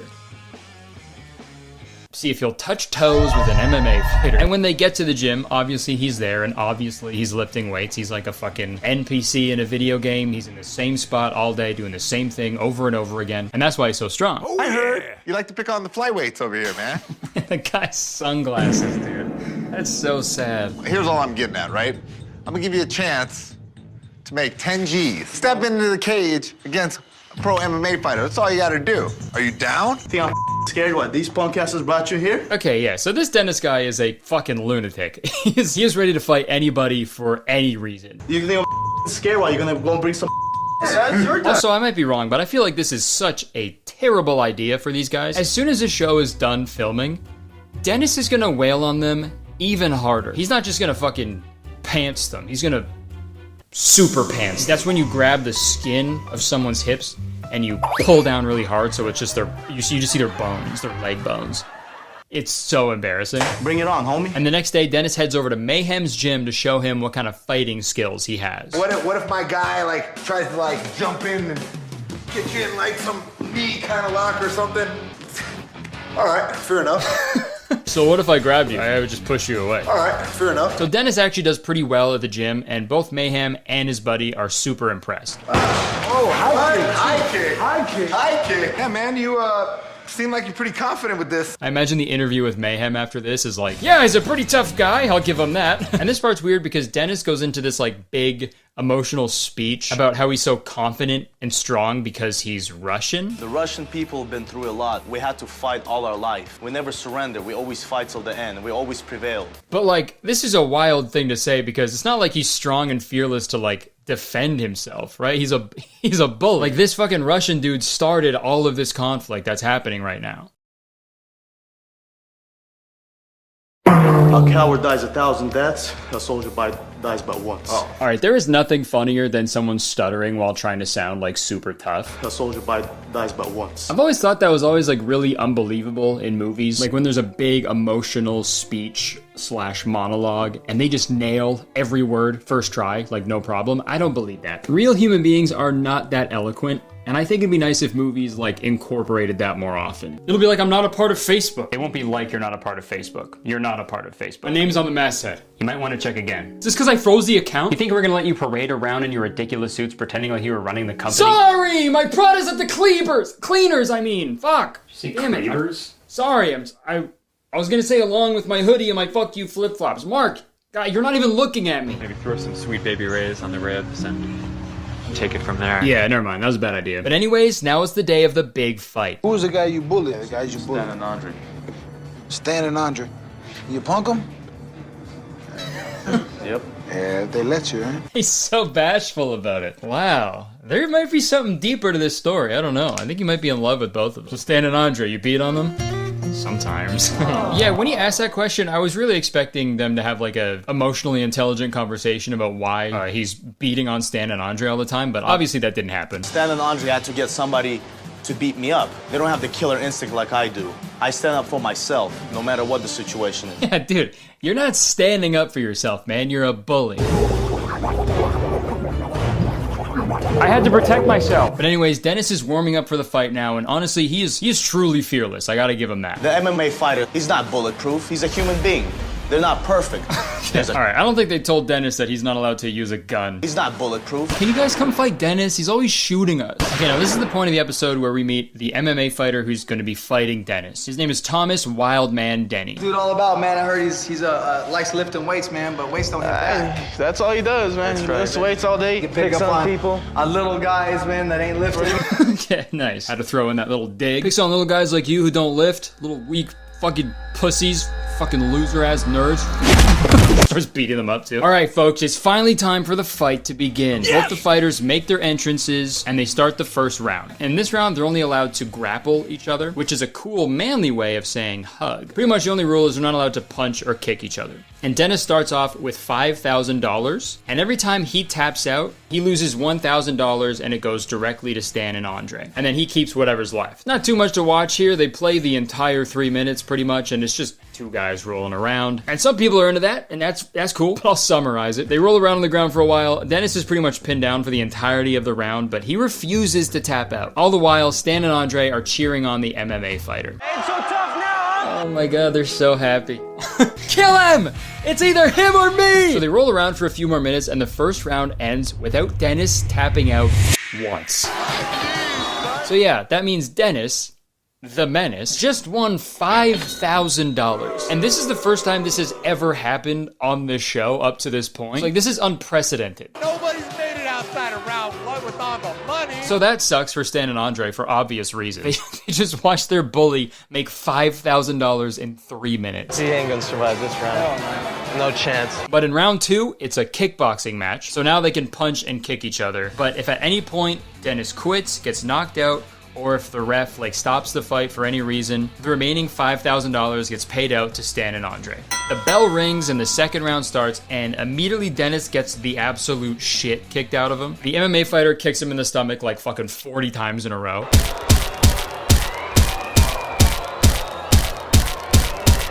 And Dennis is just way too tired from the first round to really fight back. So Dennis is definitely in a world of pain. But honestly, this is like the first time that I've seen Stan and Andre genuinely smile throughout this entire episode. It's just so funny that they've been depressed and just morose the entire episode, but when Dennis is getting the shit kicked out of him, they're both just like... But just like the first round, Dennis didn't tap out at all. So unfortunately, that means Dennis, the Menace, wins another $5,000. Dude, that's insane. Just imagine, picture this, okay? You get the shit kicked out of you for 13 years by one guy named Dennis. And no matter what you do, he always wins. And finally, you get the opportunity of a lifetime served up on a silver platter. You can get someone else to come in and bully Dennis in the ways that you never could. But when it actually happens, he still wins, dude. Dude, you took a beating, but you did it, bro. And on top of that, he's $10,000 richer because of you. Here's your $10,000. You know how many months of a gym membership you can get with $10,000? Even if his gym membership is $100 a month. That's 8 years straight going to the gym. He's gonna be so strong by the end of those 8 years, dude. You guys are fucked. You're gonna need an even bigger pair of sunglasses to cover those fucking bruises, man. Imagine do a 10-year reunion of this episode and it shows Andre and he's just yeah, he punches way harder now. And what's even worse is we never know what happens after they're done filming this show. These two innocent guys were constantly bullied by Dennis for no reason, but now Dennis has a reason. So he's for sure still gonna bully these dudes. The only difference is now he's gonna drive away in a way nicer car now. And I guess he won't have to beat them up for their lunch money anymore. But honestly, this guy may be a huge bully, but respect to Dennis for staying in the ring for 3 minutes. Spider-Man couldn't even do that. He pinned him in two. I need that money. No, we didn't get the money. Every single second of that brutal beating he was getting, it was worth way more than that money we could have got. I saw Dennis get his ass beat, and that's good enough for me. Yeah, I mean, $10,000 would have been nice too, but whatever helps you sleep at night, man. You know, Andre and Stan, it's over. I'm a better person now. In a way, I'm thankful for them, and I'm honored. It's always gonna be with me. Because of that, now we're cool. Huh? What the fuck? How? Literally right before the fight, he was like, these guys should be ashamed of themselves. You have no balls, you got no courage. You guys should be ashamed of yourself for being such cowards. But now he's like, oh, actually we're best friends now. No fucking way, dude. Because of that, now we're cool. The producers obviously told him to say that because there's no fucking way. I don't believe that at all. Now we're cool. Or who knows, maybe that is the secret. That's the secret to befriending someone. If you want to be friends with someone, you hire a professional fighter to kick them in the kidney 40 times in a row. And at that point, they can't really say no to being your friend because they'll probably be dead. I guess there's nothing left to say. Dennis, you may go puke now. Okay, so I assume he's puking from getting kicked in the stomach 40 times in a row. But it's super funny to imagine that he's puking because he just had to say on camera that he's friends with Stan and Andre. You know, now that I'm done the fight, me and these guys are best friends. Oh my god, I can't even get it out. We're such fucking pussies, dude. Turn it off. Back up. So that was an episode of Bully Beatdown. Pretty much every other episode ends with the bullies getting absolutely fucked up and then the victims like winning the money. But I figured we'd watch this one because I thought it was just super funny that the bully won the money this time. And you know, after rewatching that first round, I think I know why Dennis had such a quick change of heart. He just needed a really long hug. Or a grapple, sorry. All right, that's it. Thank you so much for watching this little silly video. Hope you enjoyed it. If you did, please press the like button because believe it or not, 1 like equals 1 therapy session for Andre because he really needs it. And press the subscribe button, obviously, because as soon as you do, you become a valued citizen of Kurtistown. If you didn't know, Kurtistown is the best place to live in the world, and I'm the mayor of Kurtistown, so you have to be nice to me. It's the law. Also, the first leg of the Goodfellow World Tour starts this month, so get your tickets. And also, tickets are available right now for the Australia and New Zealand shows. Tickets are already going crazy for that one, so thank you so much. Can't wait to be back there. But yeah, thanks so much for tuning in. I appreciate it. I would stick around, but unfortunately, I have to go. I have to go check if my ranking went down in the monkey cult. Hey, do you guys want to see the other cities I'm going to on tour this summer? Okay, here you go. Look at all these places. I'm going to Philly, Chicago, Detroit, LA, Portland, Seattle, and so many more. It's gonna be dumb lit. And just like last time, if you want to have first access to tickets, check out the very, really good Patreon. Tickets go on sale for Patreon members on Tuesday, and then general on sale is next Friday, April 22nd. So yeah, those are all the cities I'm going to this summer. I hope to see you at the shows. It's gonna be so much fun. I'll see you then. Enjoy the video. All right, folks.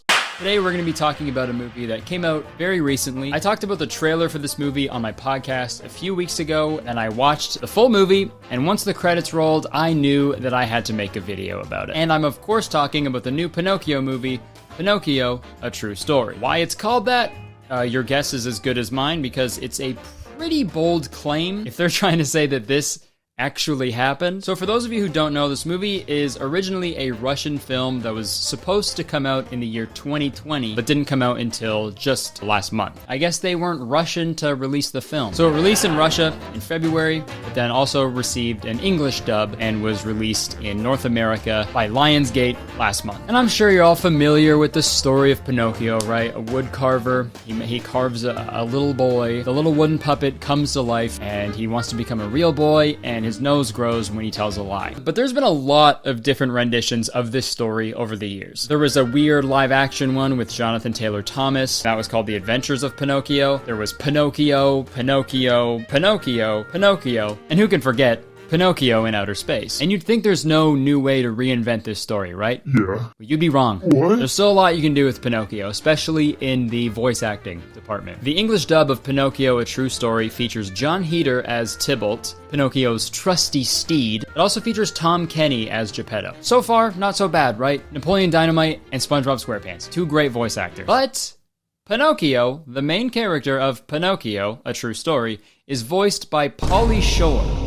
And look, I don't have anything against Pauly Shore. You know, he's been in some great movies, but I don't know if like the casting director owed a favor or something, but this was a bad idea, and you'll see why going forward. So let's talk about Pinocchio, A True Story. So it starts off with Tybalt giving a little intro about the movie we're about to watch, and he says all those other Pinocchio movies we've seen, they got the story all wrong, and this is the real story. People started making up some silly stories about growing noses and whatnot. Have you ever seen a nose grow right in front of you? I mean, no, but I don't think the growing nose is the most unbelievable part of the story, right? I'd say the sentient wooden boy is the weirdest part, is it not? Also, you're a talking horse, so I feel like it's weird to draw the line at a nose growing, right? But hey, what do I know? I also think it's really funny that the line is, have you ever seen a nose grow right in front of you? Implying that, you know, we're all aware that noses can just grow, but it never happens right in front of us. I mean, I guess noses grow over time. Again, what do I know? And don't worry, that's the last time I'm gonna make that joke.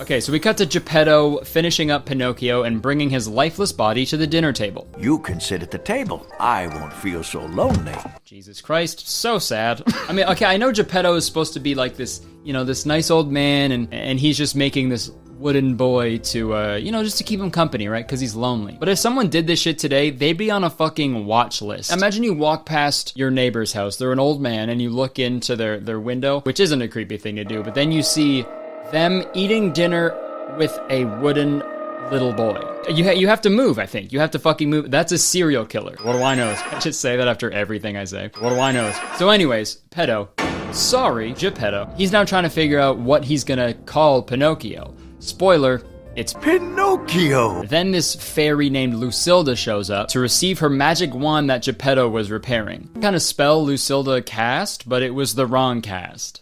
Like the movie. Dude, like in the original Pinocchio movie, the like fairy shows up in the house. She's in person. She gives Pinocchio life. And then she explains to him to be a real boy, he has to be brave, truthful, and unselfish. And then if he does that, he'll become a real boy. This fairy didn't do any of that shit. She didn't explain the spell at all. She just did it and then dipped and then said it would make a good story. At least, this will make for an extremely interesting story. Spoiler alert. It doesn't. It does not make a good story. It's a good thing there was a wooden boy in there. She just sent a magic spell that bad spell. Can you imagine if that like didn't hit Pinocchio, it just like hit his bed or something? Oh, man. Oh, hey, there you are. Polly, please, not today, okay? I'm very tired. Geppetto, when you gonna put me out of my misery? This existence is a curse. Come on, don't be ridiculous. This mattress is really good for my back. Okay. Hey, Polly Shore, just so you know, yeah? I drank a bunch of Sunny D before I got into bed tonight, so I might wet the bed again. Oh. Good night. Father, please, stop drinking so much Sunny D, you're gonna... Okay, so now we cut to a few years later, I think. I'm still confused as to why. Like, I don't think it's illegal to be a wooden boy. It absolutely should be, but I don't think it is. Maybe it's not the wooden boy aspect of Pinocchio that they're worried about, right? Hey, sorry, we've been getting some reports of hearing the voice of Pauly Shore. Oh, what? Do you know anything about that? No. No, God, no. What? Okay. I would never do. Okay, no. good, because that's punishable by death. I hope you know that. Right. Okay, that I am Pauly Shore of. That's a good one. If I'm serious, though, you will be killed. While the cops are about to stumble upon Pinocchio, they hear gunshots off in the distance, and they run off to go investigate. Did you hear that? Follow me. And this is where we get the iconic line. Father, tell me, when can I leave to be on my... Yeah, just such a weird line delivery, man. When can I leave to be on my own? Yeah, this line is just like such a great example of like why this was such a weird casting choice. Pinocchio's supposed to be a child, a little boy. Like, listen to the voice of the original Pinocchio. I can talk. I can walk. A kid. Pauly Shore is 54 years old. The line is supposed to be, I'm a real boy. Not, hand me that IPA, I hate my wife. Straight up, this is like the Grease movie, but in voice form, you know? You know the movie Grease, when everyone was like, hey, I'm fucking 15 years old, look at these forehead wrinkles, bada bing, bada boom. But anyways,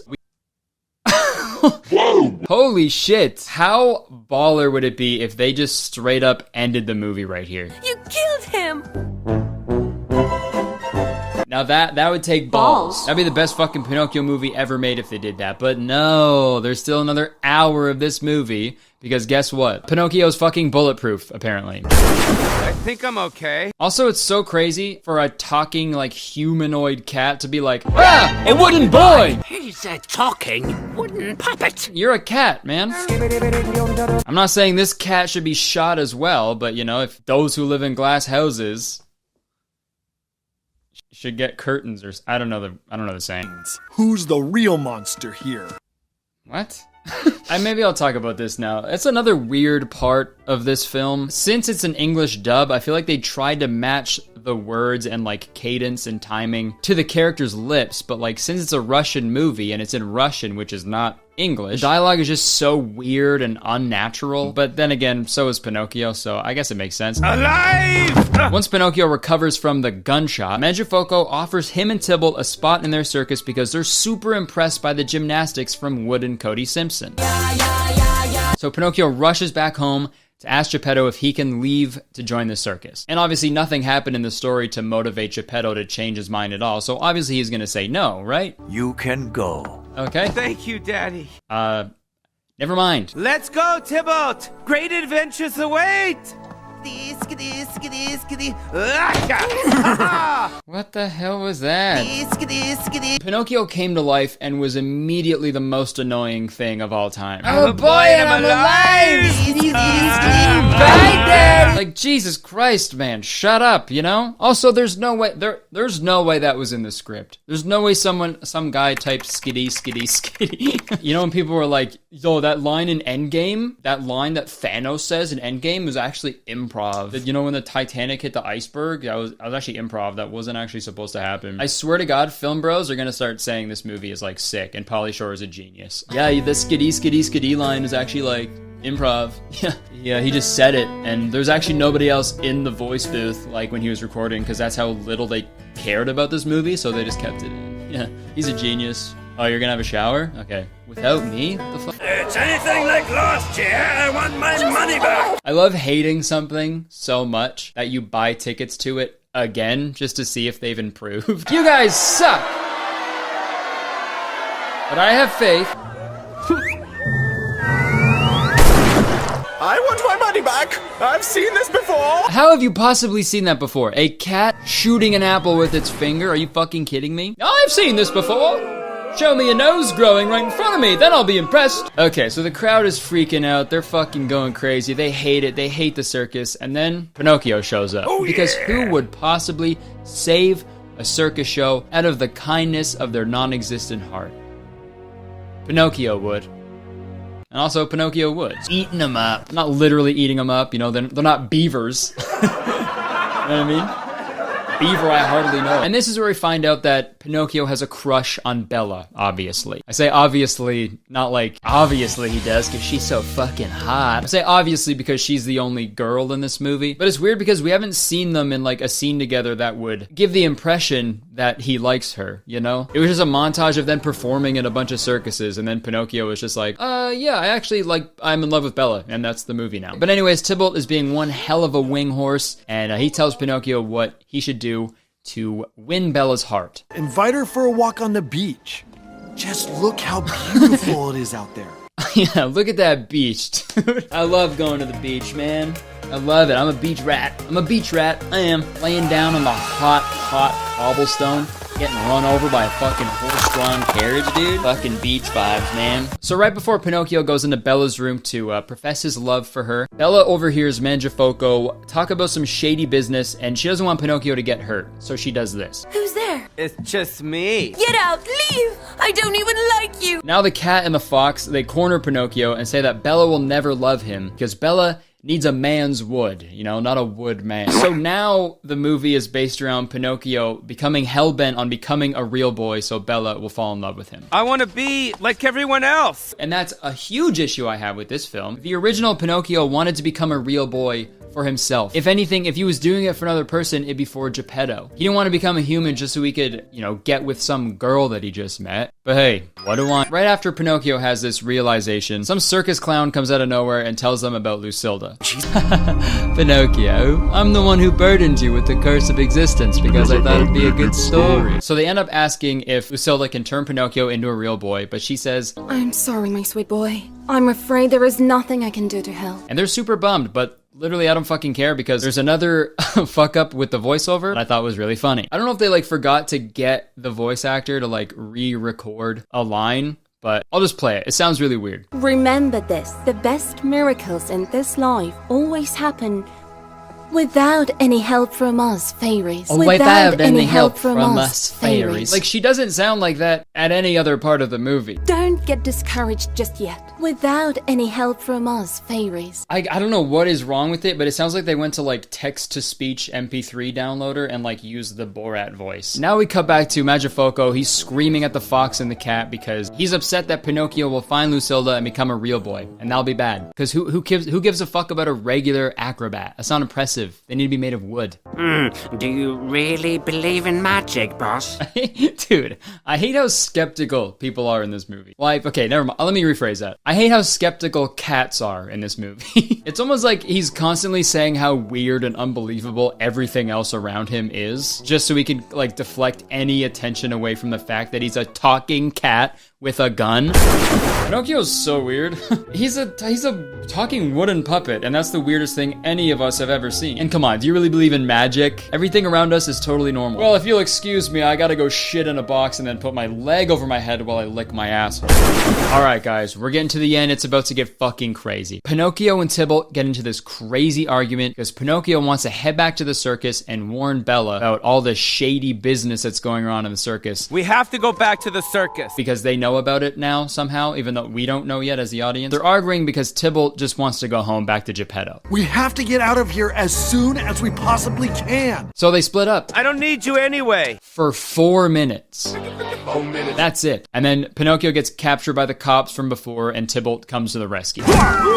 Like, usually in movies when something like this happens, when the two main characters like split up, think like Rush Hour, Rush Hour 2, even Rush Hour 3 probably. They split up for a while, right? For some reason, and until the end where they come together, they put aside their differences, and they save the day, right? But no, this was fucking 4 minutes of them just wandering around. And then Tybalt, out of nowhere, was like, you know what? I changed my mind. Which seems to be a common theme in this movie anyway. You're too young and too gullible. You can go. And like I said before, as an audience member, like I didn't know what the circus was doing. Like I didn't know the shady business. Like I didn't even know that they were doing anything shady until like right now. Like it was so confusing. I watched this movie like twice now, and up to this point, they don't tell you anything about the shady shit that's going on. Mind you, I was hardly paying attention, but still. It's just so weird that like they're heading back to warn Bella about all the bad stuff they're doing when we don't know anything about the bad stuff they're doing, right? Bella, you have to come with me. These guys are dangerous. I think. I'll tell the whole truth about what you're really doing. What do they do? Every one of you will go to jail. What do they do? Fucking tell me. Okay, so they end up throwing Pinocchio in a jail cell made of wood, which is honestly kind of fucked up now that I think about it. He's in a prison made out of his own flesh. But hey, aren't we all? But it turns out they also captured Geppetto too somehow. My son. But don't worry, Tybalt saves the day. They're only locked up for like 30 seconds. Tybalt, you found us! And now it's time for the big finale. Pinocchio and Tybalt do their awesome show at the circus, but now they end the show a little differently, okay? They break out into this big song and dance, and this is how they reveal Magifoco's plan to the audience. She fucked off because she was sick of people... I'm sweating so much. Look at how fucking worked up I am about this movie. Fucking Jesus Christ. Ew, man. Pinocchio can't do that shit, though. Lucilda had all those evil spirits build that road for her, and then she moved off, like, far away because she wanted to be secluded because she was mad that everybody just wanted, like, money or love. But Pinocchio did this for love, and now he's rewarded for it. Now he gets the thing that he wants. That doesn't make any fucking sense. I'm really human? But anyways, now there's a weird plot point where we find out that Bella's real dad is the police officer from before. You are my father. Yes. And now the movie ends with the new circus show, free of crime. And honestly, dude, I don't know how they did it, but the real version of Pinocchio, like the human version, is way fucking creepier than the wooden version. So honestly, that is a technical feat, I think. Genuinely impressed. So there's Pinocchio, a true story. I get, you know, remakes are gonna happen. I feel like at a certain point, just make a new story. You know what I mean? This isn't a new film to me. This is just a weird version of a movie I've already seen. And to be honest, this isn't the Pinocchio that I know and love. I know I said it already, but the original Pinocchio is so much better. He didn't want to become a human for someone else. He did that for himself. Like, what does this movie teach us? You should just change who you are as a person to get with the person that you like? Oh, good message. Good job. You know what? The original Pinocchio would fucking hate this new Pinocchio. He would hate his guts. I think he would hate him enough to write a whole diss track about him. And it'd probably sound something like this. Oh, you think you're the real Pinocchio? That's a fucking lie, dude. Here's a true story. Hey, look. I'm sick and tired of these bitches thinking they the ones. My body's made of paper. You know I got the funds. You got nothing, boy. I'll smoke you like a chimney. For you it's crickets, and I ain't talking Jiminy. Hey. I'm pushing Pias in Pinocchio. There's a line for my ride out in Tokyo. You living in the backwoods, but you know we smoking those. If you had a parachute, bitch, I would be poking holes. Knock on wood, bitch, you know the sound. What? I'm a baby wooden boy, but I'm not kidding. I got no strings to hold me down. Get Bella on my face, I'm a star fibbing. Thank you, Daddy. You know, when I was stuck in the belly of that sperm whale, I was like, hold up. This isn't a sperm whale. It's your mom. Get these nuts, motherfucker. There's only room for one, you must die, John Tucker. I say you need to calm down, just like Taylor Swift would. I'm a Trojan horse, bitch, you just some driftwood. You think I'm done, bitch, I'm going round two. I'm bound to pound you under the ground, dude. Sound cool, not to you, but everyone around you. Call you waterlogged, cause I just fucked around and drowned you. Hey, let me ask you equestrian. You're holding all these L's, bro, you're probably sore. I want all the drama, just call me a thespian. But why the fuck you got the voice of Pauly Shore? I'm gonna spray you like that cat, you ain't never coming back. Getting splinters while you're sucking on my wooden ball sack. You an acrobat good cause you about to get jumped. Why you thought you had a shot? I'm stumped.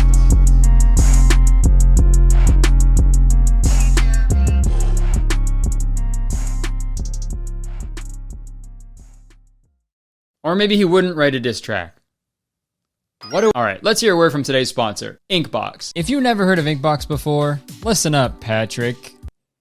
Because you're probably living under a rock. Inkbox tattoos with 4Now ink last 1 to 2 weeks and fade away as your skin naturally regenerates. They're applied easily, right at home, no needles required. All you have to do is wipe your skin with the included primer wipe, stick the tattoo on your skin, leave it on for 1 hour, and the tattoo fully develops over the next 24 hours. It's that easy, man. And unlike other temporary tattoos, Inkbox tattoos actually look like permanent tattoos, as you can see, and they also don't wash away when you're having a shower. And folks, when it comes to what you can get tattooed, the possibilities are endless. You can shop thousands of designs from their global artist community, or simply create your own. Or if you're feeling extra creative, you can use their tattoo marker and draw your own tattoo on your skin yourself. And listen, I don't know about you guys, but I am so excited for prom this year. I'm really nervous, but I'm excited. I mean, I'm not going because I'm 27, but if this was 10 years ago, dude, I think I would use Inkbox to make prom even more exciting. You want to stand out and make your friends jealous of how badass you look?